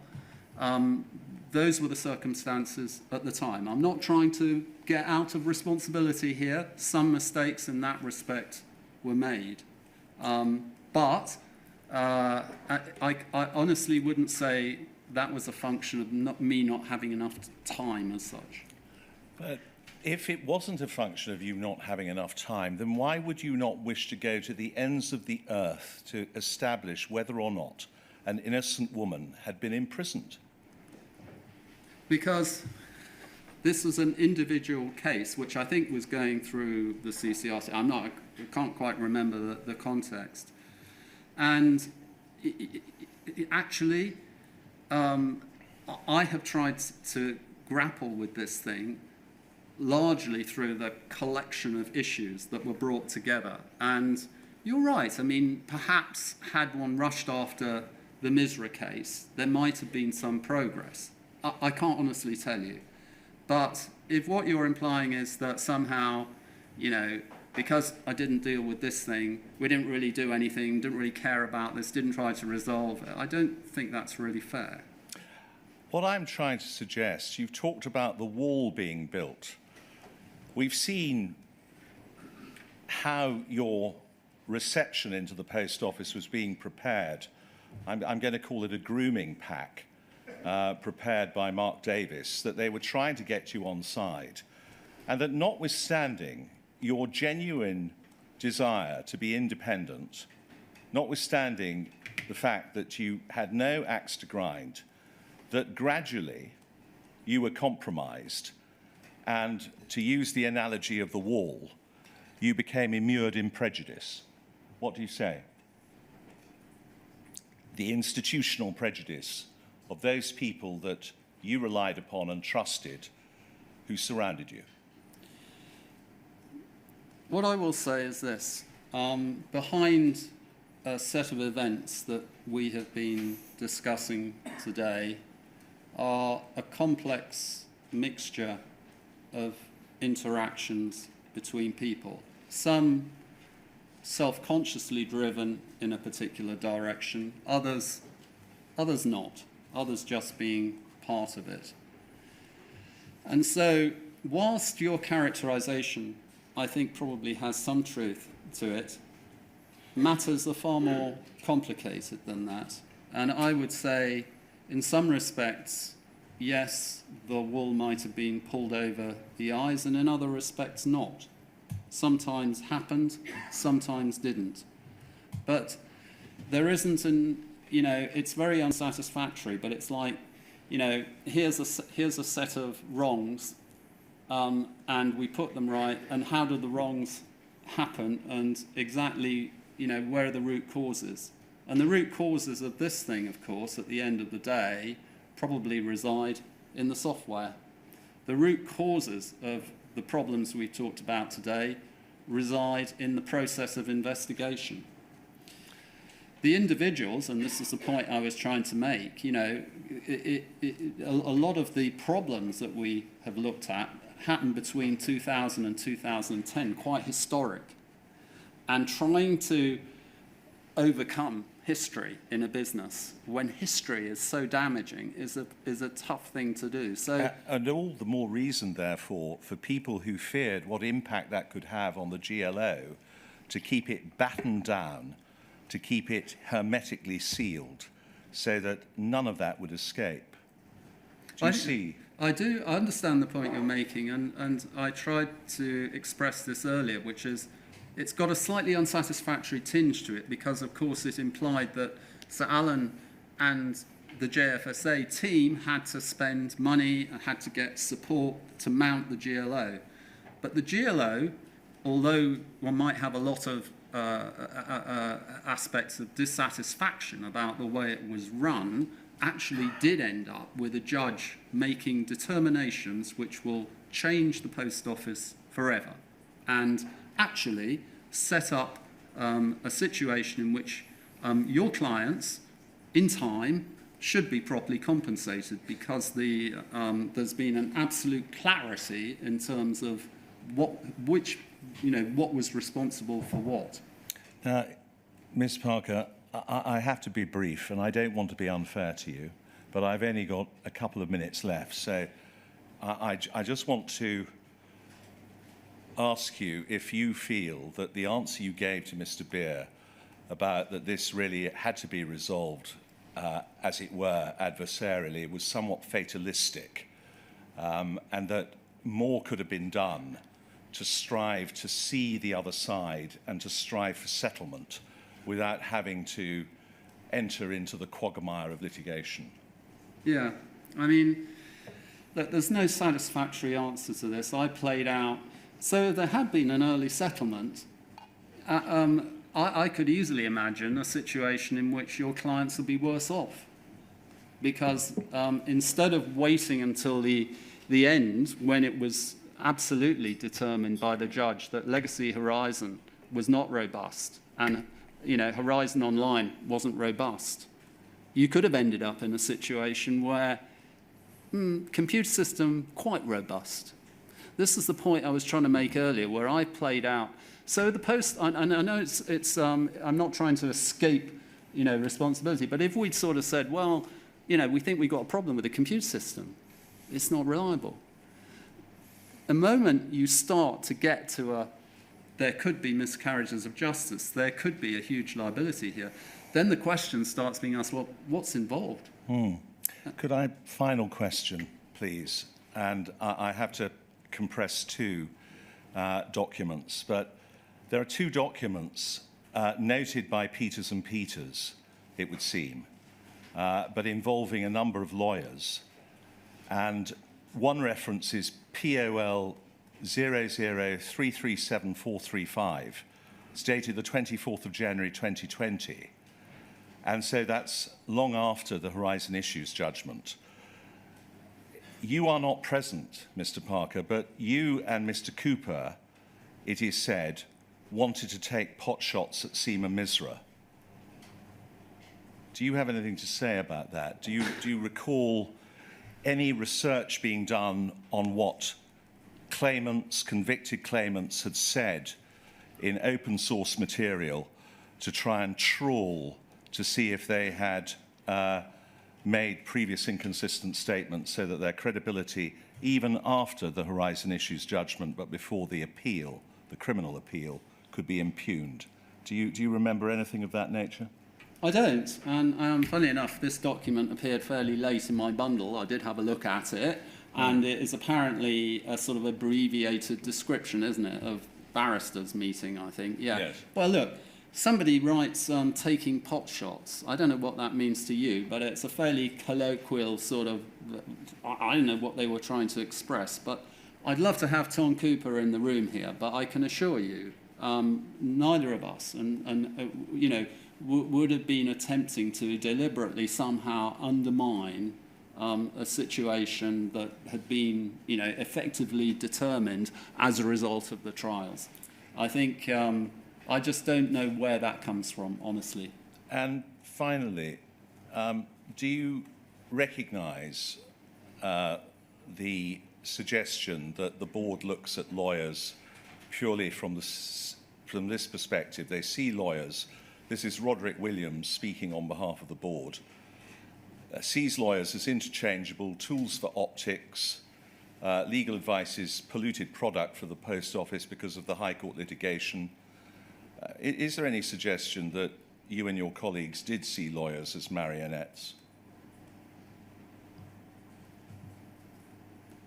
Can you, sorry, what's the point? What's the point you're trying to make? The board is reported to have told the lawyers not to advise on safety.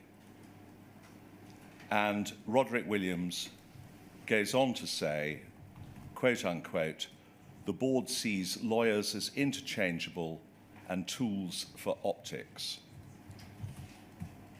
You said that you didn't see lawyers as marionettes, but I mean, this suggests that perhaps if this note is a fair reflection of your point of view, that you did. I don't. Is this a Roderick Williams note? Is it? I don't think Roderick really reflects an awful lot of what certainly I think or the board thinks. Okay.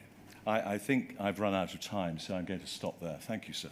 Thank you. Thank you, Mr. Henry.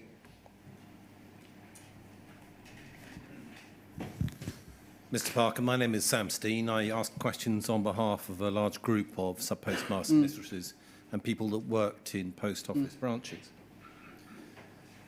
You'll recall having dealings in at least 2019 with a Mr. Swannell. At the time, he was the chair of the shareholder executive, and that was later renamed into UKGI, which is the UK Government Investments. Okay?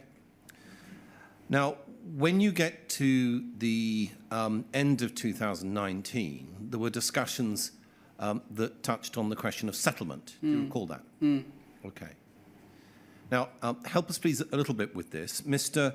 Swannell will be giving evidence next week, I think on Tuesday.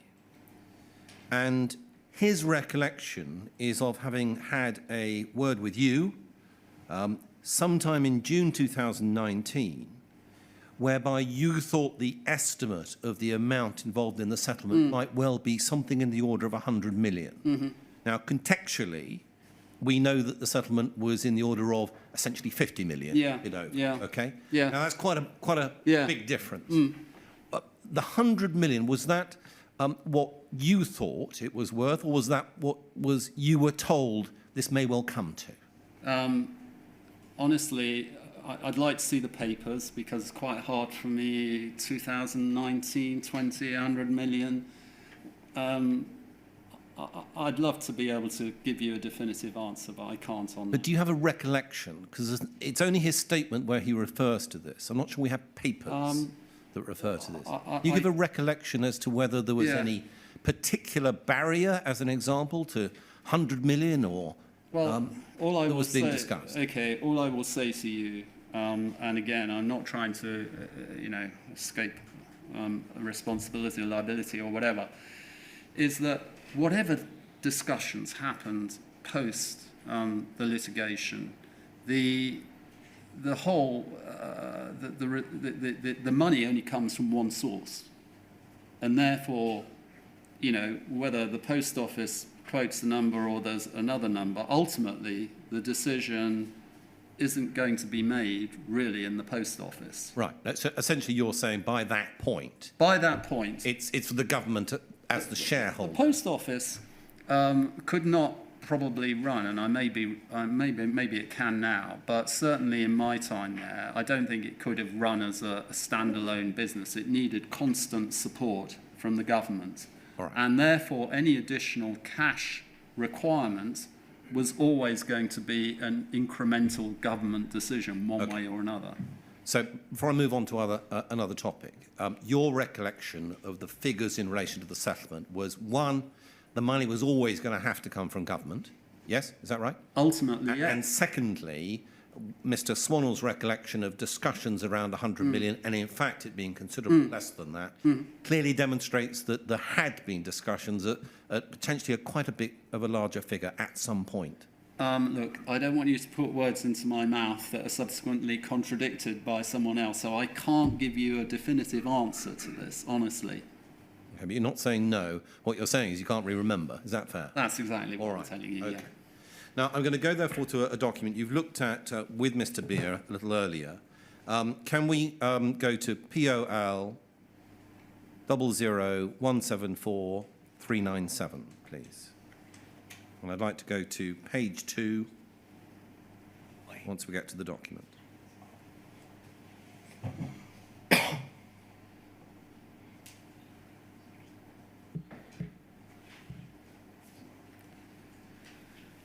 So do you recall quite early on in the questions being asked by Mr. Beer that he was discussing with you this note, which is a note that was meant to have emanated, as you understood,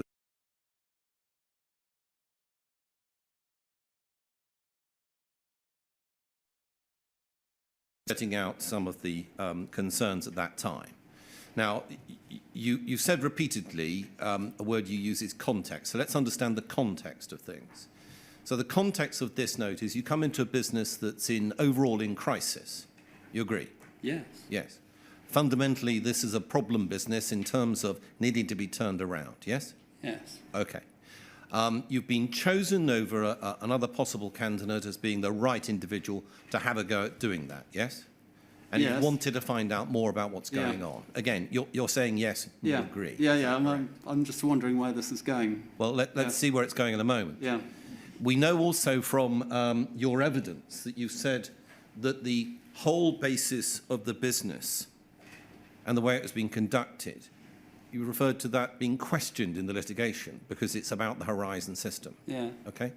So when you came into the post office in the role that you took over, you must have realised quite rapidly that questions regarding the Horizon system integrity were also questions that were threatening the whole business. Is that fair? Looking at this, as I've tried to explain, in scale terms, it didn't look that big in relation to the population of sub-postmasters, the number of people who were complaining, the number of people who were convicted. And most of these issues were to do, obviously, with what you would call historic Horizon. So, from my perspective, we had a set of issues that were people who'd had historic problems with Horizon, and then there was Horizon as an EPOS system, which operated post offices, effectively. And the two things are one is sort of business as usual, the other is a whole set of issues that people had with the system historically. So this, as I tried to explain earlier, this was one of a number of problems. Right. Now, you said that a number of times. That's your context point, number of other problems dealing with the business. But this is This is about the Horizon system. It's questioning the integrity of the system. You agree with that? A component of it is. Let's have a look at how serious this was then. We go perhaps to the bottom of page 2, if we may, please. I think we're there already. And 4th paragraph from the bottom. Just go up a little bit. Yeah. We see the bottom. That's it. Yes. Right.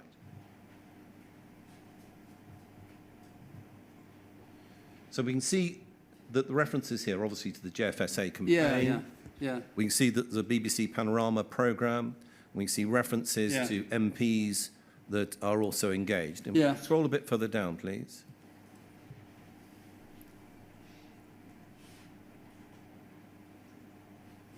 It's my fault. Let's go up again.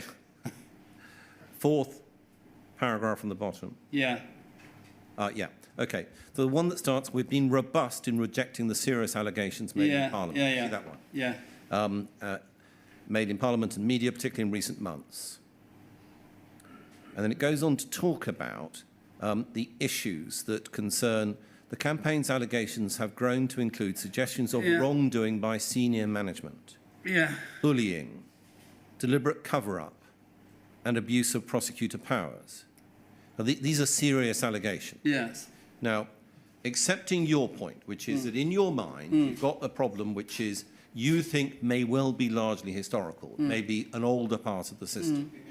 Okay.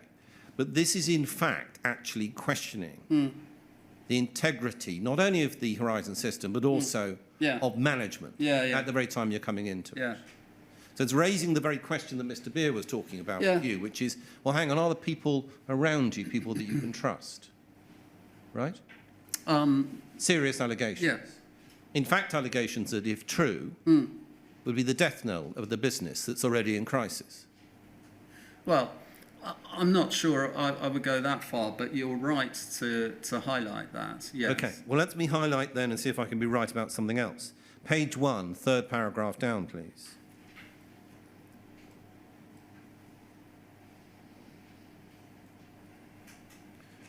Now, I use the term paragraph, the 3 main paragraphs from the top under note for Tim Parker. Okay. So it says this: the Horizon system deals with 6 million transactions every day and has been used by almost 500,000 people since it was introduced. Currently used by 78,000 people working in post office branches. It is independently audited and meets or excels standard industry accreditations. Let's take that apart. Did you receive the independent audit of the Horizon system at this time? No. Did you ask for the independent audit of the Horizon system at this time? Which independent audit system are you referring back to the 3rd paragraph from the top, the one I read out. The Horizon system deals with 6 million transactions every day and has been used by almost 500,000 people since it was introduced.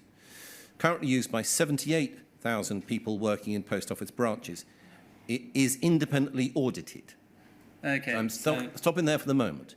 Did you see the independent audit at this time? So, essentially, it's a bit of a yes or a no question. No, can I just finish, yes, please? I think I'm entitled to that. I understand the question that you're asking. Essentially, I didn't ask for the independent audit. This was something, obviously, that's been put into the brief. Now, I'm not quite sure. Can you just explain to me where you're going? Yeah, I'm asking the simple question. I suspect the answer is either yes or no. It looks like it's no. Did you see the independent audit? The answer appears to be no, you didn't. Is that fair? Well, if somebody says something is independently audited, yes, that can mean a number of different things. It can mean somebody's gone in and looked at it, or it can mean there's I don't know. But if you're asking, had I got the independent audit? No. Did you ask for it? I don't think I could have done. Right. Why couldn't you have done, Mr. Parker? Do you know? Is that you saying you didn't have the power to, or you saying that you just didn't? No. This was a brief that I received, and we've looked at this Sparrow brief, and it's earlier, and this is all about. So, what actions could have been taken that might have landed us in a different direction. And maybe you're right. Maybe there was an audit. We could have asked for it. I could have asked for it, and it would have said, this is okay, or it would have been something that was inadequate. I'm not entirely sure. And with hindsight, there are many things that we could have done. SWIFT, which we discussed extensively, whilst not being perhaps brilliant and perhaps a bullseye and perhaps spot on, covered off a lot of the bases. And if the question you're asking is, is there something that definitively could have been done that would have pushed us in another direction, I'm not entirely sure. Mr. Parker, I'm asking about your decision-making. I'm asking about your responsibility. Yes. I'm asking questions that go to whether, and to what degree, Yes. that you have made mistakes. Do you understand that? I So entirely your answer to my understand it. question, to the independent audit, was this: I don't think I could have done. Now, I'm trying to find out now, with my follow-on questions, whether that means you didn't have the power to do it, or you just didn't do it. Which? I think I could have had the power in theory, I suppose, to do many things. Right. We, as I said, I didn't ask for the audit, and it, I don't know what this was referring to. We moved on to SWIFT. Okay. Now, it then goes on to say this paragraph, and meets or exceeds standard industry accreditations. Do you ask for those? I can't tell you right now because, this is a long time ago. Do you recall seeing the standard industry accreditations for the Horizon system? I don't think anybody plonked them on my desk, no, but I'm not entirely sure. I don't think so. 2 paragraphs down. We commissioned, it starts. You see that one there? So further down, we commissioned. Thank you very much. So it's got a little yellow dash to the left of it. We commissioned, past tense, a review by independent forensic accountants. Okay? Then it goes on to set up a scheme which, where appropriate, offered mediation, etc. All right. Now, reminding of us of the timing of this. This is 2:15, at the time that you're engaged in dealing with matters. All right? We know that what this must appear to be is second sight, which is back to 2013. So it says we commissioned a review by independent forensic accountants. Did you ask to see that? The second sight report we saw as part of the whole setting up of the SWIFT review. Did you see it as part of this? Do you get this and say, I need to see the independent forensic accountant review? I can't tell you exactly when I saw it. Right. So what we have established in your evidence with Mr. Beer, first of all, and obviously with me as well, what we have established is that you came in, you were given this briefing, and then you decided that you needed to have somebody else look at these issues, and that was then Mr. Swift. Yes. QC, now KC. Yeah. Right, okay, got it. Do you accept that what you should have done have been more hands-on, saying, let's have a look at this stuff myself, I want to see it on my desk, I want to talk to the IT people, maybe talk to Fujitsu. Do you accept you could have gone more into this yourself? I have tried to explain earlier, I think, that whilst you might say the SWIFT review was inadequate and we should have gone straight to the IT system and done an audit, that is one of a number of possibilities.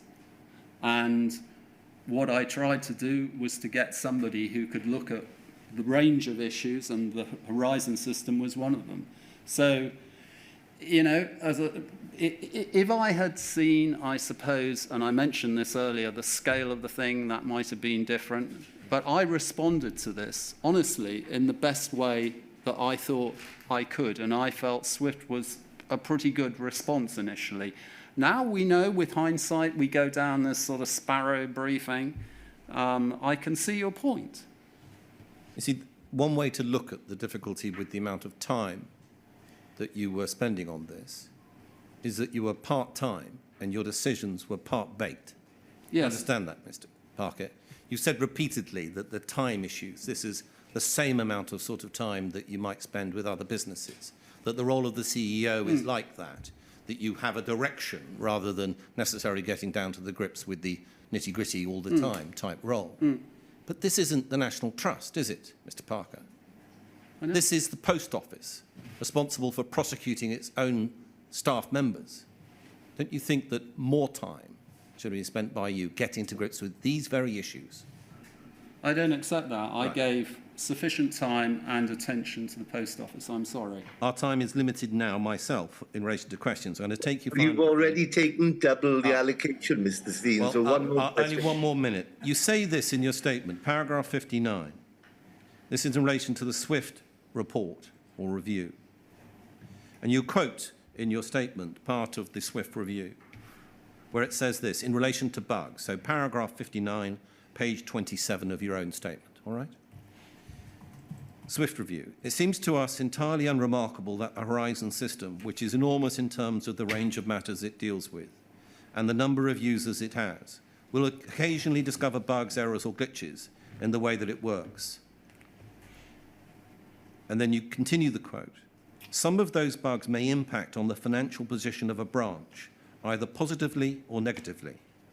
We do not understand Pole or Fujitsu to suggest anything otherwise. And Mr. Parker, when learning from the SWIFT review that this system, the Horizon system, may in fact cause negative impacts on the financial position of a branch, did you not think to yourself, hang on, that sounds remarkably like the people that have been making all that noise from the JFSA, and decide there and then to do something about it? So SWIFT, I felt, covered off a range of issues and covered them off quite comprehensively. And I took away, perhaps wrongly, that SWIFT, whilst it wasn't a green light, was not a red light either. And what you've done today, I think, has sort of picked up on a number of points which, with hindsight, we might have gone after. And this is one of the frustrations and difficulties of looking at something like this over a long period of time with a great deal of complexity. And, you know, I could reel off a bunch of other things I could have done that would have ended up with probably a quicker situation. But I come back to the point I made earlier, which is that the extent of the issues that we had arrived at meant that no matter how unsatisfactory, the ultimate determination of the reliability of the computer system and the contractual position with said postmasters has facilitated a long-term solution to this problem. All right, So thank you for your indulgence. No further questions. Oh, that's fine. Ms. Patrick. Thank you, sir. Mr. Parker, my name is Angela Patrick.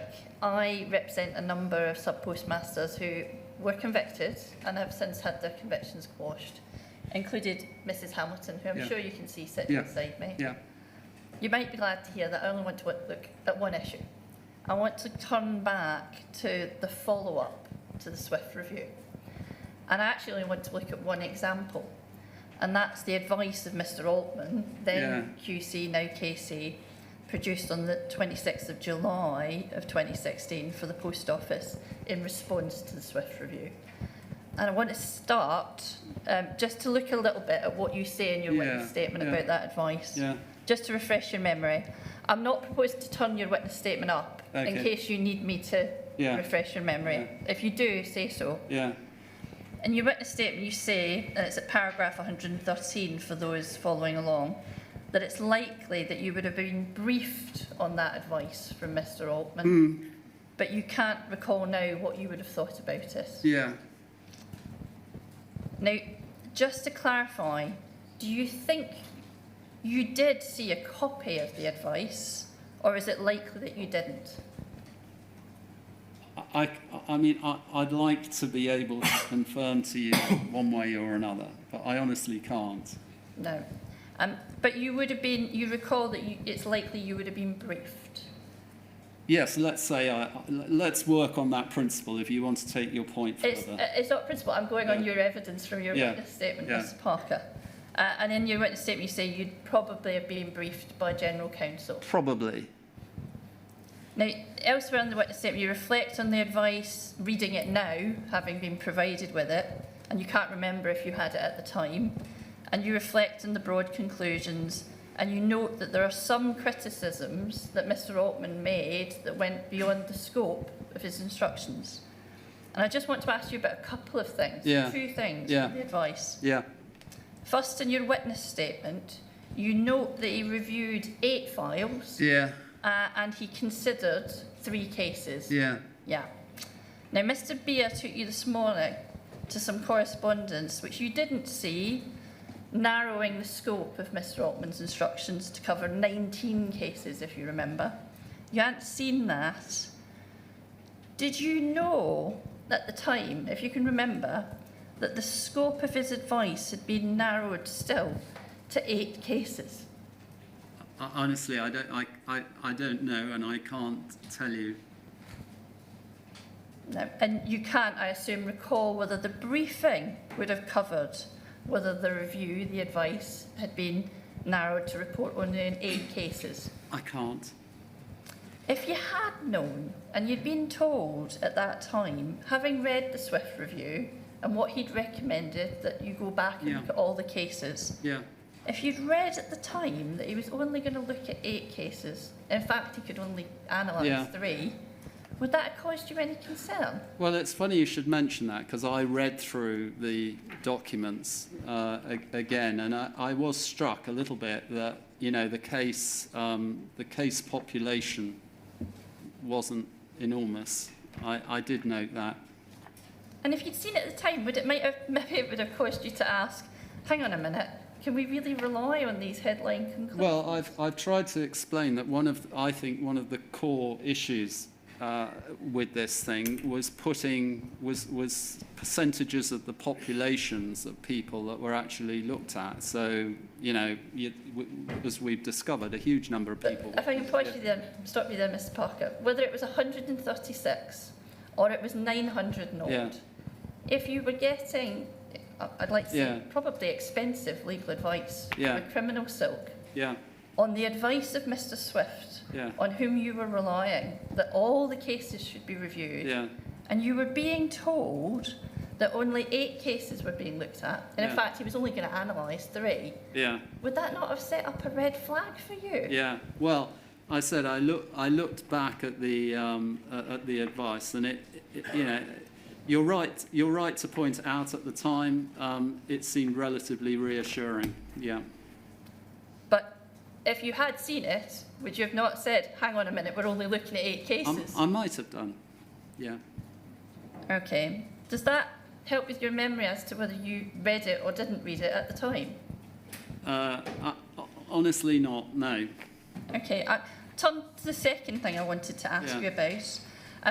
Now, Mrs. Hamilton was one of the 3 cases. Yeah. And I only want to look at one part of the advice which deals with the circumstance of Mrs. Hamilton's plea only being accepted on the condition related to repayment of money. Yeah. And it's at Paul 3022854, and I'm going to look at page 27. If it's okay with you, Mr. Parker, for time, I'm just going to take you to the 2 paragraphs I want to look at. You can trust me that it's the advice. Right. If somebody could bring that up, I'd be grateful.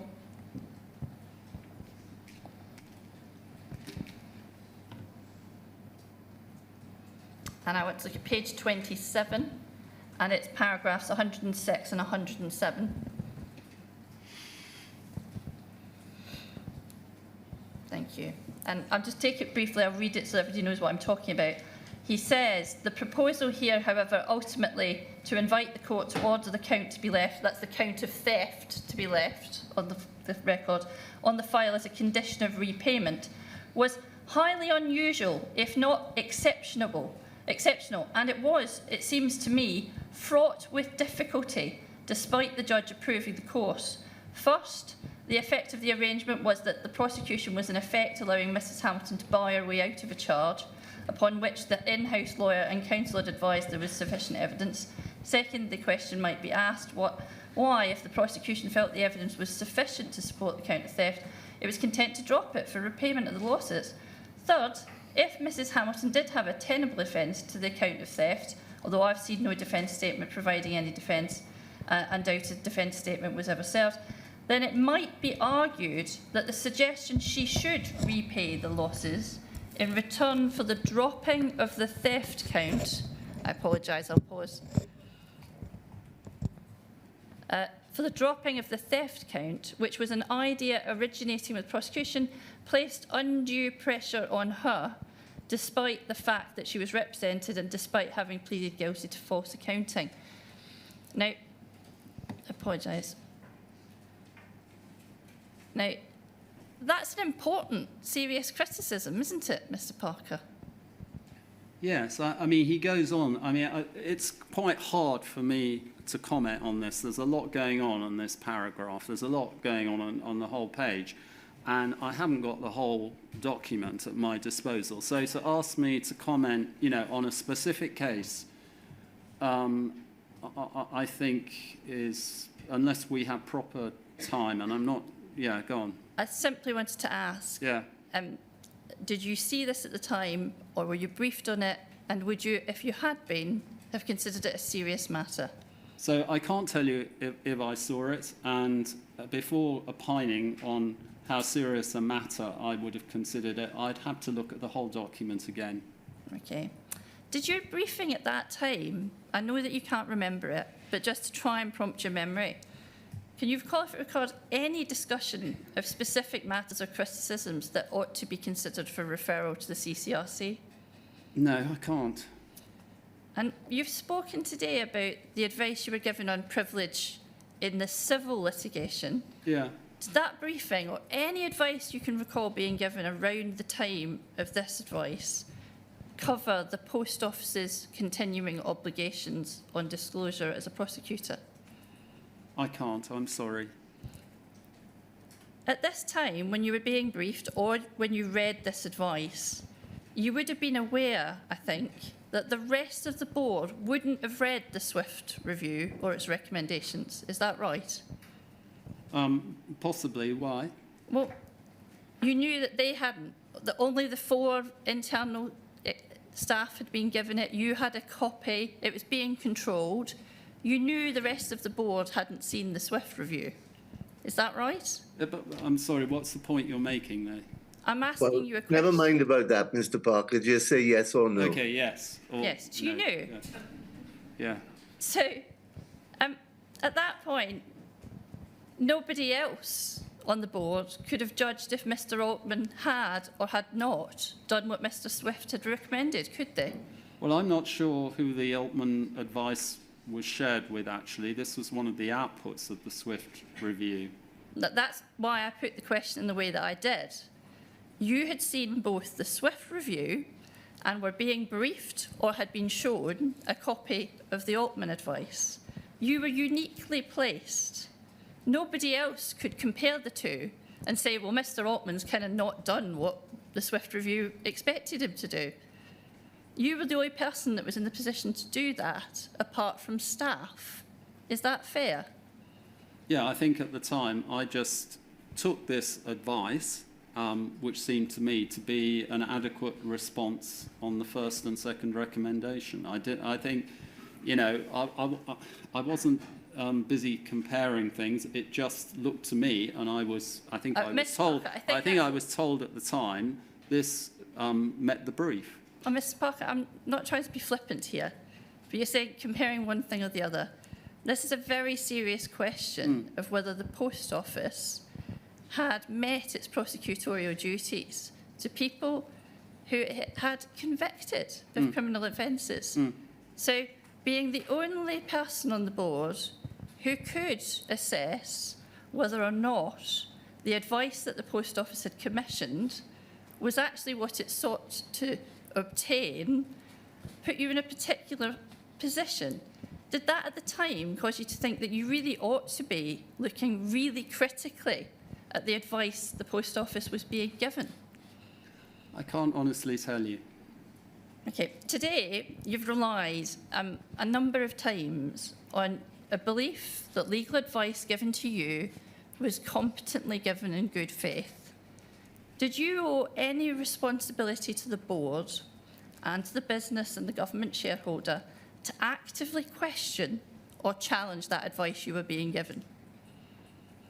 I think, as I explained earlier, to challenge advice of specialists invites the question, you know, how do you challenge a legal opinion? And I don't have an easy answer to that. But at a minimum, you would have had the responsibility to at least properly consider the advice you were being given in good faith. Is that fair? And I believe I did at the time. And you can't recall now if you ever saw a copy of the Altman advice? I can't for sure. Can you recall if you asked to read it for yourself? I cannot. I'm sorry. Thank you, Mr. Parker. Thank you, sir. I have no more questions. Thank you, Ms. Patrick. Is that it, Mr. Beer? Yes, it is, sir. Well, thank you, Mr. Parker, for making a full and detailed witness statement and for answering questions during the course of today. I'm very grateful to you. Thank you. We'll resume, I believe, next Tuesday. Is that correct, Mr. Beer? Yes, 9:45, please, sir. Very well. 9:45 next Tuesday. Thank you. Thank you, sir.